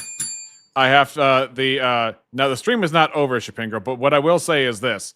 There's a lot of things that you would probably have a lot to comment on earlier in this stream. It's about objective morality in a completely materialistic worldview where there are no prescriptions, but things are still moral and immoral. So that's what I'm going to say. We had we had something about like 7 or 8 viewers at one point, and ding ding. That's right indeed. But yeah, basically TJump is incoherent. I tried to jump in and, no pun intended, debate on this topic, at least get some grasp on his worldview so I could engage with it. And there's really no there. It's just a lot of assertions that are just wrong off the bat. So, but welcome. But how do you know? I don't know. That was he asked. The hypothetical said he would know. That's what I'm asking. But how do you I've know? got a question. That you would know that they aren't going to be conscious. Is attaching the knowledge of good and evil into a single fruit immoral? Or should they have been 2 different fruits? Well, the fruits aren't conscious agents. You can do whatever you want to the fruit. No, but we had to find out about both to eat one. I mean, Is it that was, moral it or was, immoral? It was immoral to force them to be alive without that knowledge in the first place. What do you think of that? It's immoral to force plants to grow. It's immoral. No. So what they're referring to the Garden of Eden before Adam and Eve knew good or evil. So Shaman is trying to be funny and say, well, was it immoral for God to place the tree in the garden where Adam and Eve were, so that they may have the knowledge of good and evil, fall into sin and death and all sorts of stuff? So it was immoral for the knowledge of the fruit or the tree of the knowledge of good and evil to be there. Yeah, because if not for God putting it there would be no sin and death because he knew the choices they would make. Well, no. Well, I mean, this is a massive problem with determinism, is that foreknowledge does not entail causation. So, yeah, and I don't adopt the term determinism. I think of determinism as mainly a materialistic, mathematic inevitability. I think predestination involves a will of God versus like a fatalism. And I also believe that I'm also a compatibilist, so I believe that there is a will in the creatures as well. So God did purpose this, and also Adam and Eve are blameworthy for what they did. Well, also something that a lot of people don't know, which I just found out recently, is that Adam and Eve are actually saints in the Orthodox Church. I did not know that. Because the fact that they did feel great shame and they did repent, and when Christ descended into Hades in the harrowing of Hades, he actually brought them up with him. Where? Say that last part again. In the so we have in the Orthodoxy what's called the harrowing of Hades, where Christ descended into hell and he literally brought everybody out of, everybody who had died out of Hades, because remember, nobody can come to the Father except through him. And so basically all the people from the Orthodox view, and I think this is even most Protestants agree, there wasn't anybody in heaven until Christ's crucifixion and resurrection. Yeah, so some people believe that there's like a soul sleep until a time. Some people believe, if you look at, I believe it's Luke 16, the parable of Lazarus and the rich man, that there was a Abraham's bosom and the Hades, I suppose, a place of punishment, as it talks about in there. By the way, Eli said he could be on in about 15. 15? Cool. So that'll give me a chance to go to the bathroom. But as far as the afterlife, when you look at Enoch and Elijah before Christ, I don't think that I would not think that they were transported to the same place as, say, Balaam or King Saul. If you believe that, I don't know if King Saul was. It doesn't seem like King Saul would be in heaven. I'm just saying. I'm not sure. I'm not sure what the church's view on this is. I actually don't know, but yeah.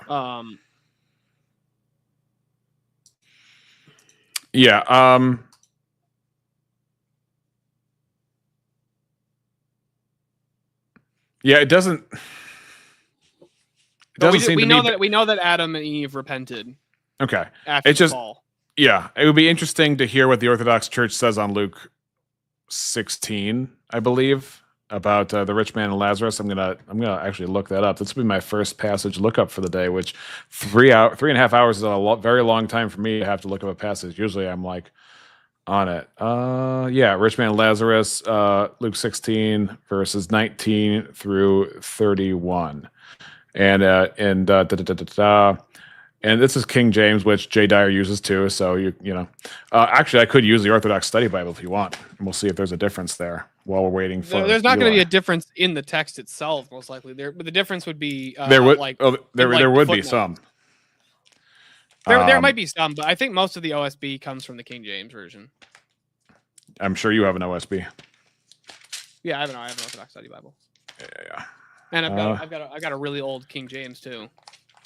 Yeah, that was actually like my grandmother's and my great grandmother's. Were your family Protestant? So I questioned this because I just recently found out that I think my great grandmother came over from Russia, and I know that side of the family, they tend to be Catholic, so I think that they were Russian Catholics. Interesting. But I know that my mom's side was mostly Protestant. Let's see. And then I found the Orthodox Church. Yeah. So there was a certain rich man, verse 19, who was clothed in purple and fine linen and fared sumptuously every day. But there was a certain beggar named Lazarus, full of sores, who was laid at his gate, desiring to be fed with the crumbs which fell from the rich man's table. Moreover, the dogs came and licked his sores. So it was that the beggar died and was carried by the angels to Abraham's bosom. The rich man also died and was buried, and being in torment in Hades, he lifted up his eyes and saw Abraham afar off and Lazarus in his bosom. Then he cried and said, Father Abraham, have mercy on me and send Lazarus that he may dip the tip of his finger in water and cool my tongue, for I am tormented in this flame. But Abraham said, Son, remember that in your lifetime you received your good things, and likewise Lazarus evil things. But now he is comforted, and you are tormented. And besides all this, between us and you there is a great gulf fixed, so that those who want to pass from here to you cannot, nor can those from there pass to us. Then he said, I beg you, therefore, Father, that you would send him to my father's house, for I have 5 brothers, that he may testify to them, lest they also come to this place of torment. Abraham said to him, They have Moses and the prophets, let him hear them. And he said, No, Father Abraham, but if one goes to them from the dead, they will repent. But he said to him, If they do not hear Moses and the prophets, neither will they be persuaded, though one rise from the dead. Yeah. I know the story what you're talking about now. Yeah, just for the audience sake, and but also I'm just wondering what the Orthodox take would be on that passage, because you got the great gulf fixed between the two, you've got Abraham's bosom being comforting, and you got Hades being fiery torment, in which you would want specifically a drop of water, just a drop of water, on the tip of a finger to cool from the depiction of fires in that story. And Matthew Henry is my favorite commentator. I think he has good reason to say that it was an actual account of something that happened rather than a parable where it was just a figure of speech, because we actually have the name of Lazarus. We don't have the name of the rich man, but we have the name of Lazarus. Whereas in all these other parables, we have like sheep and goats, the farmer and sowing the seed, all that kind of stuff. It's more figurative. But Shapingra says hello to you, Steelborn. Howdy, Shapingro. Shapingro is a highly intelligent math and logic whiz, and I've been trying to get him to kickstart his YouTube thing, because I think whenever we talk, he's not a Christian. And whenever we talk and we talk about metaphysical stuff, he's very frustrated with my the weaknesses that exist in some of my logical apprehensions. And so he will say, it will feel like he'll start to say something and have so many problems overwhelming him, he won't know exactly what approach to take, but he is closest to like I don't know if we would say deistic, but like a natural law sort of Petersonian archetypical kind of view, where his version of God is more... God is the opposite of the chaos. It's like you got to fight the chaos dragon. That's the order. That is the order. That's the man. Order. Yeah. Yeah, appreciate Rex going the idea. He teaches me stuff. And, of course, Shapingro teaches me things as well. We are very different ideologically, but we have respect for each other. You have to slay the dragon in order to reestablish order. Yeah.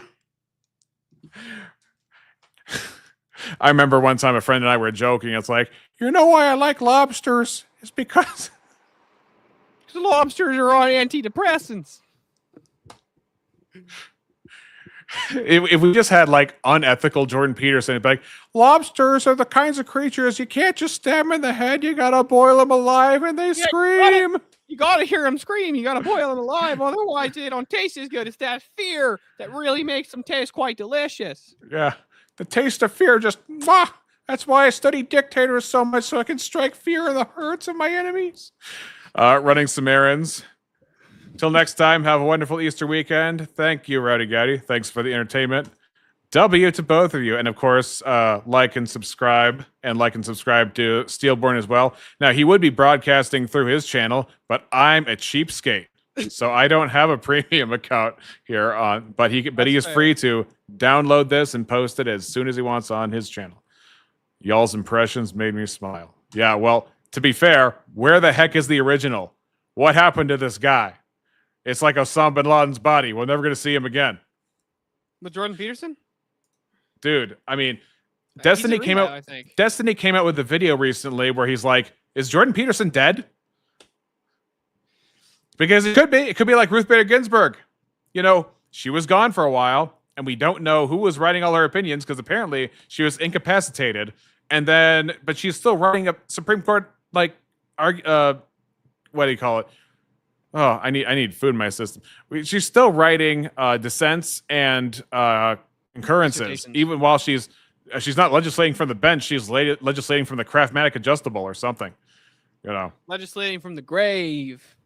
I guess. I mean, that's why there was a lot of theories that like FDR was like basically he was replaced.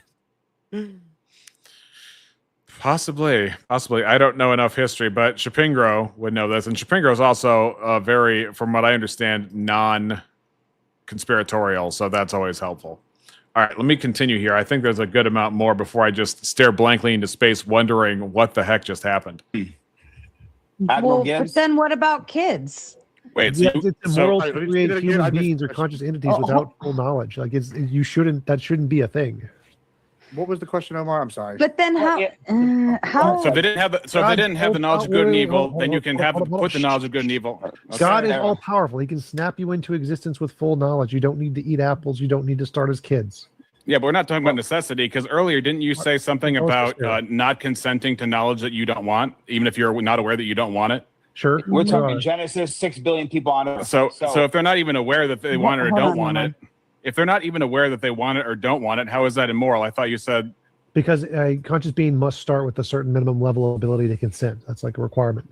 Well, no, is this an example of you attaching an ought to something or not? Because when you say you can attach ought to something, does that mean all moral facts can exist without oughts, but you can add oughts to any moral facts? Okay. When you say you can ought, does that mean you can add oughts? Does Shaman that mean Omar that the oughts exist like when you a add them, movie or they're villain. all fictional?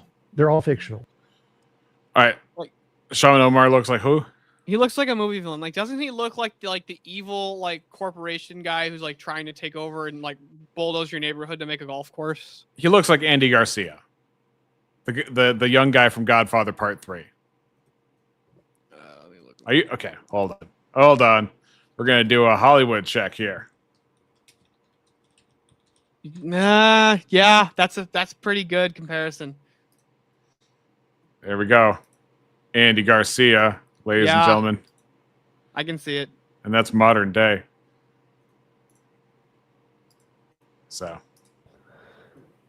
So if we want, so there's no reason we ought to work towards the best possible world. It's just there is a best possible world, and we can work to it if we want to, but we don't have to. We can go for the worst possible world, and it's not actually violating anything to work towards the worst possible world. Well, it'd be violating truth. That's what it'd be violating.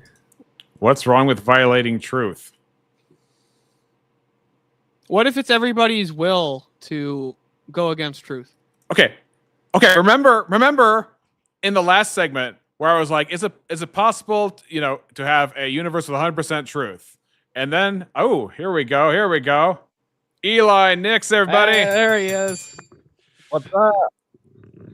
Hey. I did not honestly, I didn't realize just how dumb TJump is until I watched this video, dude. It's worse than I thought. All right, Steelborn, I'm going to go bathroom. Why don't you summarize every trauma we just went through, and I'll be right back. Okay, so we have listened to TJump contradict himself, say incoherent nonsense for the last almost 4 hours. Okay, so far I've heard TJump say morality has nothing to do with ought claims. Oh, that's really? Morality has nothing to do with ought claims. It's just moral facts, and you can impose an ought claim on it if you want to, but it's not necessary. Oh, right. Then he's also said, what's immoral is if you inflict upon another person's will who doesn't want it. That's immoral. Yeah. He has this bizarre, moral field argument type thing. Well, no, here's the best one. So, Re-Exam brought up the question, okay, if a woman is raped, is the pregnancy immoral? And he says, no, nature is immoral for making her pregnant. Yeah, like he said in Jim Bob's debate, he said gravity is immoral. He said gravity is evil. Because I can't fly, and I want to fly. Yeah, yeah, exactly. Yeah, I had a feeling that would be his position. Yeah, no, he's got some bizarre takes for sure. I literally said, I was like, you know what? I want to be able to breathe underwater. I can't breathe underwater, therefore nature's immoral. Yep. Which, by that standard, okay, so if the wind blows down my barn and I didn't want it to, then nature is immoral. Yeah, and wait, if your brain is incapable of thinking about something your brain can't think about, is your brain immoral too? Is your mind immoral because of its own limitations? I can't imagine infinity, therefore nature is immoral. You know, my own brain is immoral. Yeah, that's just... All right, what I missed? That we're just talking about how our brains are immoral because we can't think of infinity. My brain's immoral for making me stupid. My evil brain. And then if you hit your brain, of course, then you're immoral for hitting your brain for making you stupid. Well, Yeah, like dude. re-exam brought up the question. Okay, so what if, like, in utero we cut off a baby's arms, and they're still alive? They get to be born, but they have no arms. Is that immoral? And he goes, yes, because it limits their choices. And then he goes, okay, but killing the baby in the womb's not immoral. And he goes, no. Yeah, you That's limited their really choice limiting to fucking fucking choices. live. But then we brought up, so I had this idea where I was like, hold on a sec. Because newborns are incredibly uncomfortable because they've been in a womb for so long, and that's the field they're used to. So if I just tied them in a tight sack and threw them in a river to simulate the womb, well, then that should be fine. He goes, but hold on. Re-exam made a really good point. Giving birth to babies is immoral because they don't like not being in the womb. They cry. Yeah, they'd rather stay up there. Right. So I don't know where he's getting this whole moral field, moral fact thing. If you go to Jim Bob's debate with him, he really tears that whole thing apart. He ends up saying like gravity is evil, and it's totally bizarre. Well, it's weird because sometimes it's like, okay, well, at least that's consistent and therefore quasi-honest, and yet the whole thing is built on dishonesty because you cannot call anything morality that does not have oughts. You cannot call anything morality that does not have prescriptions. And that's what we've been circling around for this entire time, just in different absurdities and in different ways. And so is that what you ran into?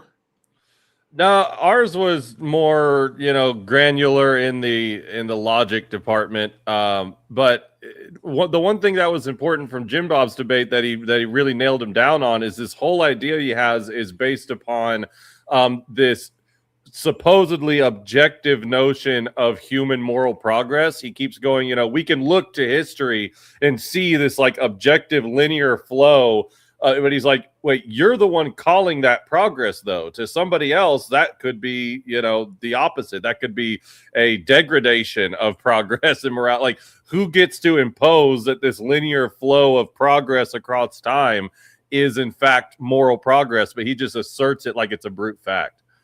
Yeah, he does that a lot. Like, he had said earlier at some point. Now I can actually tell you guys. Look, gravity is immoral, and your silly God character is absolutely retarded. And I'm not going to, give any justification for why your silly God doesn't exist. But remember, I can't fly, therefore gravity is immoral. Steelborn, you need to have that hat on your desk, and any time an atheist starts going full fedora tipping, just slowly put it on your head, just in the middle of their argument. That would be hilarious. Alhamdulillah. Alhamdulillah. Whatever the fuck Teriak says. Some Islamic phraseology. At least it sounds Islamic to me. It does. Shapingro says, are you disagreeing by saying that God's laws, gravity, etc., are inherently moral or amoral? I would say that they are good, but they are not moral agents, and they do not confer more morality or less morality to a thing. Well, you can't derive morality from the laws of physics, okay? Seriously, think about this for half a second. Eli, drop your link in the chat for your channel so Shapingro can help promote you. Yeah, so I don't have anything on YouTube yet. I occasionally do live streams on TikTok. So it's at Eli Nix Live on TikTok, where I call atheists up to get wrecked. And you can message me on Discord or X with the same handle. Eventually, I'll put those live streams directly on YouTube if anybody wants to listen to them. Oh, yeah, you should. That'd be great content. But all right. The problem is, like, the laws of physics, they're not the same as they're not even in the same category as a moral law. Like, let me ask Eli. Maybe Eli can give us the answer because me and Re-Exam couldn't figure out the answer to this question. Real quick, can you tell me how I can derive an ethical standard from every action has an equal and opposite reaction, or an object in motion stays in motion? Real quick, how do I convert that to a moral ought claim? No, I mean, the only way that I would maybe bite a bullet if it was presented to me is that from our worldview, creation is good. Therefore, I know that it's good. It comes from God, but I'm not going to derive a moral ought claim from that starting point alone. That's ridiculous. Is that a Jackson back there? A Jackson? Oh, no, that's a beta fish. I think he's talking about me. Yeah. I'm talking about that Flying V back there, that shredder. Oh, I thought you meant Jackson Chameleon. No. I'm not a zoologist, you know. But I am a guitarist. Yeah. So yeah, but I like the Les Paul more. That's why I keep it in the case. I literally just today, there's a guy locally who works on guitars and custom guitars. I took Les Paul in to get refretted today. So yeah, You got quite a bit of faith in somebody to have him refret your Les Paul, man. He's really good. He's worked on other guitars on me before, and I'm not. If I advertise for my quasi docs myself, so I'm not gonna do that. But yeah, let's see if we have any meat left in the bone before we go to Eli's debate with TJump. To be fair, for all of you guys, I have not watched Eli's debate with TJump yet. Me either. I'm a bad friend. I should have, but I haven't. No, yet. it's fine. Wait. It was on Breakfast Tacos, right? Yeah. I think I was there for some of it because me and Jim Bob were in the chat. Yeah, we can skip around too. There's only a few really good points. It was pretty. We were chasing each other around, as I've learned a lot of these things go to, and I've learned some things I could have done a bit better. So it'll be good for us to go over it.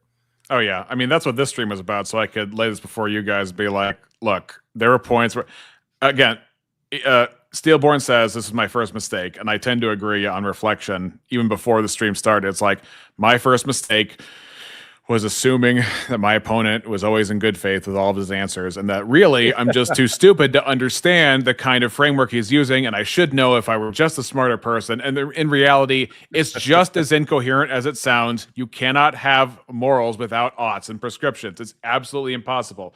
You know, right? So I just sent you Eli's debate on Discord. I am going to tab that. Uno momento. Yeah, what do you know? It's an ad. Yeah, well, let's skip that before we get to it. If you want to make it so that if you want me to present it, I can, because I have YouTube Premium, unfortunately, so we don't have to watch ads. Oh, yeah. Why don't you do that? Because let me see if there's anything left in these statements real quick, and then what gives value to truth then? Whether you care, I don't care if you care or not. No, I'm talking about objectively. If we're talking about if something. Actually, let's back this up so Eli has a little more context. I asked him, okay, why should we try to attain the best of all possible worlds? If there are no oughts, then there's no incentive to make the best of all possible worlds. And we can work to it if we want to, but we don't have to. We can go for the worst possible world, and it's not actually violating anything to work towards the worst possible world. Well, it'd be violating truth. That's so earlier I said, is it possible to have a universe with only truth? And then people look at me incredulous and say yes. And then, okay. And then is it possible to have a truth or possible to have a universe with only lies? And they're like, lies? What? No, I mean, is it possible to have a universe that's only falsehood? Like, and of course they agree. And no. Don't forget, this asshole openly admits that truth doesn't exist. If you ask him about 100%. That's what get into with mine. He got to it with Jim Bob. He's a limitivist. He doesn't believe there's any ontic to truth whatsoever. Holy crap! Yeah, he said the same thing to Jay, I think. Yep. Would be violating. What would that matter? What gives value to truth? Whether you care, I don't care if you care or not. No, I'm talking about objectively. If we're talking about if something's good or bad, we're making a value claim. So like, you are being immoral if you do immoral things. Whether you care, whether you think it matters, it doesn't matter. It's irrelevant. Look at the big point. Objective fact, you are doing immoral things. Now, if you want to say you ought not do immoral things, you can add that if you want. It's just irrelevant. It's just irrelevant to any moral system. You can just get rid of all of the oughts from every moral. Yeah. Did you know that if it rains, it will rain? Dang, man, you just blow my mind. Oh, and reality is reality. God, that's deep, and I'm 14. That's the thing is, like, people Shapingro, big one of them, say that I say trivial truths all the time. So I've been trying to understand. So he said that's not a mistake. Oh, he's talking about when I give the benefit the of the thing is, doubt. hold on. TJump didn't prove him wrong. He didn't actually show that re-exam's positions incoherent or contradictory. He just showed his own systems incoherent and contradictory. Right? Yeah. Now we should go in with a spirit of charitability, but once they demonstrate that they're just going to be bad faith and say nonsense, fuck that. Make them look dumber because they are. Yeah, it's just my threshold of how much of this is my ignorance and my inability to put together something versus how much of this is just them being stupid on purpose. That's a thing. And I don't think he's a stupid guy per se, but I believe his ideas. He's a highly educated idiot. But his ideas are stupid. You can have a highly engineered machine that gives really stupid conclusions, and I think that's his ideology system, and it makes zero difference. So, but when you say moral, you're making a claim about physical phenomena because you say the mind and the will would be physical phenomena, right? Well, not in my case, no. Mine would be true even if they weren't physical. Just any mind, even if it's a non-physical mind, would still be under the same moral constraints. But in your worldview, it is physical. Your thoughts are physical. The will is physical, right? Yeah. Right. So, but does it follow? So it would follow the laws of physics, right? Sure. Right. But do the laws of physics preempt your thoughts? Yes. Do they guide your thoughts and tell your thoughts what to be before you think them? Sure. Okay, Shapingro, so what you're saying that's a great makes way point. more sense. Okay, I understand what he's saying. Well, and actually, that's a great point that you're bringing up. That if morality is physical and morality is anything that imposes on our will, but he holds to like a determinist type of view, then any thought he comes up with is de facto immoral because And reality itself is immoral. Yeah, well, yeah. I mean, literally any conclusion he comes to because he was determined to make that conclusion. Anybody, if he's going to deny free will wholesale and then also say that anything is immoral if it violates my will, then every fucking thought you come up with is immoral. Well, it's actually not. It's not immoral or moral because it's not something that he came up with. So nothing impeded upon his will. He doesn't have a will. Oh yeah, exactly. So then nothing can actually non-existent. be immoral. Yeah. Will is downstream of nature. Yeah. So. Right. Nature's immoral. Didn't you know that? Yeah, so it's because it violates our will. Bro. Because it violates the will that it creates, so it can violate it unconsciously. So the unconscious forces give rise to consciousness, so the unconsciousness can be immoral in violating the consciousness. This isn't making sense. Within physics itself is morality and immorality, and therefore it's not prescriptive. And then if it's not prescriptive, what makes anything best?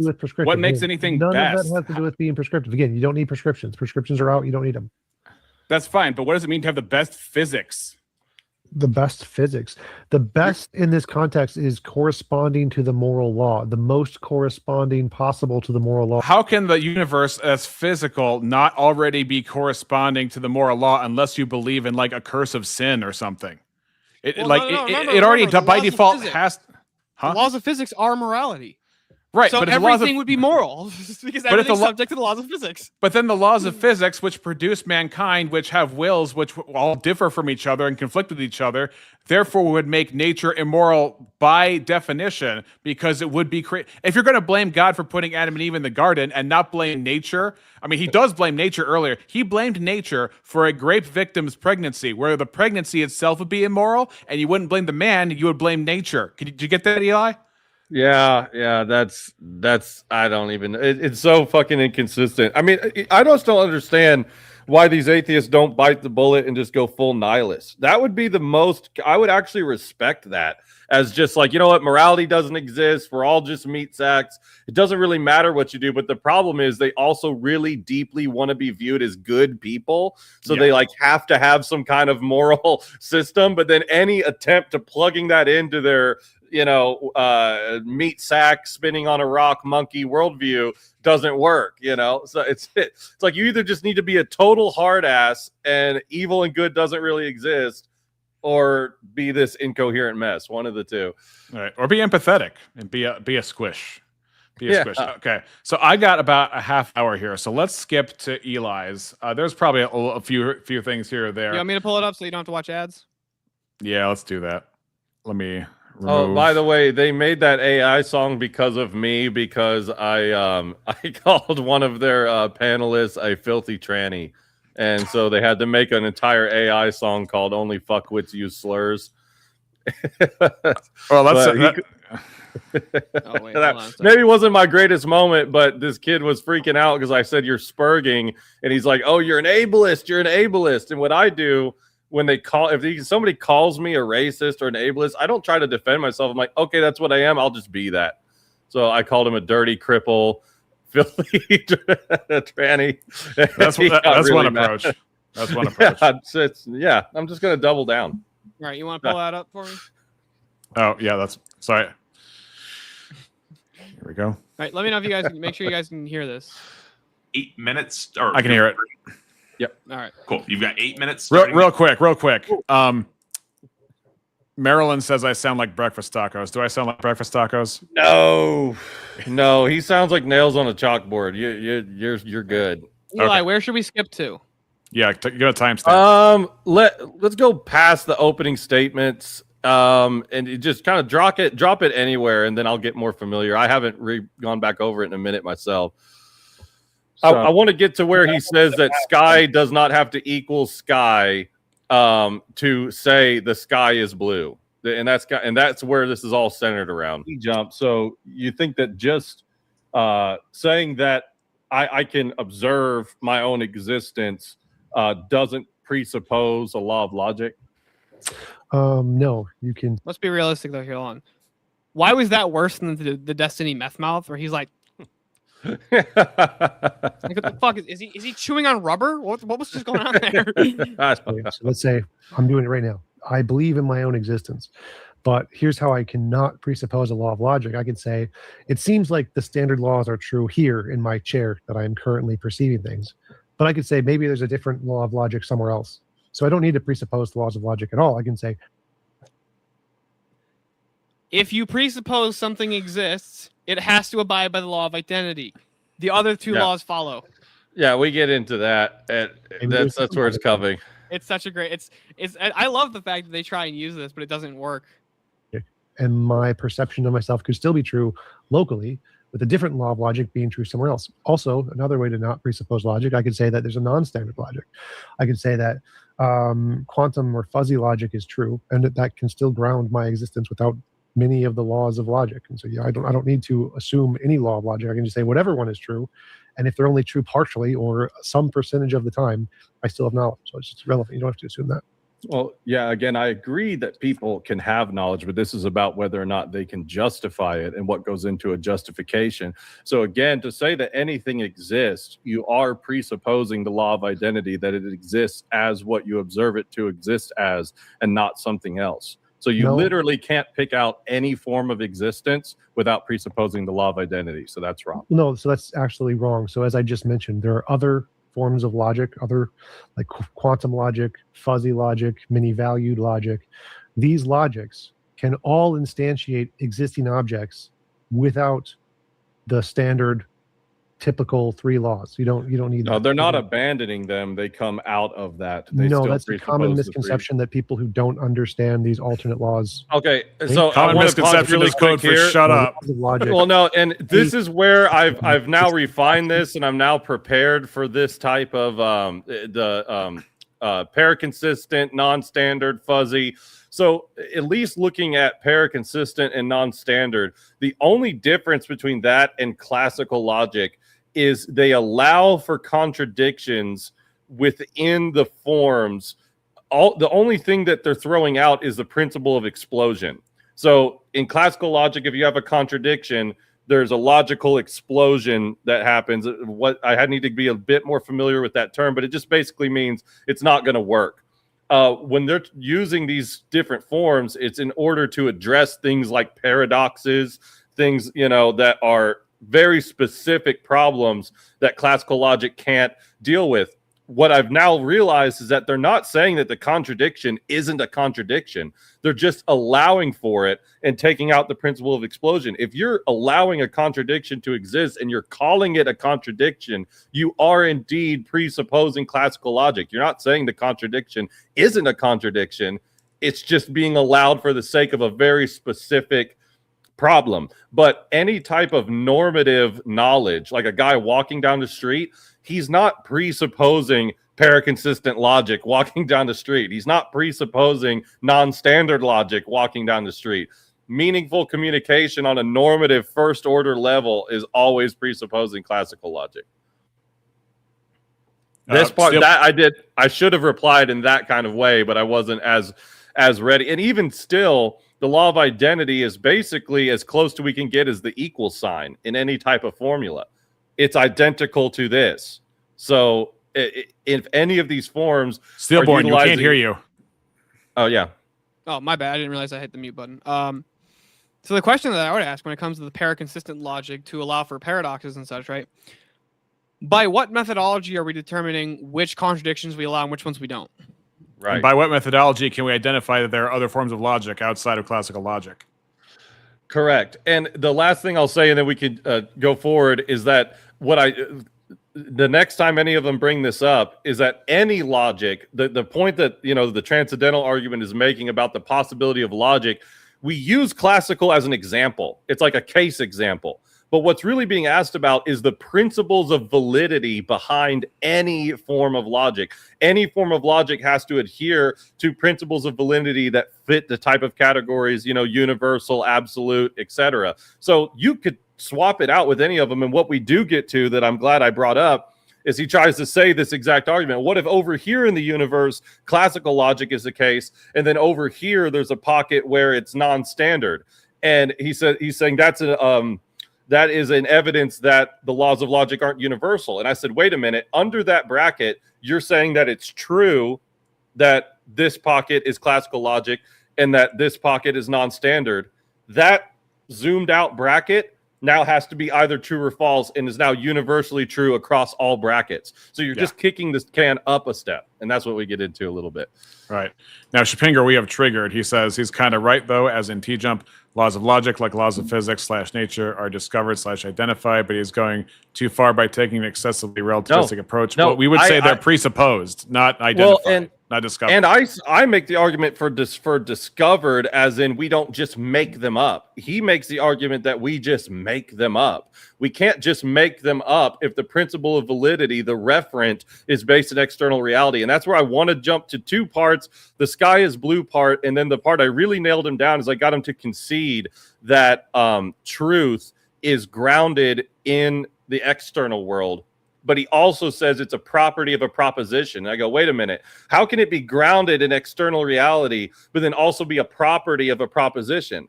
If its grounding is outside of the proposition, then how could it be the property of the thing it's not grounded in? If that makes any sense. That does, but also, the law of excluded middle is not universal.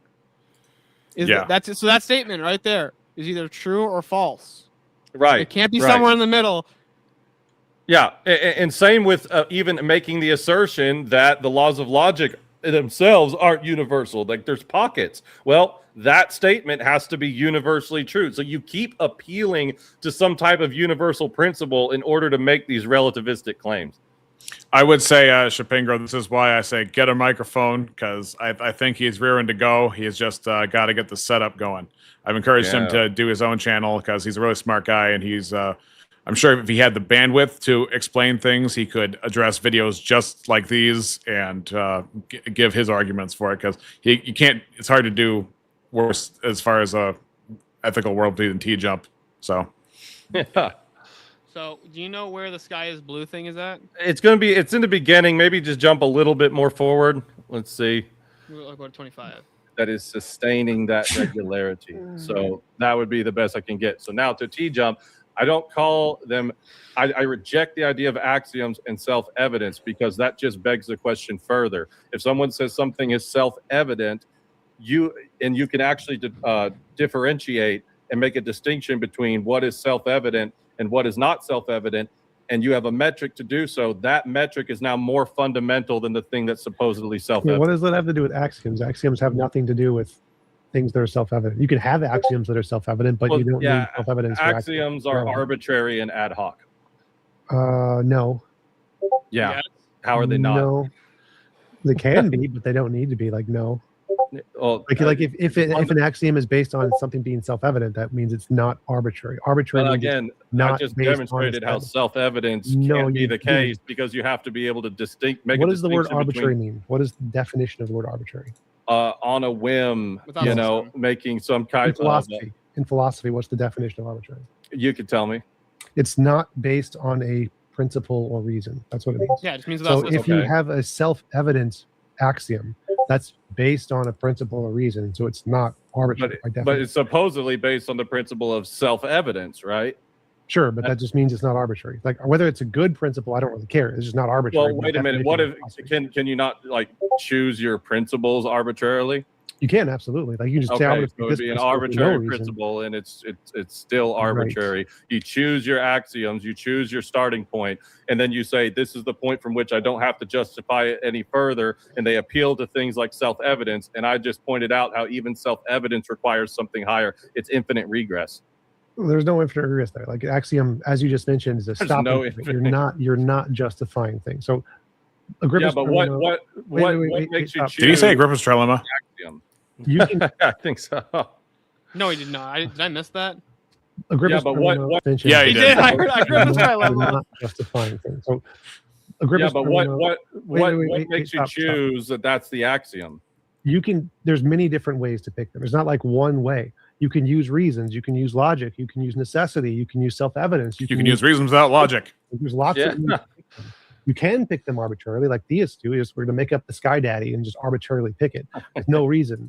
But you don't need to. Like again, you have these assumptions about gripping my what trilemma right it's now. wrong about. It has nothing to do with like the topic. Like no, you don't need. Again, to, so and I want to point out, so this is we can skip a little further, but again, all him saying this is what they like to do a lot is appeal to the many different ways that a thing can go. One, without giving their own position, and two, it's just aiding to my argument that it's completely arbitrary. If you're going to argue it's not arbitrary, then you have to give the reason and the principle. Yeah, and all you he's have to give saying an is accounting for the system that you yeah, use and in order he's to come to basically these just positions. saying, well, you don't have to. You could make an arbitrary one, or it could be based off something. So I said, yeah, self-evidence is the one I hear a lot for my axioms. Well, this is a self-evident principle, so I'm taking it as an axiom, and I explained to him how self-evidence requires some type of distinction marker between what is self-evident and what is not self-evident, which means it's actually not self-evident anymore if you have to appeal to something If more you have a fundamental. methodology to determine what's self-evident versus not self-evident,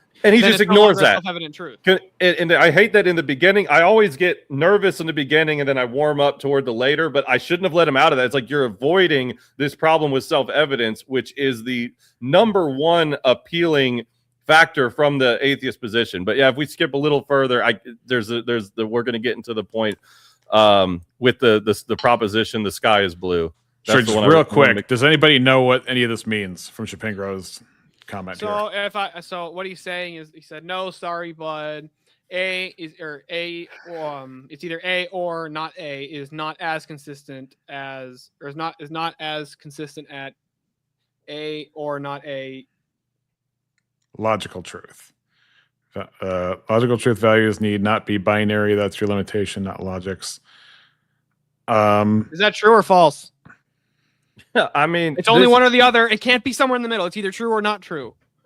Well, and this is the problem with everybody who addresses tag trying to like pigeonhole it into some type of syllogism is it's like, okay, that's fine. It's not like we can't have our our logic criticized, but this is a question about logic itself, about the possibility of principles of validity that you can appeal to in any type of consistent or absolute way. So, with the people who try to say, put that into a syllogism for me, it's like, well, we can get to there, but I want to hear your counter for the possibility of logic at all. To try to run me through a logical deductive thing before we even get that out of you is only begging the question.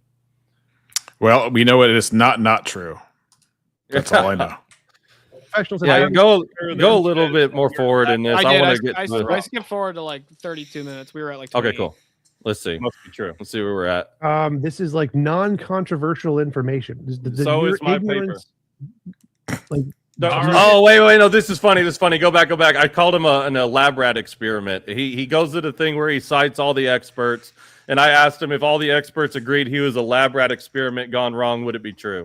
That's pretty funny. It does something or works differently. The That's laws the of claim. logic. That's just It's an assertion, been dude. demonstrated academically, proven in academic papers, do it. accepted by Papers. It's Okay. already yes. The So, academic professionals have I have done a it. It's paper public that information. says that you're a lab rat experiment gone wrong, What? so it must be true. This is like non-controversial information. So your is my ignorance- Like Confirmed. Are you debating the fact that Point of quantum? Oh yeah, here goes Tacos getting butthurt. Point of moderation. Let's not respond to people with things like "I have a paper." You're a lab rat experiment. This is a debate. That's fine. I don't. See, he's a good sport about it too. Yeah, Taco coming in being super biased. He's like, "Well, I see that TJump struggling with this argument here, so I gotta get him out real quick." Well, he does this thing. Is same thing with the Jay Dyer debate. He said all of the experts agree that God's not real, and then Jay says that's a compiled consensus. He says no, it's not, and then later he gets him to admit if all of the he says it's only a fallacy if the authority is not a real authority. But it's like then Jay asks, wait a minute. If the authorities all say that the laws of logic are false, does that make it true? And he goes, no. And he goes, exactly. That's our point. So, what do you do with that? I don't know. We can keep. I really want to get to the meat and potatoes here. It takes a minute. Let's see. I have no idea what that is, but where should we go into? Just one more. Let's see what happens. I'll be able to tell you go back or forward. A little more of a skip. Equals C squared, C equals A squared, right? If A equals B, B equals C, C equals A. You've heard of this? Okay, here we go. Oh, if truth is that which corresponds to reality, and reality is all that exists, then existence grounds truth. Okay, hold on. This is a problem that I've been talking about for like a couple of weeks now. There's problems with correspondence and coherency theory of truth. Correspondence theory, the problem is it begs the question, what the fuck's reality? Right. Is reality immaterial? Does it have metaphysical truth? Is it created or uncreated? Right? There's all kinds of questions that the whole appeal to correspondence, what corresponds with reality is what's true. Who's to determine what corresponds with reality to begin with? Mm-hmm. Is it based on my sense data and what I can interpret? Well, who's to say that my sense data is accurate? Where in my sense data do I find that knowledge comes through just sense data? There's so many problems with just the correspondence theory of truth. It doesn't work. Yeah, A that's true. equals B, B equals C, C equals A. Well, Doug, again, this is all presupposing that you have an accurate observation of reality. I never said anything about an observation. You're talking about external reality, which requires. I never said observation. So if an object exists, that's it. I don't care. I've never observed it. This is a hypothetical. Oh, if okay. an object exists. So truth is that which corresponds to reality. Reality is that which exists. If it exists, that grounds truth. Now, no, because it's truth, not the universal. transitive property is wrong. Is A truth doesn't equal B, doesn't equal C. This is wrong. No, oh my God, logic. Oh. So look, what I'm. Fuck that frog sound you just made. But hold on. So I want to make sure that I understand what he was saying. So he said, truth is that which corresponds to reality. Reality is what exists. Right? That was what he said? Yep. So reality is what exists. Do immaterial truths exist? Right. That would be the question to ask. Yep. Which he would say no as a physicalist. Yeah. So there goes the laws of physics. Are the laws of physics found in the physical? Laws of physics are just a collection of observations that we have made through empirical study and time tested. Shapingro's got it. Numbers don't exist. Exactly. That's right. So there goes calculus. Math fucking. Oh, and late. This is. I mean, we would probably need more time, but later in the open panel, I get him to admit wholesale that geometry is illusory. That's what he's. It's literally, I was like, so geometry is completely illusory, and he says yes, and I was like, fuck. I wish I could have told my freshman year teacher that. I'd be like, fuck this paper. Geometry is completely illusory. Dude, triangles are fake, bro. He named at least a dozen, at least it sounded like a dozen kind of moral models that he said don't include prescriptions in their morality. And he lists all the. One of them included the word geometry in it, if you can believe that. Oh man, yeah, it's just you can't remember the last thing you said on account of the next thing he says. Allow me to run a line of inquiry on you. I identify as pi. Pie is constructed of flour and eggs and fruit. We just made it up. Just don't measure them out, because then that would be inquiry. There is a super chat question. Let me get that asked real fast. Okay, skip through this. Tacos makes you answer the super chats in the middle of the debate like a retard. Soteriological justification differ from epistemic justification. Does God do two different things with the same name? Thank you. Yeah, this is. Why is he jumping in the middle of the fucking debate with the super chat? That's what he does. And you know what? I notice he doesn't do it to Jim Bob or other people, but when I come on, he has a rule that if a super chat is made, you have to stop the debate and answer it.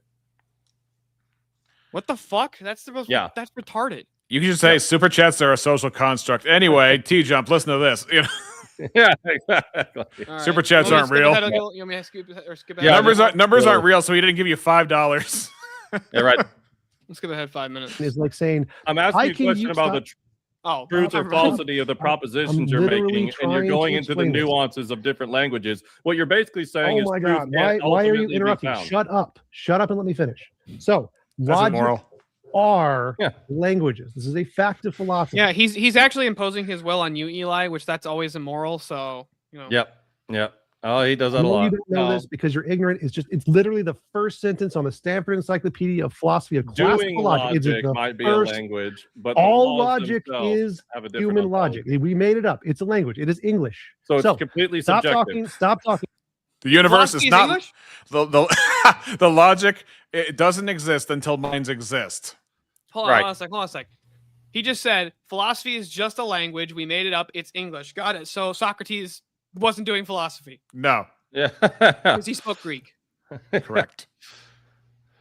This guy says so much. Ultimately, he's saying that it doesn't like he's saying that the different types of logic, like paraconsistent, non-standard, are different languages that all do the same thing, and that's where I'm trying to nail him down to the referent. Again, I wish I had the timestamps available, but if we get to when we're talking about, we'll keep trying here a second. This is getting close. And then it's more towards the end for the truth is grounded in external reality part. So and we can change it. Stop talking. We have changed it. That's why there's multiple kinds. Duh. So meanwhile, Eli is, why can't I have the trolley problem with TJump right about now? I just want to. Oh man, Steelborn brought out the eyewear. It's just too much. That's right. I'm just big frames, baby. We can change logic because other people have said maybe the system of logic we have doesn't work, so we've offered alternatives, therefore we can change it. That doesn't follow. Logic is a democracy. Don't you know this, Steelborn? Yeah, logic's a democracy. I should add, that would be a good one. I'll pull that out. Logic's a fucking monarchy, baby. We're going to have a referendum on logic tomorrow, and whatever makes sense is what is going to win in the end. Yeah. What we say. No, I'm calling you out on the dumb shit you're saying, dude. So truth is determined by what we say. We speak truth into existence. Talking. I'm just going to mute you and answer it on my end. Yeah, Shapingro, you're right. TJump is a highly educated idiot. It's frustrating to learn. All he knows is a bunch of philosophical terms. He doesn't know what any of them fucking mean. Well, again, and this is what I was trying to get to, is he kept saying that truth is a property of a proposition. If that were the end all be all of the case with truth, then we would speak truth into existence, but we don't. Truth is something discovered, grounded in external reality, which I get him to concede, but how can truth be grounded in external reality but merely be a property of a proposition? Hold on, external to what? Ourselves? Yeah, I guess that's what he would be saying. Definitely external to the proposition. Well, from his view, truth is that which corresponds to reality. Reality is that which exists. Do propositions exist in physical material reality? Yeah, he'd say no. So then truth can't be a property of propositions because truth is that which exists in reality. Propositions don't exist in material reality.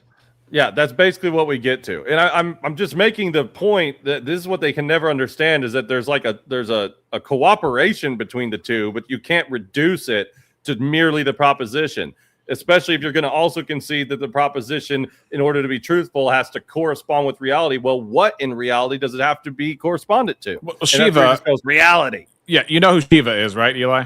Right, yeah. Yeah, so he had said the same thing in terms of, but the way he would phrase it as, you look at the sun, it wouldn't make sense to say the sun is true, but it would make sense to to evaluate the truth claims about statements about the sun. That's how he would frame it. Well, yes, but then if he grounds truth in the material, in the external world, the proposition doesn't exist in the material. So he's not a strict materialist. He's not a materialist. He's I don't even know what he is. I don't know if he knows entirely what he is. I was going to post a long discussion that we had together. It was on his channel a couple of streams ago. But anyway, moving on with Eli's debate. Yeah, but Chapingro, yes, I fully agree with this. I think that correspondence theory works if your metaphysics are already established. Like if you take, I hate to say this, but like if you take your metaphysics as an axiom, and then like in a vacuum, you could apply that to correspondence theory, and then correspondence theory would work. The problem is it doesn't work unless you already have your metaphysics established, and those are defendable. Yep, they're putting their epistemic cart before their metaphysical horse. Yeah. I know that's what you do. All And right. that's guys, point of moderation. Let's go one at a time. Let's not beat Your each other. dumbass argument was that Just have the debate. I'm doing fine. all right. So Eli, you yourself said you started with the very rational, logical position that a sentence needs a referent. A referent is a thing that exists, and then you just transitive property if A equals B and B equals C equals A. But you're adding something extra. You're saying no, that's not good. Existence isn't good enough for some reason. Is that arbitrary? Existence not good enough. Thank you for asking. I can explain. Because the principle that A equals A is not reducible or identical to the material. That's the problem, TJump. That's why I asked you how a strictly material universe of particulars could ground and justify a universal invariant law such as the law of identity. That's exactly why. Now, will you deal with that contention? Yeah, please? I did. It's logic are languages. They describe things. They don't govern anything. Okay, so what is the law describing? Reality, the stuff that exists. Reality's reality. Is that what you're back the fucking question, TJ? How do you think definition? Yeah, like your finger says, what do we mean by exist here? It's like, Okay. I don't even know. Does he get his definitions from logic or from reality? From material or from the material? Yeah. Where do you get definitions from? Because even if you say that I'm using descriptions, okay, I'm not talking about the sum, I'm talking about the parts. You still have to use logic to talk about the parts to make the descriptions. Well, not only that, but like, so this is like one of Jay's really good critiques of atheism, especially materialism. He's already making a very, very unjustified presupposition. Logic is a language. Okay? Languages consist of words that have meaning. He's assuming words have meaning. Where do you find that in the material? Exactly. And that's where I ask him later, when you say the law of identity is true, what is the referent, the law of identity? Yeah, what is that thing? Yeah, what is the referent? If just in that proposition, I ask him that in the debate, and he just says reality. That's literally his answer. He just says reality is the referent. And it's like, that's no, begging don't the touch my question. precepts. Yeah. I think that's right here. And do you know what so begging the question means? What do you think circular means? Circular means that it is referring to itself in the definition or explanation. So if I say like logic and describes an object, which one of those is referring It's to because itself? I'm asking you, how does reality do that? And you say, because it's reality. That's totally circular. No, if no, you no. can't So- understand that, then I can't help you. I never said that. So I said you That is asked. what you how did. is He logic- does that all the time. Is it ground something or how is something grounded in How logic? does the material, you're saying that the principle, the law of identity, can be reduced to the Ground material. some- I'm asking, how is that possible if it's universal and immaterial? So I'm gonna say it again. Now find the circularity here. The law of identity describes reality. It's not describing the material. It's How is- wait, describing a you principle. claim this is circular. Where is the circular? Which premise is in the conclusion?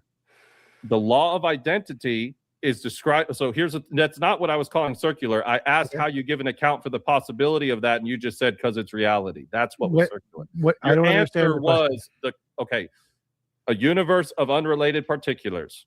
Okay. You're saying that if I'm looking at a rock and I need to presuppose the universal principle that the rock equals rock, that's not found in the rock. But you're saying reality is just rocks effectively. So how do these particulars ground and give an account for the possibility of an invariant universal law?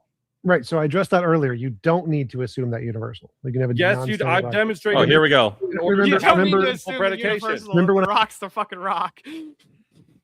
No, this is what we get in yeah, keep going. I think this is close. That's logic, where this is going off the do rails. you remember when I asked you if we have logic A here, logic B here, is either logic universal, and you said no, it's not universal? No, I granted your hypothetical. Right. I didn't say that. It only needs to be a hypothetical. I don't need it to be. So it's a Right. hypothetical. I granted your hypothetical. Hypothetical here, and in this little box, there's a rock. I'm using this logic to describe the rock.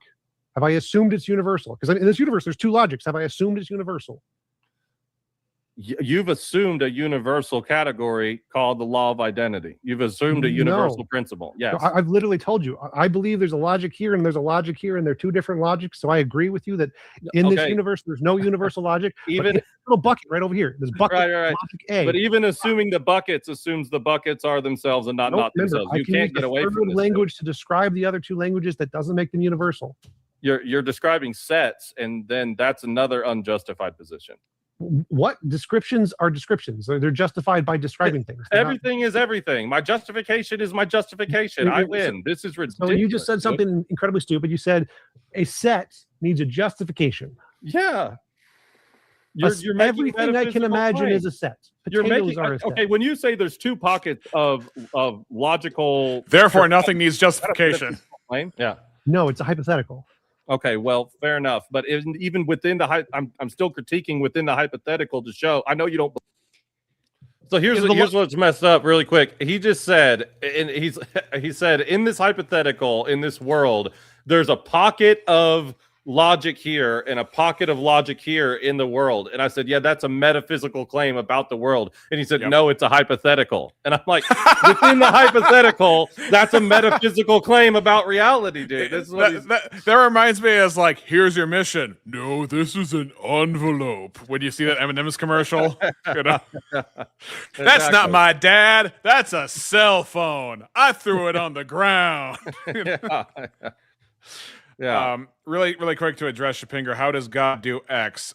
We don't know the mechanics of it, but we know he has the potential for it because he is the ground for truth. And what he speaks into existence happens. What he plans happens. He wills it. He brings it to pass. God does X by being God. He wills it. He brings it to pass. The efficient cause is the will. So. Anyway, sorry, Eli. I wanted to address you're those. good. That's all. It's all good. I just want to find where he says. I ask him point blank. When you say the sky is blue, does sky have to equal sky in order for that to be true? And he says no. He says sky can be anything. He literally says that at some point. We're right into it. I think the language you're using to describe them does not. No, again, language itself, the created, human development of a language, that I'm talking about something more fundamental. TJump. I'm talking about something more fundamental, and you're not tracking, and it's frankly embarrassing for you. So let's say we have standard logic, we have fuzzy logic, we have mini, and I'm going to use mini valued logic. Is what I'm saying. I'm going to use mini valued logic to describe these two things. I'm going to use mini valued logic to describe standard logic, to describe quantum logic. Does that mean that mini valued logic supersedes the other two logics? Are you missing my point that the laws are more fundamental than any of the languages? Wait, just stick with the no language supersedes the other. Right. But the laws are more fundamental than the language and are the precondition for the language. Deal with that. Please.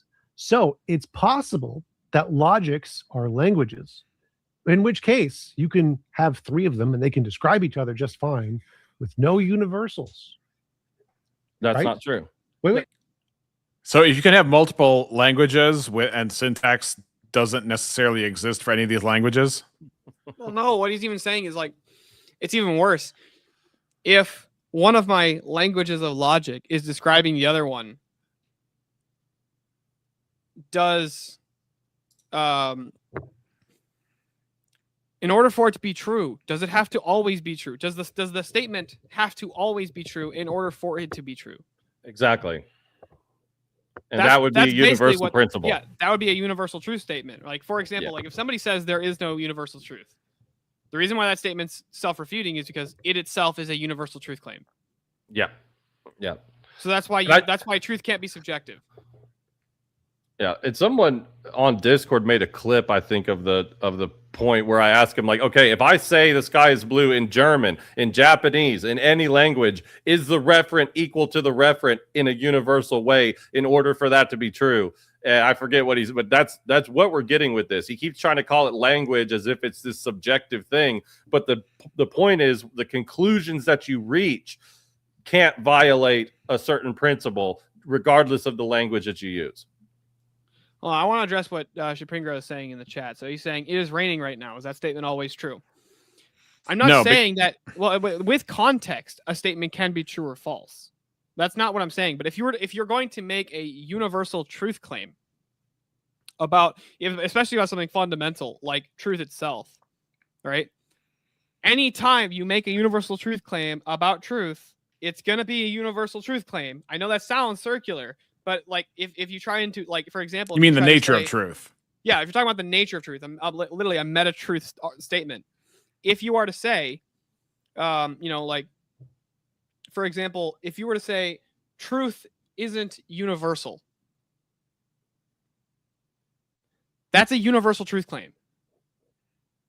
Yeah.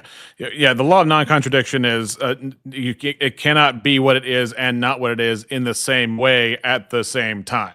So Correct. that's what's being addressed there. So that's the clarification. Now, on top of that clarification, I did really push it to the limit before I got to go to job number 2. Oh, so I would like I'd like to get you guys to how do I even do this? Eli, tell people where they can reach you. At Eli Nix Live on X, Discord, TikTok. TikTok's where you can find some content. You can also type in Eli Nix debate, and there you can see the 1v1s I've done. Everybody like, follow, and share Reexamination Show. Good dude. Thank you so much. And same thing, Steelborn. Tell people where they can see you. Yeah, you guys can find me at Steelborn on YouTube, and as well as on X and on Discord. And by the way, just so you know, Shapingro, it is currently raining outside of my house. There you go.